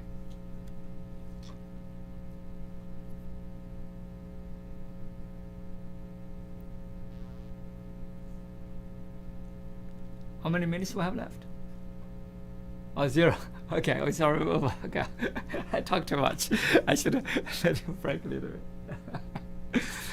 I haven't finished anyway. Anyhow, absolutely. Meditation has a lot of, Carl Jung, many years ago, Carl Jung began to, one of the first person use meditation in psychology and help people. And all these things, it has been doing it for last 50 years, 100 years, yeah.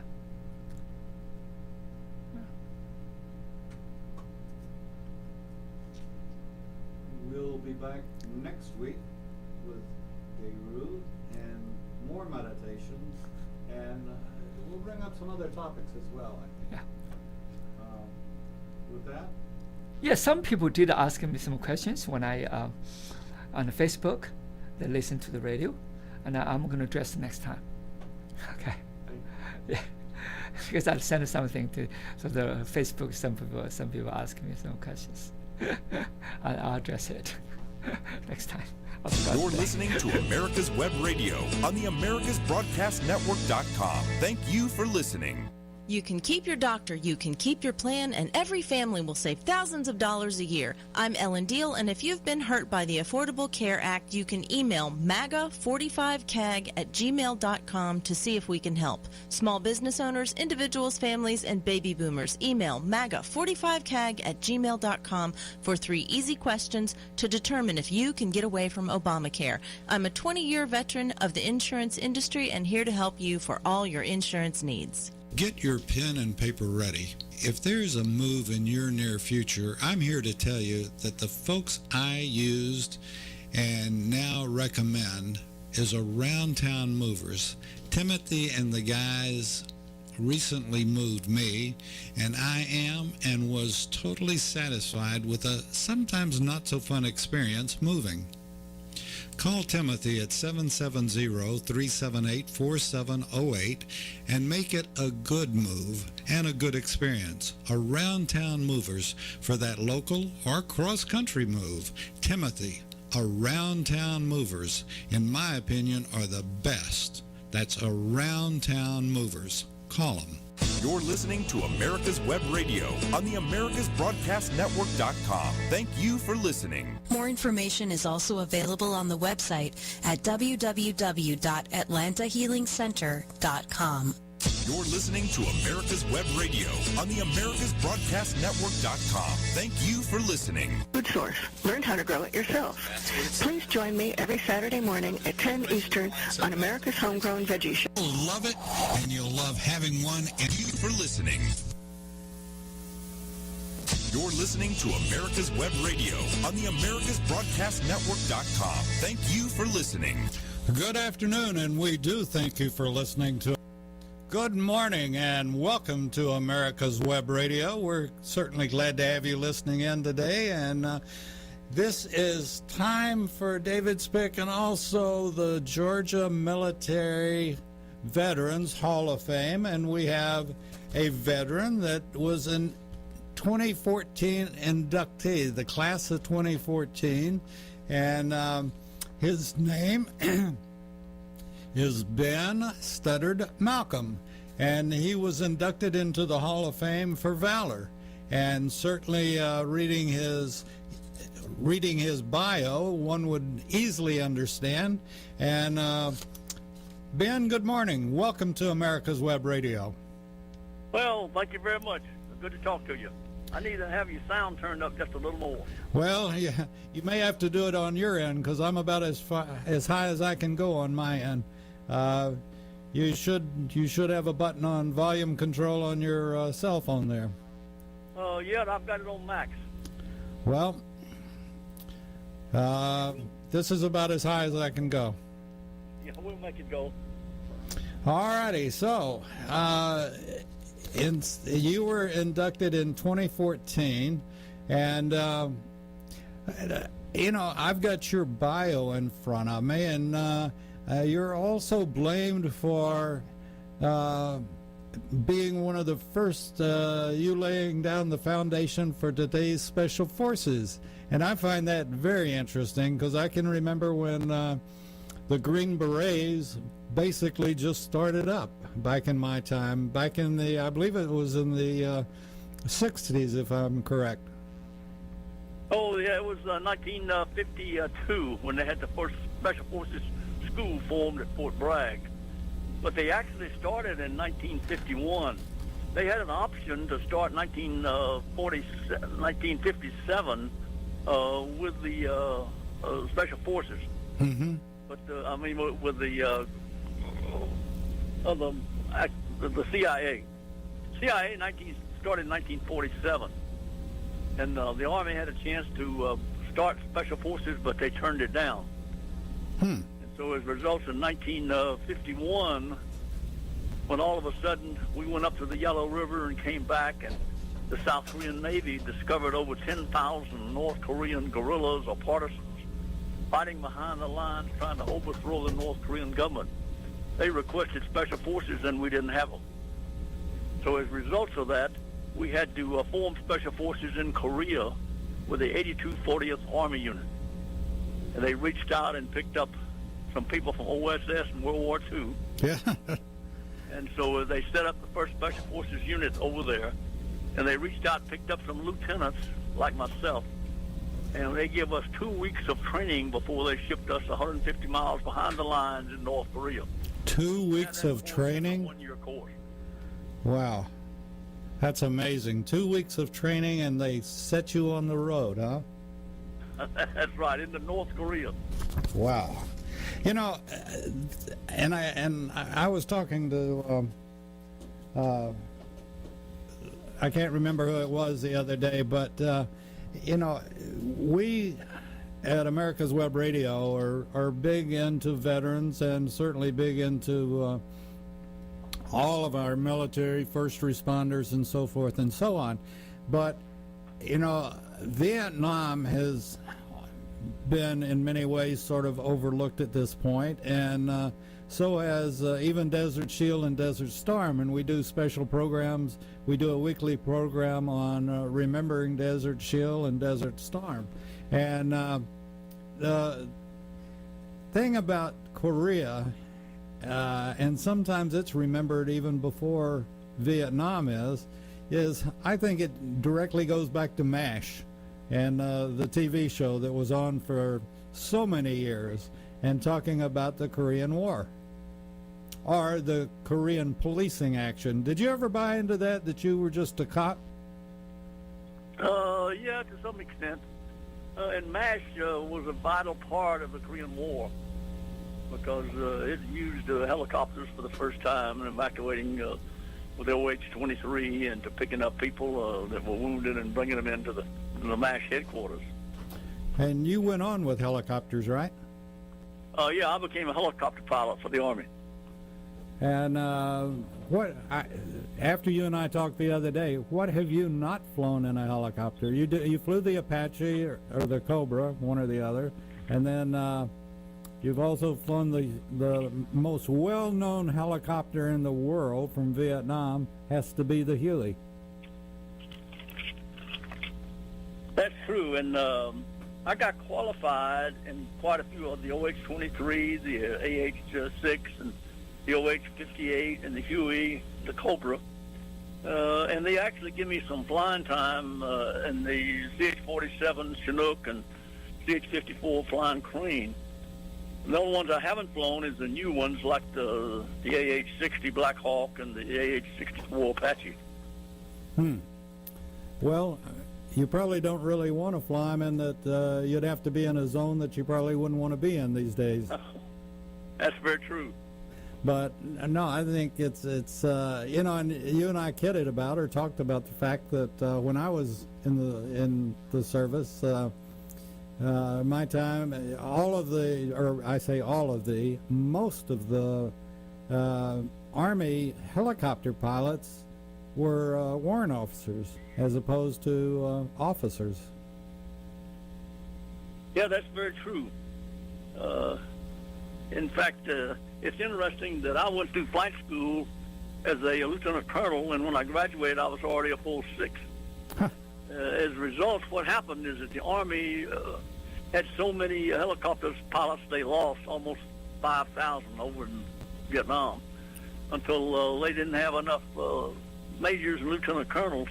They needed 50 full colonels to command aviation units and be staff officers. Wow. And so in 1970, they put out the word that we could volunteer, and we had 30,000 colonels on active duty. And so as a result, we could volunteer at 3,000. We could volunteer, and I volunteered not realizing I was going to be selected. I spent 1 year learning to fly all the Army's helicopters, and was then assigned to the Combat Development Command at Fort Benning, Georgia. Which is also the jump school. Oh, that's right. But you never jump out of a helicopter, right? No, but I jumped out of C-140s, C-130s, and a lot of other Army. I was with the 82nd Airborne Division. I was a battalion commander with 82nd Airborne Division, commanded the 1st of the 325 Airborne Battalion. Then I was also, my last part of the tour, I was the G3 in charge of all the training for the 82nd Airborne Division. Wow. Maybe I ought to take it from this angle. What haven't you done, sir? Say again? Maybe I should take it from this angle. What haven't you done? Oh, well, I hadn't been a Navy SEAL. Well, that doesn't mean you can't swim, I bet. But no, that's what a distinguished career, and it, you know, you had to wake up every morning thinking, gee, what's my challenge this morning? And just commanding what you have commanded is incredible. But what was your favorite station?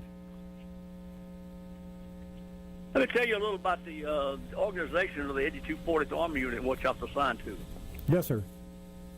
The 8240th Army Unit had actually 5 divisions. One of those divisions was Leopard Base, and that's where I was assigned. And that was 150 miles behind the lines in North Korea. And it had 11 different battalions. And I had one of those battalions as a first lieutenant. Now, a battalion is supposed to be commanded by a lieutenant colonel. We didn't have any lieutenant colonels or majors or captains. So just a few of us lieutenants were assigned to take over and run those 11 different battalions. And I was one of those. And then I went on raids and conducted operations all over North Korea. The second unit we had was Wolfpack, and it was down below Leopard Base, and it was connected with the front lines, and it was connected all the way with Leopard Base, 150 miles behind the lines. The third organization we had was Kirtland, and Kirtland was on the East Coast. And the East Coast only had 3 islands. The West Coast, we had over 400 islands. So as a result, we could operate up and down the coast very successfully. But the Kirtland was a very small operation, and as a result of that, they had deep water ports. And the people in North Korea thought that General MacArthur was going to conduct a second landing like Incheon on the East Coast. So they heavily defended the East Coast, but they lightly defended the West Coast of those 400 islands.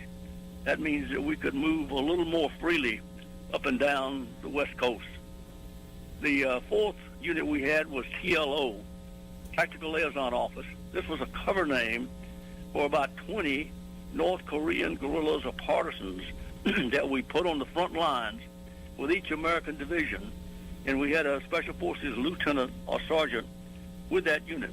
They trained those guerrillas so that they would put on North Korean uniforms and North Korean ID cards and go back and forth through the lines into North Korea and gather information for the American divisions. Wow. They told the North Korean soldiers that they made contact with that they were a special unit, and they had a bag of supplies that was issued and that they took in with them, and they gave all that to the North Korean soldiers. That included cigarettes, lighters, Mickey Mouse watches.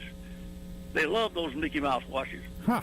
So as a result, we run that operation for 2.5 years and was never compromised. Wow. So that was the type of operations that we were running in North Korea. Just one example, the 3rd Infantry Division, G2, said, I've got a new North Korean unit and a Chinese unit, divisions, battalions that just moved into our front area. I need to know the name of those 2 units. Well, we sent a small team out in North Korean uniforms. Lo and behold, they'd painted a sign. On the front of the sign was the North Korean unit, and on the back of the sign was a Chinese unit. They simply stole the sign, brought the sign back, and gave it to the G2. You know, I feel like I'm sitting here, reincarnated Paul Harvey, and I'm hearing the rest of the story. Now, what you're talking about, I thought I knew a little bit about Korea, but I've never heard what you're telling us this morning, and I think everybody will be fascinated to learn what you're talking about. Let me ask, you were back in, we know the Bell helicopter that's the bubble and all that we see in MASH with the two side units on it to bring the wounded back into a MASH unit. Was any helicopter used for as a gunship in Korea? No, not that I know of, but because they were very small, like the OH-23, so they just didn't have the capability to man any weapons on there. But well, let me mention the 5th unit sure. that we were part of, and that was Baker's section. That was our airborne operation where we dropped North Korean paratroopers into North Korea for special operations. We didn't have any radios that would reach that far or could issue. They didn't give us any radios. So lo and behold, we brought in 250 carrier pigeons out of Fort Gordon, Georgia. Then we ran a test. We took the first 10 and signed those to 10 of our guerrillas, and we attached canvas bags to the leg of those 10 guerrillas and dropped them into North Korea with those 10 pigeons. And we told them, when you hit the ground, the pigeon's got a plastic tube on his leg. Write us a note, put in that plastic tube, and send it back, so we'll know where you are and what you're doing. Well, we didn't get the pigeons back. So it took about 10 days for the first guy wandered out, and we asked him, what happened to the pigeons? He said, we cooked them and ate them. He said, those pigeons are not going to fly back to Seoul. So the results, we had to run that training program and realize that we had not explained properly how those pigeons were going to work. From then on, we put on demonstrations, and we got all the pigeons back with notes. That's funny. Ben, we're going to take a quick break, and we'll be back with Ben Malcolm right after a couple of words. Whether cruising the Strip in a 57 Chevy or taking the family on a vacation in a 71 Oldsmobile Vista Cruiser, you need to tune in to Classic Cars with Steve Rinaldo and Jim Weber every Saturday from 8 to 9 a.m. on americaswebradio.com.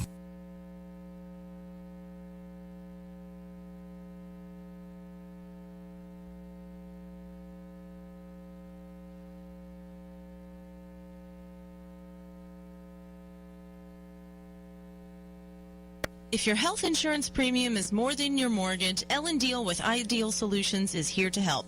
Whether you're a small business owner, individual family, or baby boomer, email MAGA45CAG@gmail.com and I'll respond with 3 easy questions to help you determine if you can get away from Obamacare. As a 20-year veteran of the insurance industry, I'm here to help with all your insurance needs. Email Ellen Deal at MAGA45CAG@gmail.com. You're listening to America's Web Radio on the AmericasBroadcastNetwork.com. Thank you for listening.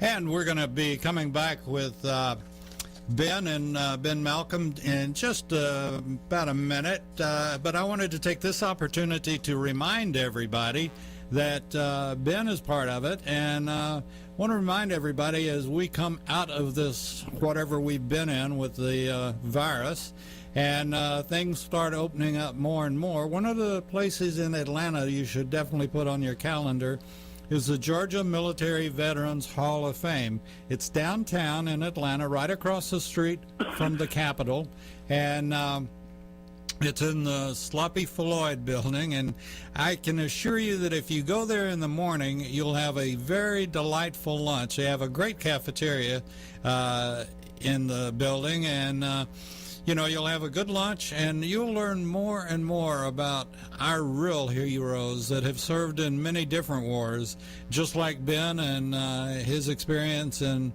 Korea and Vietnam, and he was inducted for his valor during his service to our country. And as a country, we owe everything to, in my opinion, everything to our veterans, and all of those that have raised their hands to serve and defend. So whenever you're in Atlanta, Georgia, as travel starts back up again, be sure and put the Georgia Military Veterans Hall of Fame on your list of places that you got to go and see.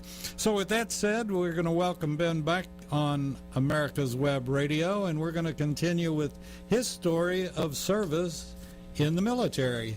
So when you've been in Korea, you've you had a group that has gone behind the line and ate pigeons, and that was they probably got tired of the World War II, square little boxes that the sea rations came in. So they decided to have something fresh. Would that be? We had some sea rations, no doubt about that. Let me mention the largest raid I had in North Korea. Sure. That raid was on 14 July 1952. We had North Korean had a 76 millimeter gun embedded in a cave, and they would fire on one of my islands called Walido. So I had tried to take that out with the British Navy and the Air Force. They bombed it, but every time they'd pull that gun back into the mountain, and we couldn't take it out. So as a result, I trained 120 North Korean guerrillas or partisans, and coordinated with the British Navy to support my operation. It also coordinated with the U.S. Marine aircraft carrier in the Yellow Sea, and they provided 3 Corsair aircraft to support my operation. I was the only American on that raid. On 14 July, I took 120 North Koreans, put them on 4 large sail junks at Walido at midnight, and slipped in behind the North Korean lines on the mainland of North Korea, behind that gun position, undetected. I was the only American on that raid. My boss, Major Tom Dye, was now on the British ship, and he was controlling the naval gunfire for me. The next morning at 5 o'clock, I called him and told him to fire the first mission off the Navy ship. So they started firing on the top of the mountain. Now, we were behind that mountain, undetected. As soon as they started firing on the top of the mountain, we started climbing up the back of that mountain. And we got about halfway up before the first person had spotted us and started firing on us. I had 3 Marine Corsair aircraft orbiting about 5 miles out. I brought them in one at a time with rockets, machine gun fire on top of that mountain. No, the results of that, every time they'd come through, we'd climb another 50 feet. Ben, let's identify that Corsair, because I love that plane. But that was the Black Sheep Squadron, and that's what they flew, was a Corsair. And it was a most unusual design, in my opinion. But anyway, go ahead. I didn't mean to interrupt you, but it's sort of, for folks that aren't aware of what you're talking about, we like to sort of clarify it every now and then. You're right. After they made 3 passes, we were able to go into the top of that mountain, destroy that gun, and destroy the mountain, and blew it up. And then we got counterattacked. We had to fight our way back to the beach. Once we got back to the beach, we had another problem. We had 40 civilians from a local village saw the fighting and was trying to get out of North Korea on our boats. Wow. We could not take 40 civilians that would have swamped our boats. We agreed to take 10 and sent the other 30 back to the village. The British Navy and the Corsairs then supported us and got us out of North Korea. We brought out a large amount of weapons and documents, and we actually brought out 6 oxen that we'd stolen in North Korea, and they were attached behind one of our boats, bringing them out. We stole a lot of their cattle in North Korea to keep them from farming the rice paddies. I got a Silver Star for that operation. We counterfeited their money in North Korea, unknown to most people. They actually shipped me up bales of counterfeit money that I distributed with my agents all over North Korea. We also robbed their banks, robbed their pay offices. I got several pictures where we had some money. We had robbed the bank, stacked up on the table, and we were in the process of issuing that money to our guerrillas, where we would jump them back into North Korea. They would take that money back in and give it to the families and friends. They would spend it on the open market. It would flow back into banks and we'd rob the banks again. That was the type of things that we were doing that were not covered. We were robbing the banks, robbing the pay officers, counterfeiting the money, and stealing the cattle. Did they ever figure out the counterfeit money? No, I brought back quite a few stacks and turned that over to the Special Forces School at at Fort Bragg, North Carolina. We actually, after about 6 months of reproducing that counterfeit money, you could hardly spend a 100 won note in North Korea. We had the right paper, the right ink, and we reproduced the 100 won note so well until you couldn't detect the difference between the original and the counterfeit. You know, again, the rest of the story. I've never. Let me ask on the weapon that you took out. Was a movie made of that at all, or did the History Channel do something on that weapon? Oh, I don't recall. The History Channel made a documentary film on my book. I got a book out, like you said, and the History Channel made a documentary film on the 21st of October. They announced the release of a 1-hour documentary film on my book, and it was shown on national TV on 6 November 2005, and it's still being shown on the History Channel. Huh. The book is White Tiger, My Secret War in North Korea.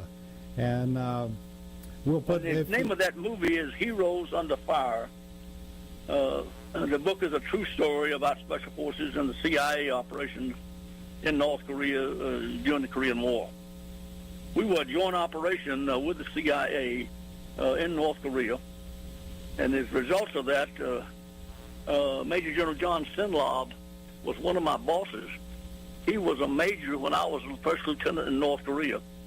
He was the CIA station chief in Seoul, Korea. As a result of that, I was working for him and with him. He wrote the foreword to my book, and so you can read some of the things comments he made during that period of time. Well, if you'll send me a copy of the cover, we'll put it in our library and tell us where the people can get it and how they can get it and whether they can get the electronic version of it or buy it at Barnes & Noble or wherever, and we'll be glad to publicize it for you. Oh, that's great. The book is available on Amazon.com, and it's also a Kindle book. Okay.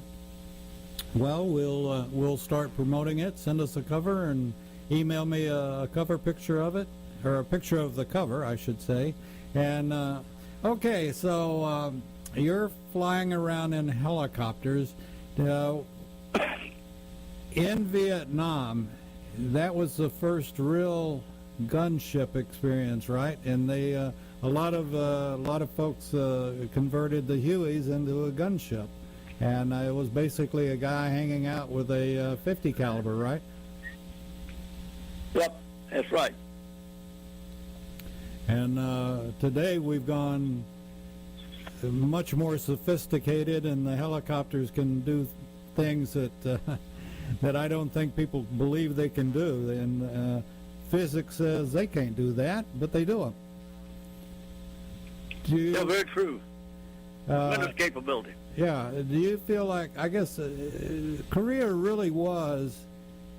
Do you know of anybody during the Korean War that said we should use these for offense as opposed to just defense? And then there was a transition over, and you had to be right in the middle of it when they did take the medevacs, the Hueys, and then started using the Hueys for gunships. And when in that period, did they start converting, or do you think that somebody at some point... I think you're hitting your telephone buttons there, sir. Okay. Can you hear me? Yeah, I can hear you fine. Okay. Were you able to hear my question about converting over from just medevacs to... and by the way, we always salute and and appreciate. I believe you're still hitting your keys on your telephone there, sir. No, I'm not. I got it laying down and not touching it. Huh. Well, maybe your cat's doing it. I don't know. No. Anyway, the conversion from the medevacs from a defensive to an offensive mode.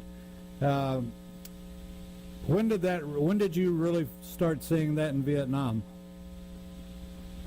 Oh, it was probably around 1960, 66.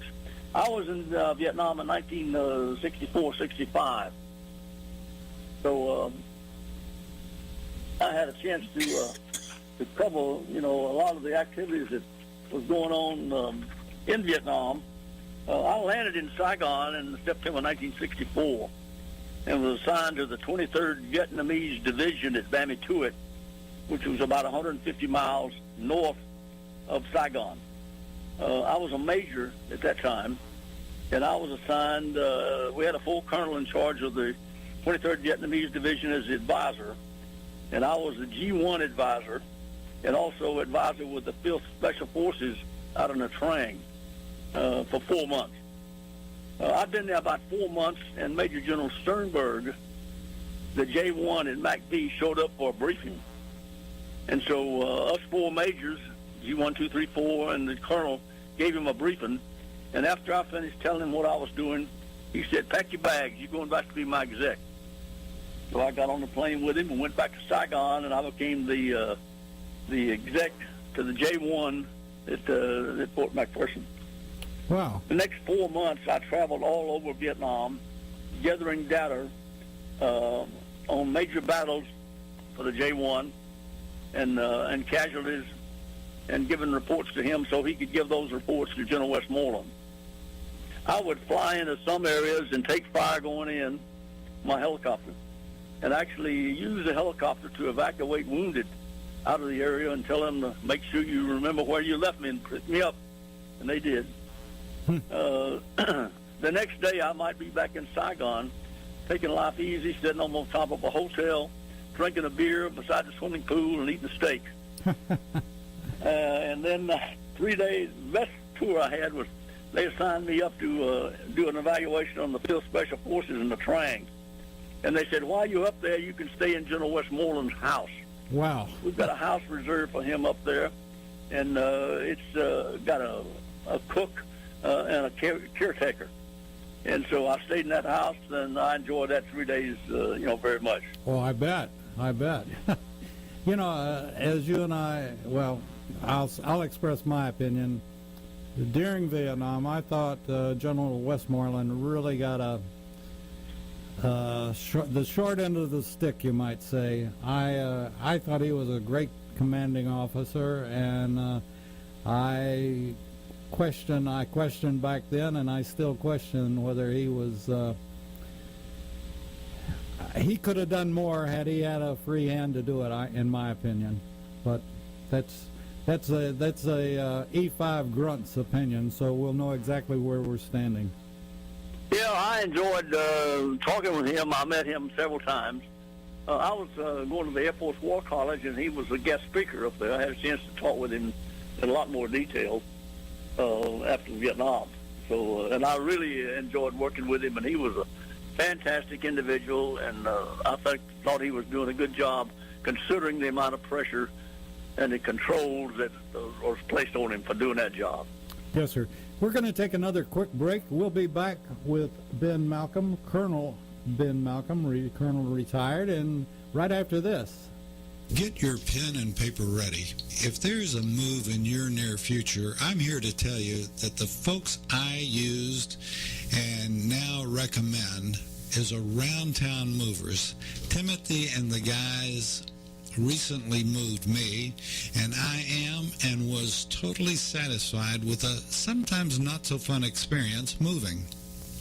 Call Timothy at 770-378-4708 and make it a good move and a good experience. Around Town Movers for that local or cross-country move. Timothy, Around Town Movers, in my opinion, are the best. That's Around Town Movers. Call them. My name is Kyle Hayes, a motorsports student at Alfred State College. Every year, Alfred State students compete in the Great Race, which is a cross-country time endurance rally for vintage vehicles. As you can imagine, it's pretty costly. I'm asking for your help. Your donation can make it possible for these students to live their passion and promote the vintage automobile industry. Please visit our site at give.alfredstate.edu and search Great Race to learn more and help us reach our goal. Thanks. You're listening to America's Web Radio on the AmericasBroadcastNetwork.com. Thank you for listening. And we're back on America's Web Radio with our special guest, Ben Malcolm, Colonel, retired Ben Malcolm, and Silver Star recipient, also an inductee into the Georgia Military Veterans Hall of Fame. He was inducted in the class of 2014, so about 6 years ago. And let me ask you, Colonel, what did it mean to you to be inducted into the Hall of Fame? Well, I think it was the fact that I had been with the 82nd Airborne Division, and I had also been in both Korea and Vietnam, and I had a Silver Star and a Bronze Star, and so I had, they were looking for people that had been in combat in both Korea and Vietnam, so I met those qualifications. And it's interesting to look at some of the statistics on the Vietnam War, because initially we had 200 American advisors there initially in 1955. And by 1964, when I arrived, we had 24,000 advisors in Vietnam. And then the first American troops arrived while I was still there in 65, and 180,000 American troops came in. And by the time the Tet Offensive took place, we had 540,000 American troops on the ground in 1968.